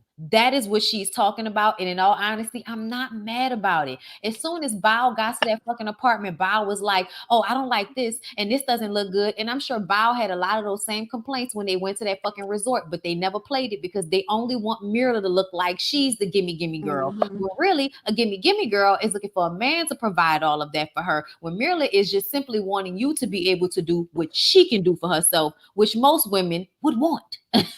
So I honestly find more issue with Gil than I do with Myrla. And then, I like my dog, y'all. I also don't want my dog kissing me in my face. And if you do want this woman who already doesn't like dogs to kiss you or be intimate with you, it would probably behoove you to not let your dog lick you all in the face in front of her. Because she said that's going to push that kiss far away, because it's going to make her think like, I'm already not feeling you all that much. And now that's just more. But I feel like I said it last week. I noticed their banter and their back and forth, them, ranking on each other, them ribbing each other, is what they're starting to like about each other. And I actually feel like they do like each other because, they're touching each other. They are being affectionate. And she did say it was cute that he picked her up and, took her over the threshold and all of that. So honestly, I would like to see them get to a good place, even if they do end up breaking up, just to see the difference and not have it constantly been this awkward bullshit they got going on. But I don't think she's attracted to him. Not at all. She's not attracted to this man at all. You could tell when he scooped her up and brought her into this house, she was like, why are you touching me? That's what her face looked like. I agree. I think you worded it perfectly about where she is versus where he needs to be for her. I mean, I wasn't tripping off when she said, basically, y'all coming at me about my finances, but I shouldn't have to spend less when everything is already accounted for. All my bills are taken care of. I got my savings in check. So what is the issue with me? But you said it perfectly. The issue is really with him because he cannot accommodate you in that particular space. The only thing I really have an issue with Myrla about is the kissing and the lack of affection. You came onto the show to have a husband. Now you got him, and then you don't want to show any affection. So if he decides to not be with her at the end of the process on decision day, I wouldn't even be mad at him, but I feel like she wouldn't be mad either. She wouldn't care. Honestly, it might have gave her an out. Like, okay, now I know how to make sure that I'm not the bad guy. Of course, check, like what she been saying. While I agree with what y'all are saying about her being able to provide her for herself, the moment that Myrla lost me was whenever we went into her apartment and it was all of about 700 square feet. You can't have an apartment that little and have a closet that's about 3 or 4 down payments on a house. So I think that they definitely could find a way to think about her finances a little bit differently. I feel like there's better ways to spend money, especially whenever you join a partnership. You want to own things. You want to create something that's going to be generational. And you buy Louboutins every 2 to 3 months. That's not necessary. Like, of course, treat yourself. I don't think that she should, lower her standards to meet him. Right. But I think you definitely need to find a balance. Mm-hmm. And I feel like it could be beneficial for them to look at those big purchases together, because while she does want somebody to treat her, maybe he can do that, but not every 2 to 3 months. So I think they need to meet somewhere in the middle. I just don't understand how you could have $50,000 worth of clothes in your closet And your house is not your house. You don't own it. It's small. It's an apartment, right? Yeah, it's an apartment. Also a single woman though. So that's fine. It might be one of those situations where it's easier for me to have this small place where I don't have, she probably want them, I don't want to do too much cleaning. I don't want to do this. I don't want, so I'm gonna give me a nice little small place, one entrance, one exit. Ain't nobody about to slip in here on me. And she probably doesn't mind giving up the space so that she can do all of those other things that she wants to do, because she probably ain't even home like that. She got all them friends, she work, she travel, and she shop all the fucking time. That girl probably ain't even home like that. I moved because I want to be a closet. I feel like when you like, I shop. I know I shop too damn much, and I'm like, I need to have space for what I have. So I feel like if you shop that much, but you're not thinking about where to put that shit, then you ain't doing something right. I think you can. Space for her stuff? No, she did. Her closet was really small. Boxes at the top, and her closet was yay big. She had a really small closet. Even if she had a larger size apartment, larger size apartment, I would have been like, okay, makes sense. She was waiting on a man. That's what that's about. But if that's the case, you can't then be upset if the man you meet doesn't want to shop how you shop. Can't you? I wouldn't want to. I wouldn't want to have a smaller place to live waiting for a man if my thing is I can do it for myself. Because if that's the thing, if I can do it for myself, I don't need no man.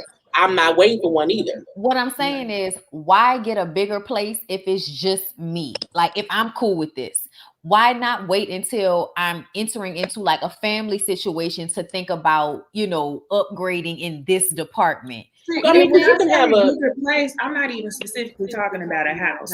No, you just mean the fact that apartment ain't what it should be for the type of the shit you got in there. Like, your apartment should be nice as fuck if you spending all of that money on all them clothes and shit. But that just goes to, but I'm gonna tell you what that's from. Being poor, I don't think she has a real reverence for the space that you live in because of the way she grew up. Remember, she grew up in a shack.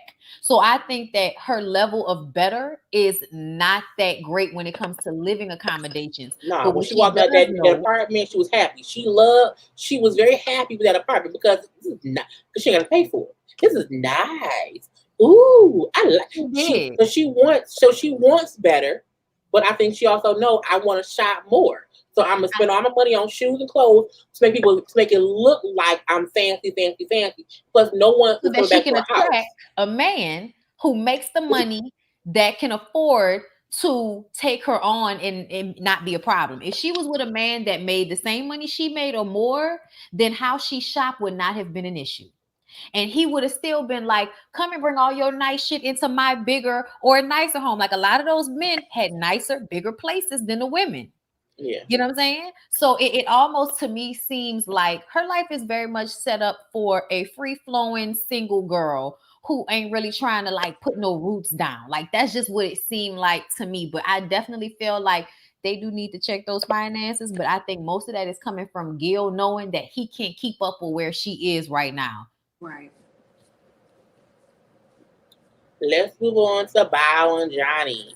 Bao don't want to take no shower. Okay, I'm gonna leave it real simple. Bao don't want to take no shower. Johnny don't like it. He left, went home. I'm tired. I don't get how she wants him to accept her snoring and shit, but she can't just take a fucking shower before getting to bed. It's very, very aggravating. And so that's their big issue. He comes back the following day, fine.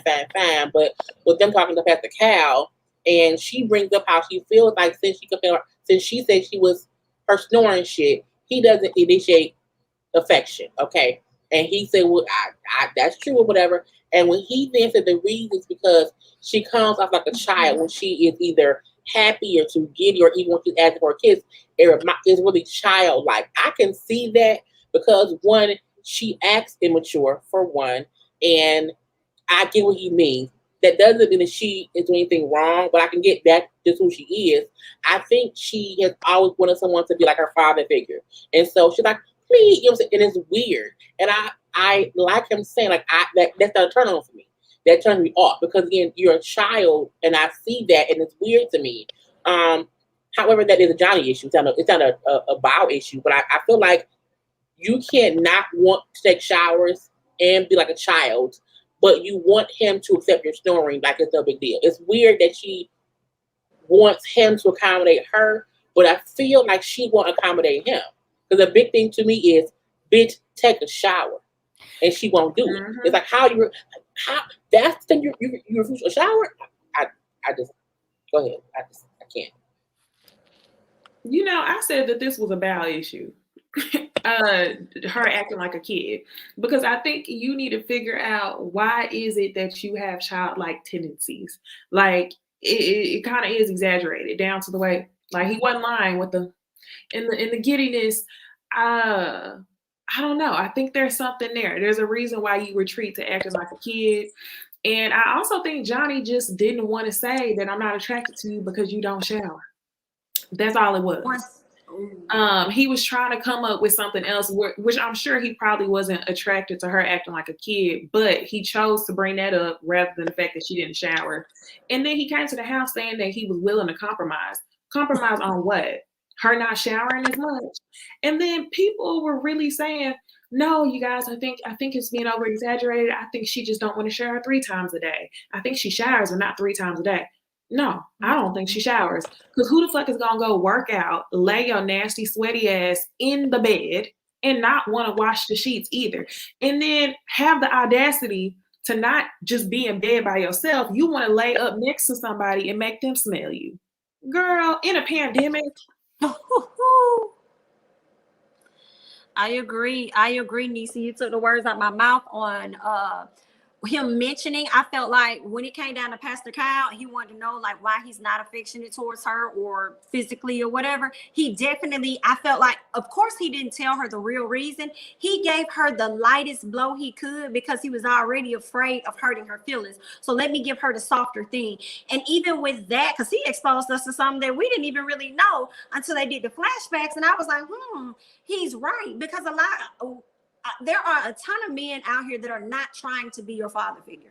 They are merely trying to be your man and trying to be your husband. So I would have been completely turned off as well. Like, not only do you not wash your ass, but you up here acting like a child too? No, ma'am. And I did not like that Pastor Kyle told him that this is not a Bow issue. This is a Johnny issue. You're fucking wrong. You're absolutely wrong. This is a Bow issue because Bow is the one requiring him to change. You see that, and the fact that he couldn't even see that in this man's approach to tell him his real issue, he hesitated. You had to pull that out of him. That made no sense. Like, I think that's not fair to him. Couple of things. Johnny's lying about the reason. It's not about her being immature. It is, but it's not.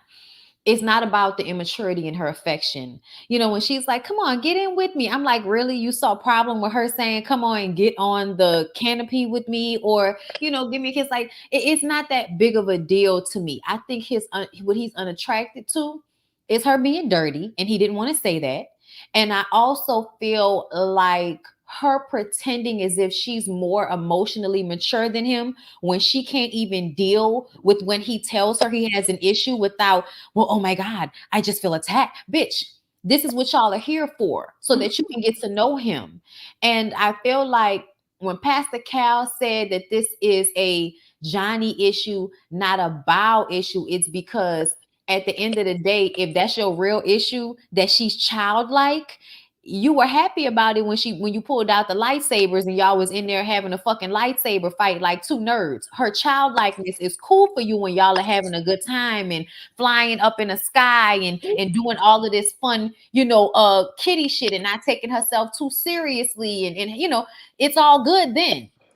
But when it comes to the affection and all of that, no, it's because it's all like linked to you feeling like she's not clean, and that is not attractive to me. And nobody wants to smell funky pussy. Nobody wants to fuck funky pussy, and nobody wants to lay in a bed next to funky pussy. And bitch, I'm sorry. I'm not gonna say it.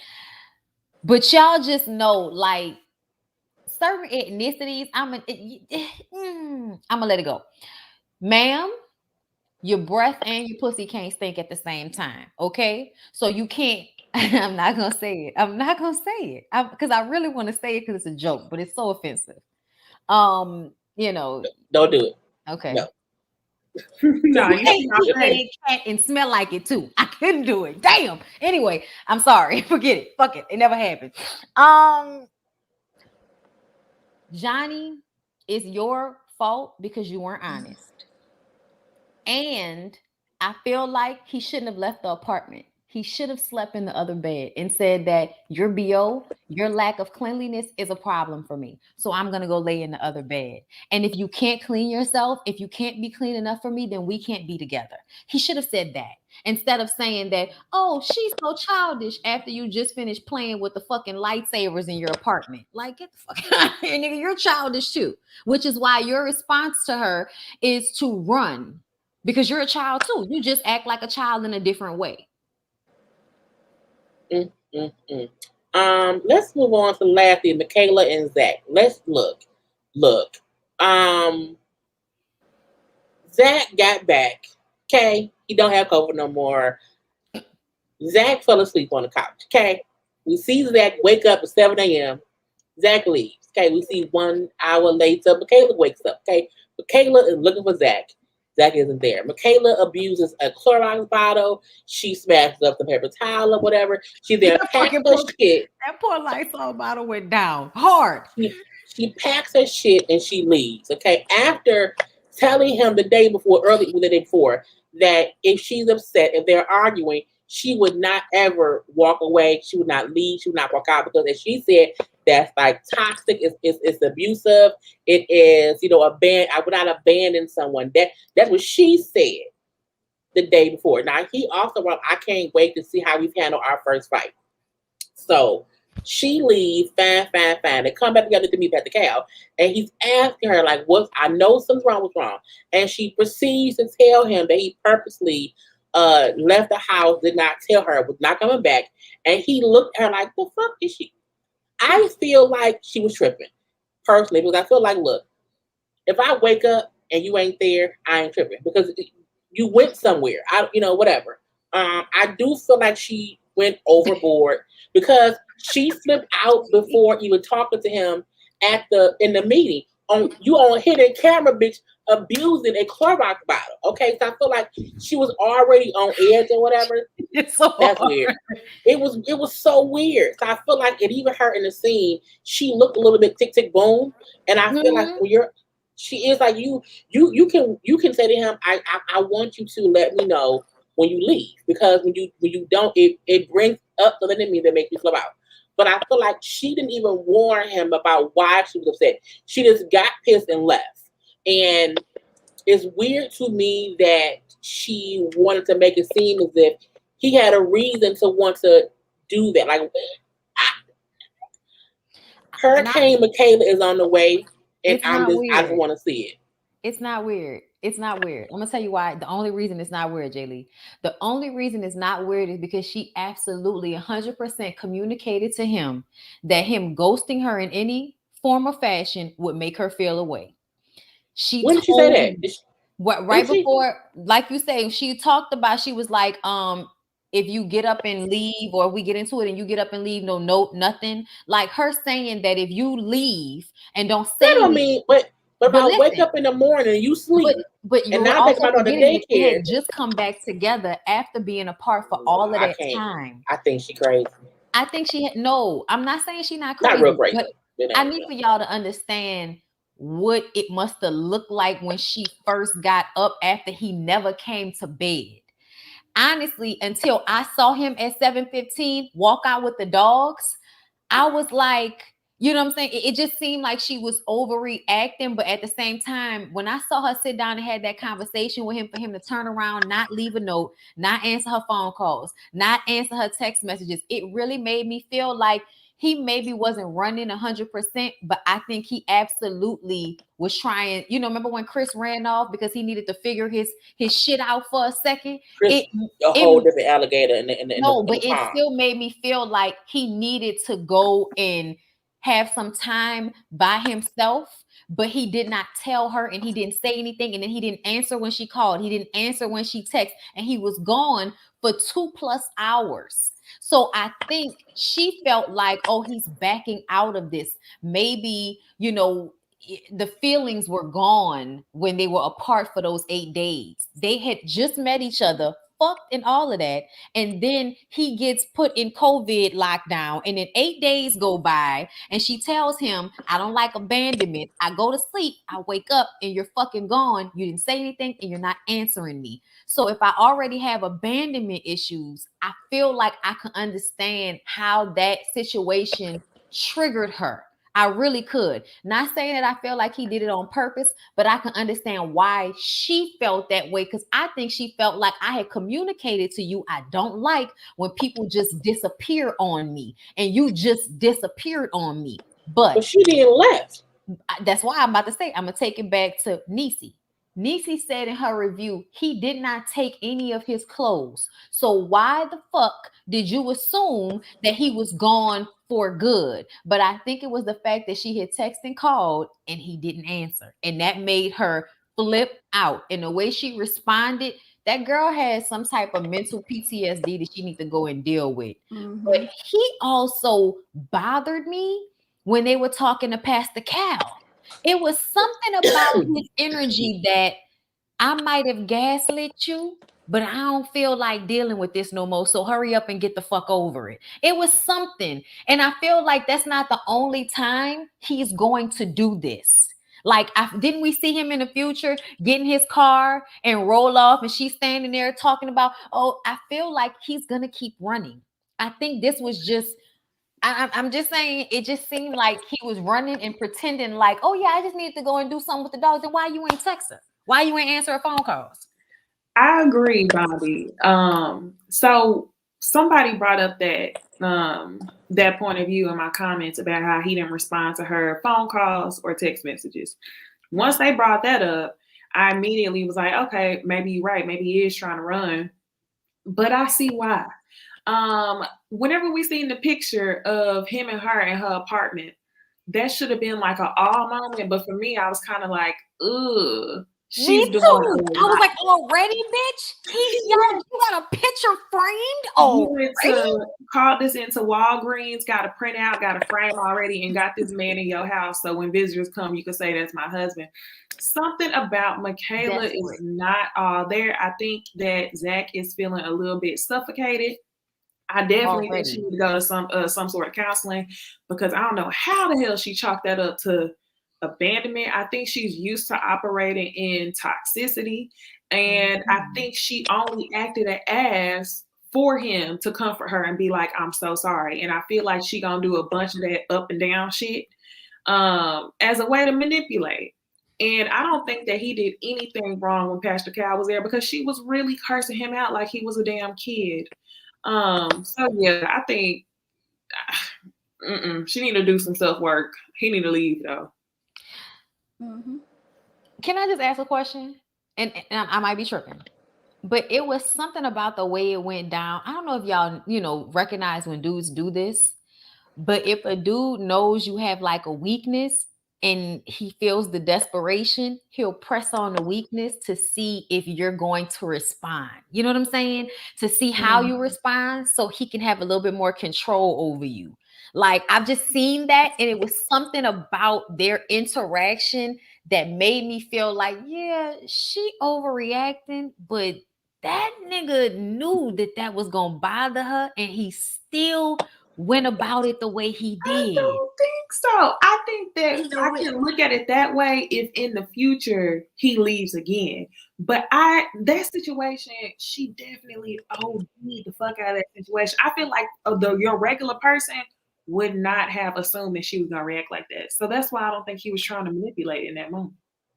I feel like I think he was, and it was the smirk on his face for me. That made me feel like he was definitely doing that for the exact reasons of what Bondy said, because I mentioned that in a video earlier. I felt like that's a dangerous man to lead a house. Already had a conversation with you, said I can't wait till we have our first argument. Are you the type of person to run away, or whatever the questions were? Listen to what it was she was saying and then put her in that exact position.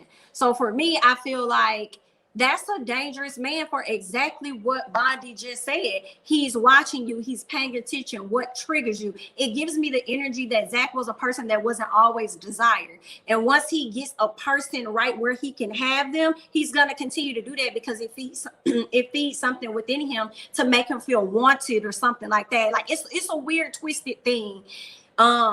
That I'm thinking about, but I definitely feel like it was intentional. I also feel like Michaela did the most because it's like, okay, if he gone, he not at the house. Did it ever make you think that, oh, he got the dog? You know what I'm saying? Like maybe he went and did this or that with the dog. Is he okay? Like she just immediately went till he left. And you being a woman who lost your dad, not saying you should go down this road because you consider the possibility that maybe he's been in an accident or something or like what's going on. But I did see a post where he said that he was in the other room sleeping. She knew exactly where he was. Now, before I knew that, I thought that he was gone out of the house and she was just overreacting. So I didn't like that. Now it makes her look even more crazy if he was in the other room and you mad because he ain't never called you. But I feel like he definitely he did that intentionally. I didn't like her actions when Pastor Cal was there. It was like she wanted his support, but also wanted to push him away at the same time. And then, like, you know, telling him, I'm afraid, I'm scared because my dad was my protector. And then when he says, okay, well, I want to support you in that,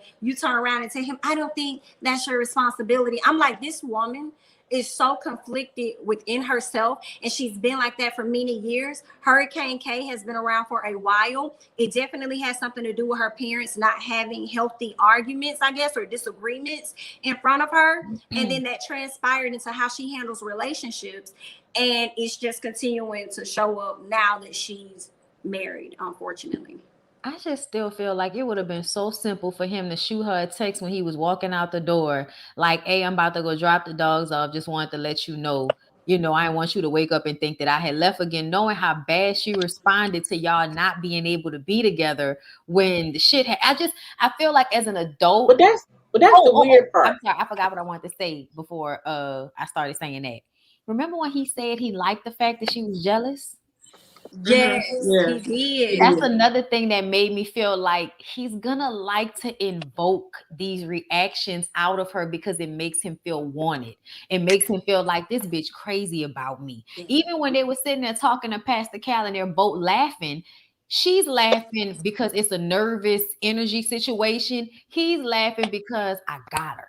Yes, because he's thinking, I'm gonna fuck the shit out of her tonight. Like, I'm gonna give her. I think he likes the crazy bitch energy she's giving. I don't think they've been around each other enough for him. They were. It was a day or two. Like, I don't think he's been around enough to know what pushes her. It was the wedding night, the following day, and they were separated. So I don't think he's known her enough to have all this information on how to fuck her over or whatever. But Kayla overreacted to waking up and him not being here the same way how he could have sent her a text and I'm wherever. She could have waited 2 hours and 45 minutes for him to get home and it would have been thing. I think him leaving was one thing. For her getting pissed, beating up Clorox's wife, and then packing her shit and leaving, that's the worst. It was and extra. Then something I think both of them have issues. Yes. One way or the other. But I don't think that he is this mastermind man who has met her within 2 days. His psyche is like, okay, I know how to do it. It's not about mastermind. It's about pressing buttons. No, I think Michaela's tick, tick, boom. Michaela is a tick, tick, boom. Just like somebody said, just because you're paranoid doesn't mean you're wrong. And this is right. It's like her because he was already feeling suffocated. When you really don't want to deal with somebody, you just gonna say, I don't even want to have a conversation with her about where I'm going. He wanted to feel the he came home. How can he feel suffocated when he just got back? They ain't even been talking like that. Right. So how she so crazy because he just got how would she But they had that conversation. But they actually had a conversation about that. But she did not say, I need you to. She could have easily waited until he came back to the house and said, I don't like how you left and did not answer my calls, my texts. That could have been a conversation. Right. To me, she took things the furthest based on her paranoia. Yeah, and how she they both wrong. I thought so. Yeah, but I don't think that Zach is like trying. I don't think y'all don't think he's that smart. That's what it is. Y'all Not don't yet. think that smart. I don't No, think not he's yet. that smart yet. Yeah. I feel like as he learns her, he may do things like that and gaslight her. But as of now, I don't think he's that smart just yet. I think he was just trying to step away, get a breather, feel some independence, because she definitely could suffocate him in a day. From the day she met him, I feel like she was already giving way more than what he could give. So for him just to leave, I feel like he's like, I just need some alone time. I don't want to discuss with anybody. He didn't have to talk to her. He could have texted And she could have. And she could have waited. I'll be back in an hour. She could have waited. I'm not gonna pack all my shit I brought here because you gone for 2 hours. No, she's crazy. And I think I'm you not left disputing that. What I'm saying I can't is do that. he intentionally kept that energy going But by how do we not know answering her. He even saw when that he girl said, calling and texting him. Even when he said, this is my thing. Even when he said at the sitting down, he said, I can't have the conversation. Some people don't feel like arguing. He told her, I don't like to argue. So he felt like, okay, this is going to be an argument. I can't even have this conversation. I'm like to come down to it. But I'm like, you know what? I can't. I got to be done because I don't want to get to that point. So I do feel like they both, right. I think we don't see. Because I think like it's like this our first time seeing them past the wedding. We haven't seen much of them at all either, so we don't even really know either of them enough. Like, you know what? Because we haven't seen them. I wish they would have showed both of them a little bit more, you know, in between time or whatever. But I'm like, we don't know either of them enough. But I feel like we're both making both of them be victims of something when they both did something wrong. But in my opinion, I she feel like took it way over there. Him leaving wasn't originally the issue. So let's consider this theory of what y'all saying is he was suffocated, right? Makes sense a little bit because Bao, I think he also felt, not Bao, but Johnny felt a little suffocated. So he left. The issue of him leaving, that's not the issue. Yeah, he felt suffocated, so he left. The issue is the fact that he did not reach out to his wife to notify her what was going on. And guess what? It don't even have to be that night. It's the morning for me. You woke up in the morning, took the dog to the daycare, and you ain't even feel the need to hit me up. Yeah, but you want to know? But you want to know why? But you want to know why? But you want to know why? Because he's not a husband yet. He don't. They not even. They spent one. He's a husband enough to surprise her, to give her roses and let her know. Well, that's basic boyfriend shit, though. I was positive, but I'm really. That's the point I'm making. But that's also basic boyfriend shit for you to let me know that you left. But I have woken up and he gone. I ain't tripping. Quick text. You know your nigga though. You know him. Right. So you don't know he gonna come back. I get what you're saying. The shit. What was I gonna say? Y'all go ahead. I can't remember. I was just pushing my fact of feeling as though it was definitely done intentional because the issue was never him leaving the house. It was more so him not being a responsive husband or significant other, if we want to make it that low, down to the ground. Significant other. So I feel like that, in addition to him sitting back watching her, smirking at her, I'm like, oh, he did this on purpose. So the fact that she's crazy, and he didn't even say, "You okay, Michaela?" He didn't even try to reach out and say nothing. Because she's crazy. He was up ready to answer the door. So because she's crazy. I was gonna say that's my point. The reason why he didn't text her is because it's one thing for you to leave. But whenever you don't even feel like being a husband, you're not going to communicate. So I feel like that's what he was doing. Somebody said Zach didn't come to bed that night. And I just want to reinforce that, like y'all said, she's crazy. He's running. That does not change the fact that he was wrong for the way he handled her. Yeah, he was wrong. They both are wrong. I think it's two people who don't know each other. Why you keep reacting off bullshit? She overreacted because we are not disagreeing. What are you talking about? Me and you, we are not disagreeing. I thought she was talking to the viewers. Yeah. No, I'm talking to Jay Lee because Jay Lee keeps saying, "I think they both wrong." I'm not talking. I'm not both wrong, and she like, I'm not. No, I think I'm not. No, I'm not talking to you, Bondy. Sometimes I'm talking to the people. I can't tell, bitch. We all looking in the same direction. We moving on because we moving on. Okay, we going on to these hoes right here. The goddamn plumber hoes. Okay, y'all be wanting us to fight anyway. And we ain't gonna do it. We all had a good debate. Honey, I'm tired. Okay, I gotta get that it's me and Jami though. Me and That don't happen often. Me and Jay Lee. Because I when me and Necey are proved right, okay, when me and Necey prove right, we need an apology, and for y'all to tell us we sorry, y'all was right. Tell you, I'll be like, Jay Lee, you was right, but I remember told her y'all screaming after that nigga getting in the car and riding off. So I'ma just leave that right there. Let's get these crazy hoes right here. I almost feel like it wasn't much here, except Mia getting caught in a lie.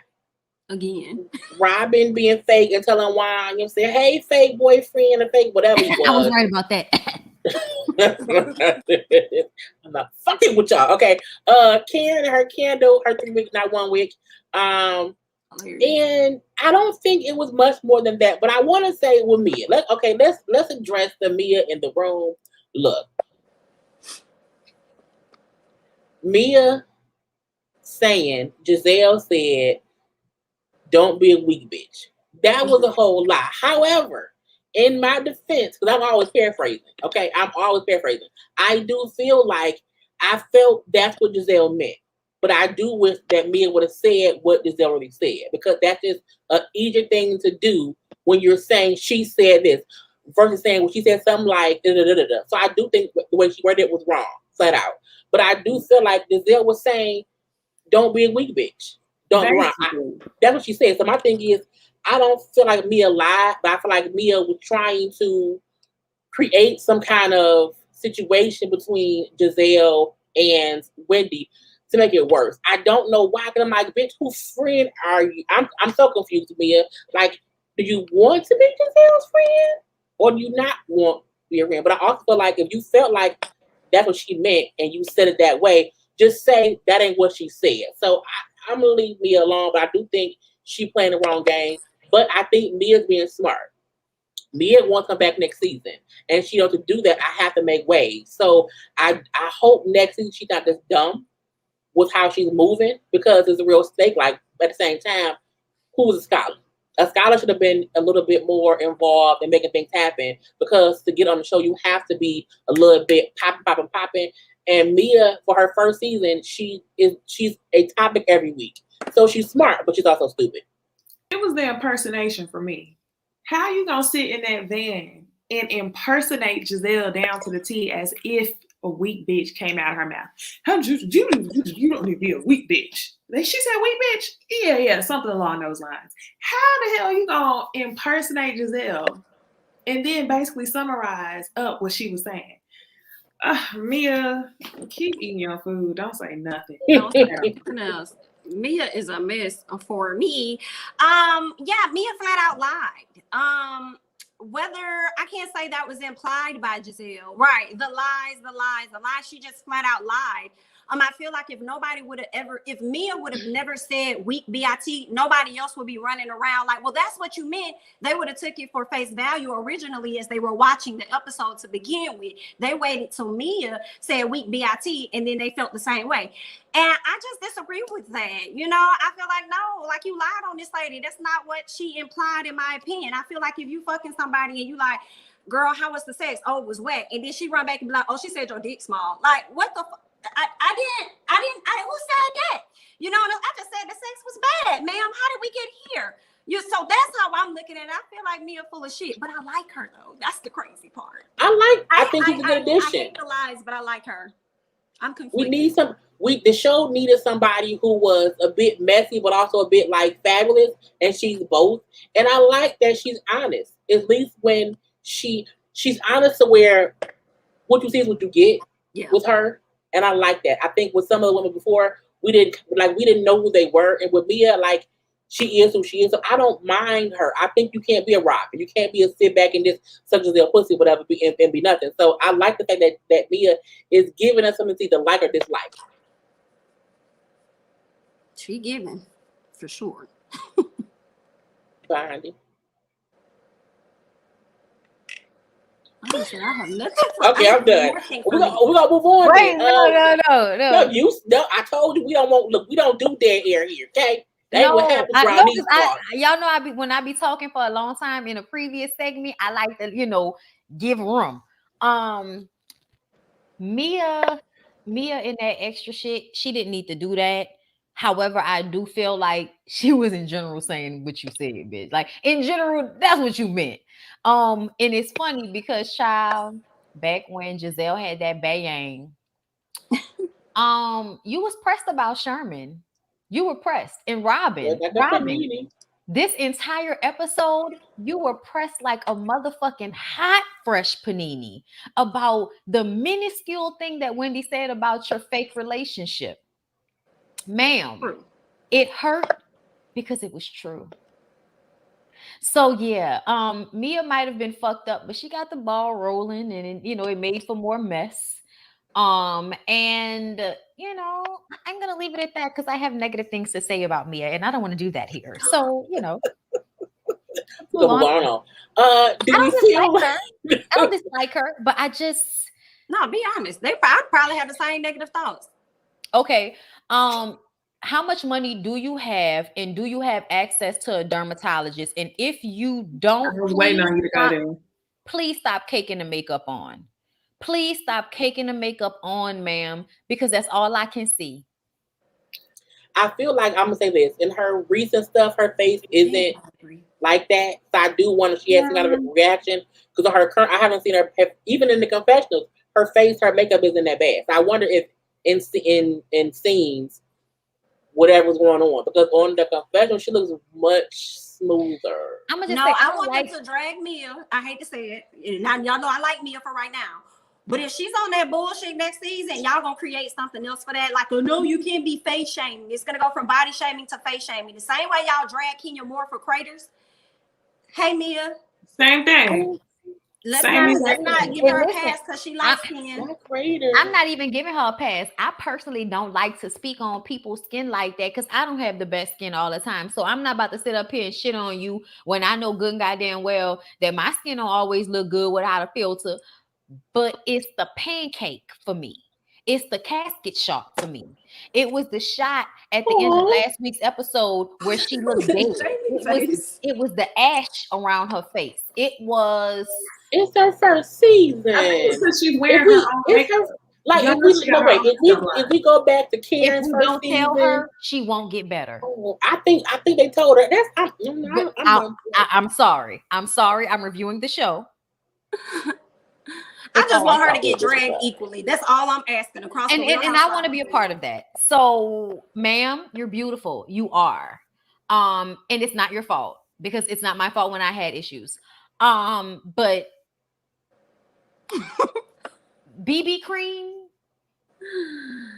Yikes. Nah, and it's just like the amount of surgeries that she listed that she had. That's why it's hard for me to let it go. That's why I said, how much money do you have and do you have access? Because you have access to all this other shit. She gonna upgrade. I think she's gonna do well next season. We may not. I think she probably is gonna come back with less, dermatology issues or whatever y'all want, acne issues or whatever you want to call it. Because it seems like everybody try to level up their second season. And she might as well, since they gonna be on her ass, because Wendy didn't get it.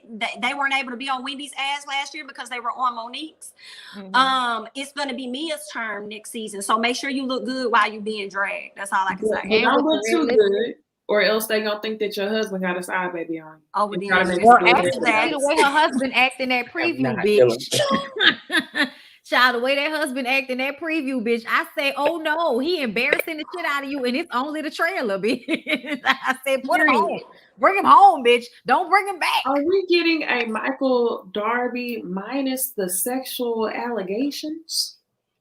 Basically, that man was lit and he was flirting. He was litty and he was flirting, and she was just standing there. And I'm like, girl, you definitely met that man as an escort. Please fucking stop it. Is it safe yet? Is it safe? Can come back? Okay, I'm back now. I had to be shout that. About? What are you feeling safe about? What do we say? I look. What? I feel it's her first season. I think I don't like to critique people on things. No. Me personally, I just don't critique. So you gotta get off screen. Yeah, I'm like, because y'all can go. That support y'all. But like from here, no, that's not. I'm here. See, I need her to my face right here. That's because you don't agree with what's being said right now. And you don't want to be brought into it if they're going to play it back. You don't want nobody to know that you was there smiling with your and whole laughing when we face on said the this shit. screen. And we still see Jaylee's corner in the corner. How far do you think you're getting? Look, let me move forward. I'm not gonna with y'all. Because stop messing with me. Look, they bully me all the time, y'all. This is what I go through. I'm playing. Let's get to Wendy and Giselle. Wendy and Giselle. I feel like Wendy telling Giselle nothing you say will ever matter. Because I have the husband, I have the last name, I have a committed relationship or whatever, so I don't need an apology from you. I don't need an apology from you because you don't. Not Theodore Perkins. I'm dead. Is it still echoing? Hello? I don't hear echo. They say that bitch look like Theodore Perkins. I am dead. Bonnie, what's your thing? Let me see if it's the I don't hear it. Hello? Okay. It was Bondy. See, it wasn't me. Okay, they like to blame me. I didn't even hear the echo. You wanna know why? Because you was echoing. But who was it? Oh no, Wendy and Giselle. Giselle won't ever matter because Giselle likes to throw rocks, hat her hands, and she also likes to act like she's above whatever someone's saying. But I think Giselle's just there, and when she's quiet, she's more like dying deep down inside because I do think she wants what other women have, even if it's something as simple as Karen and Ray love or Robin's. No, I don't know. But she wants something everybody else wants but has because she don't have anything. So I'm here for Wendy, letting her know I don't even care for your apology. You can try to, I don't want to talk to you. I'm done talking my braids. I just want Giselle to respond knowing she's fucked stuff up and be honest and say, you know what, I should not have went to Abby and said shit. I should have came to you. If she could say that, I think that will make me not want to punch her in the throat, but I think she would never even admit to that at all.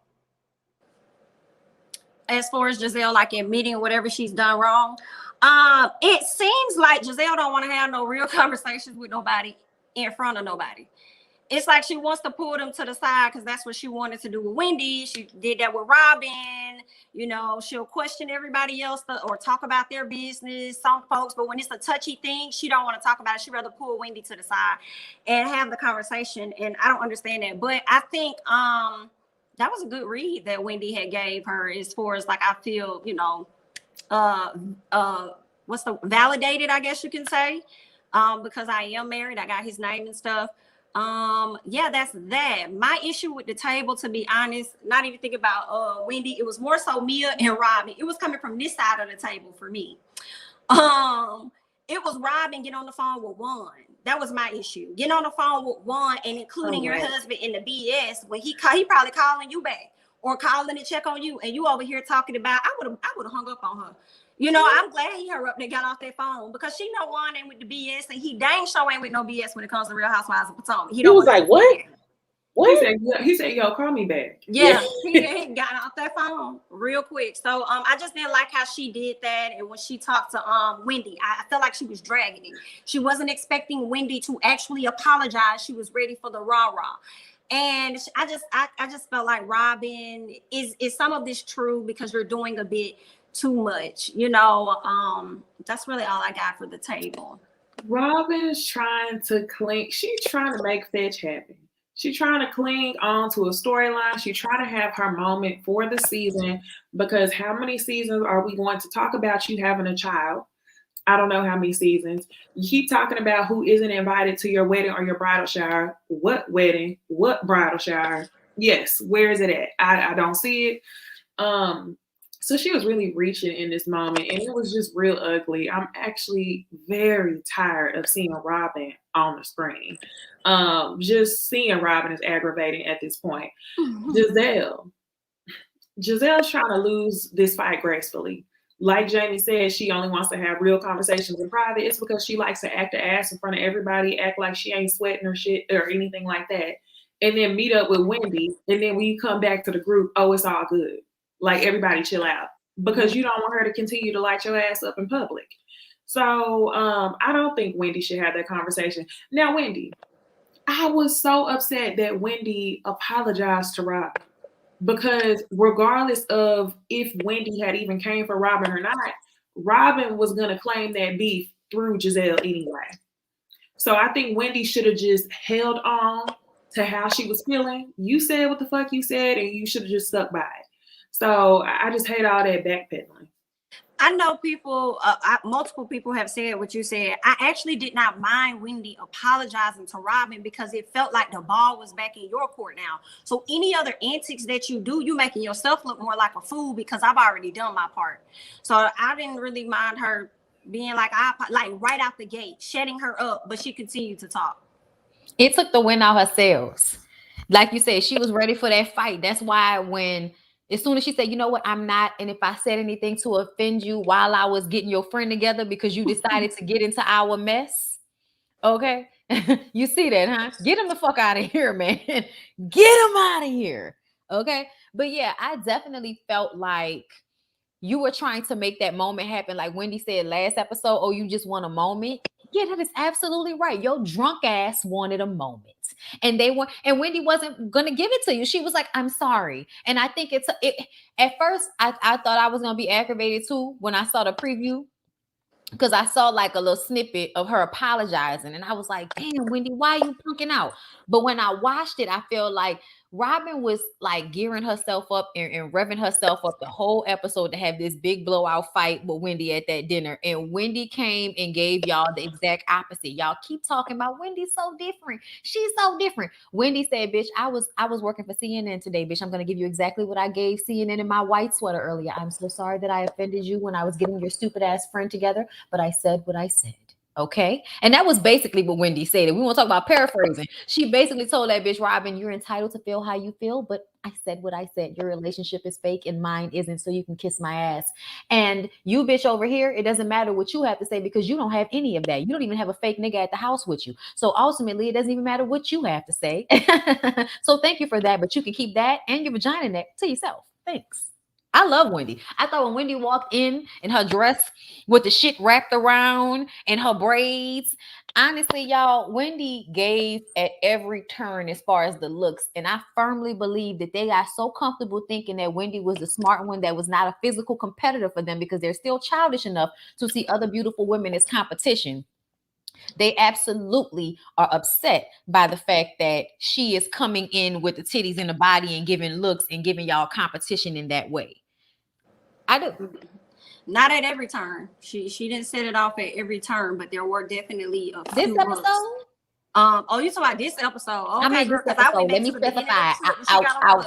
I was not here for the sex doll outfit. No, she did good this episode, except for the crying face in the road. That was giving me personally, y'all. That was bad. That was too much for me.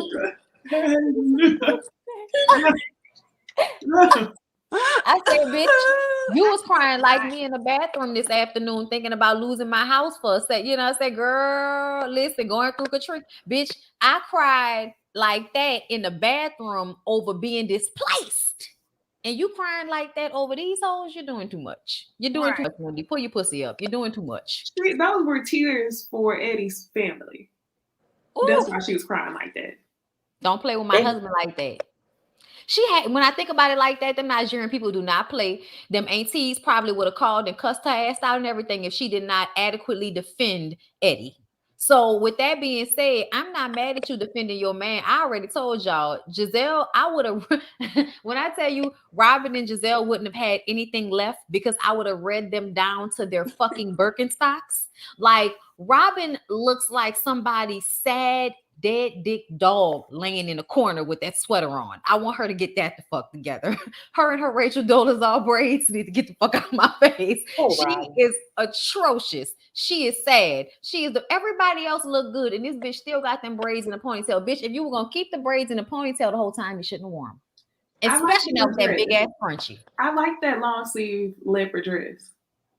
She had a dress on? All I see is a sweater. That was a dress. It was a midi. I'm sorry, Robin had a nice dress on? Yeah, she had a dress. So that's I thought it was really, really cute. Girl, all I got better than Giselle. The braids right here. It's all I can see. She looks sad. She looks depressed. She looks dilapidated. She looked like Juan not fucking her. And if he is fucking her, it's a fuck to get you pregnant so he can have another child and have all the kids be by the same person.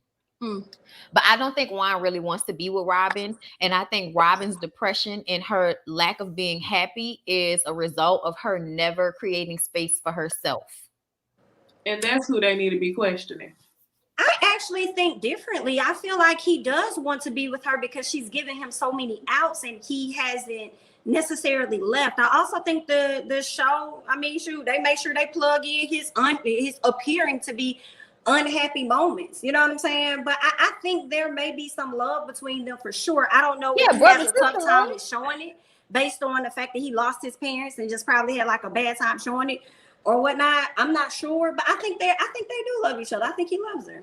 I think he loved her. I didn't say he didn't love her. I said he don't want to be with her. I'm gonna tell you why. I think he do.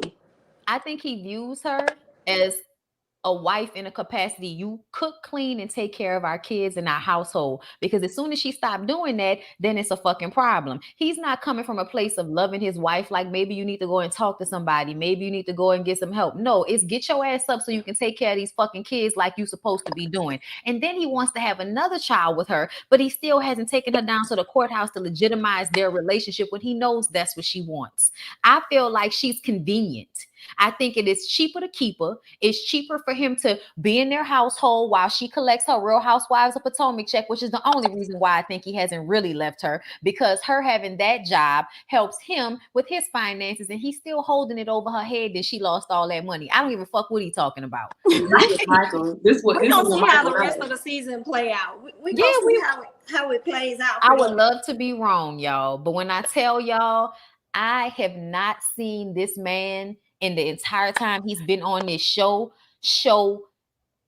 any real consideration for Robin. He don't show up to the reunions for her, their events. He said, I'm not coming. I don't give a fuck how stupid you look. I'm not going to be there. I think because he knows a bunch of bullshit. I think Juan does not want to be in these events. Always have a bit of fuck shit with him, and Juan like I ain't for that. You can I think you can want to love someone but not want to go to their work parties. Like I don't want to go to your work function. I don't want to go there. It's not the same thing. It's not the same thing. If you don't want to be included in the fuck shit, I think Juan don't want to be in that drama, and it's always drama. And when he do go in the drama, he hates it. So I think his thing is okay. I will be on the show. I'll show up here and there so that I'm around, but I'm not going to be around enough to be involved in the fuck shit, and I'm not gonna go to him because I also don't want what involved in the fuck shit. I think Juan is smart. He's on the show a little bit, but also he's not included in all the fuck shit. So he can have plausible deniability. I don't know what happened. And I also think when it comes down to that money, I feel like Robin be holding that over her head more than Juan get the opportunity. Yeah. She still cry about that. Still stuck back there on the fact that she lost all that money for them. That's why he gonna walk off on her. But he also cheated on her and was a terrible husband and wasn't there for her when she had her baby. But we're going to keep talking about the money. That's a fact. Well, we're going to end it there, y'all. We're going to let it be. So that was our whole thing. Look, 4 hours and 40 minutes worth of stuff, okay? Don't y'all ever say y'all don't get a show, okay? So do what you do. Like the video, follow all of us on our own social medias. Okay, we have Bondy Blue at Bondy Blue. We have Jami ThatsMe at Jami ThatsMe. We have me. I'm at Daily's Corner on YouTube and Twitter, and then J_Corner on IG, and then Necey Dixon everywhere. Y'all know our Ladies First Panel is on IG, and also our email, OohLadiesFirstPanel at gmail.com. Email us stuff if you want to, okay? But follow all of our stuff immediately. Okay, next week's panel is on Jami's channel. I never know. It's on Jami's channel. So make sure to tune in next Thursday or whatever. It will be a good time. Okay. I hope you all enjoyed tonight. Okay, we have a good time every single Thursday. We'll see y'all next Thursday. And we done. Y'all done, ladies?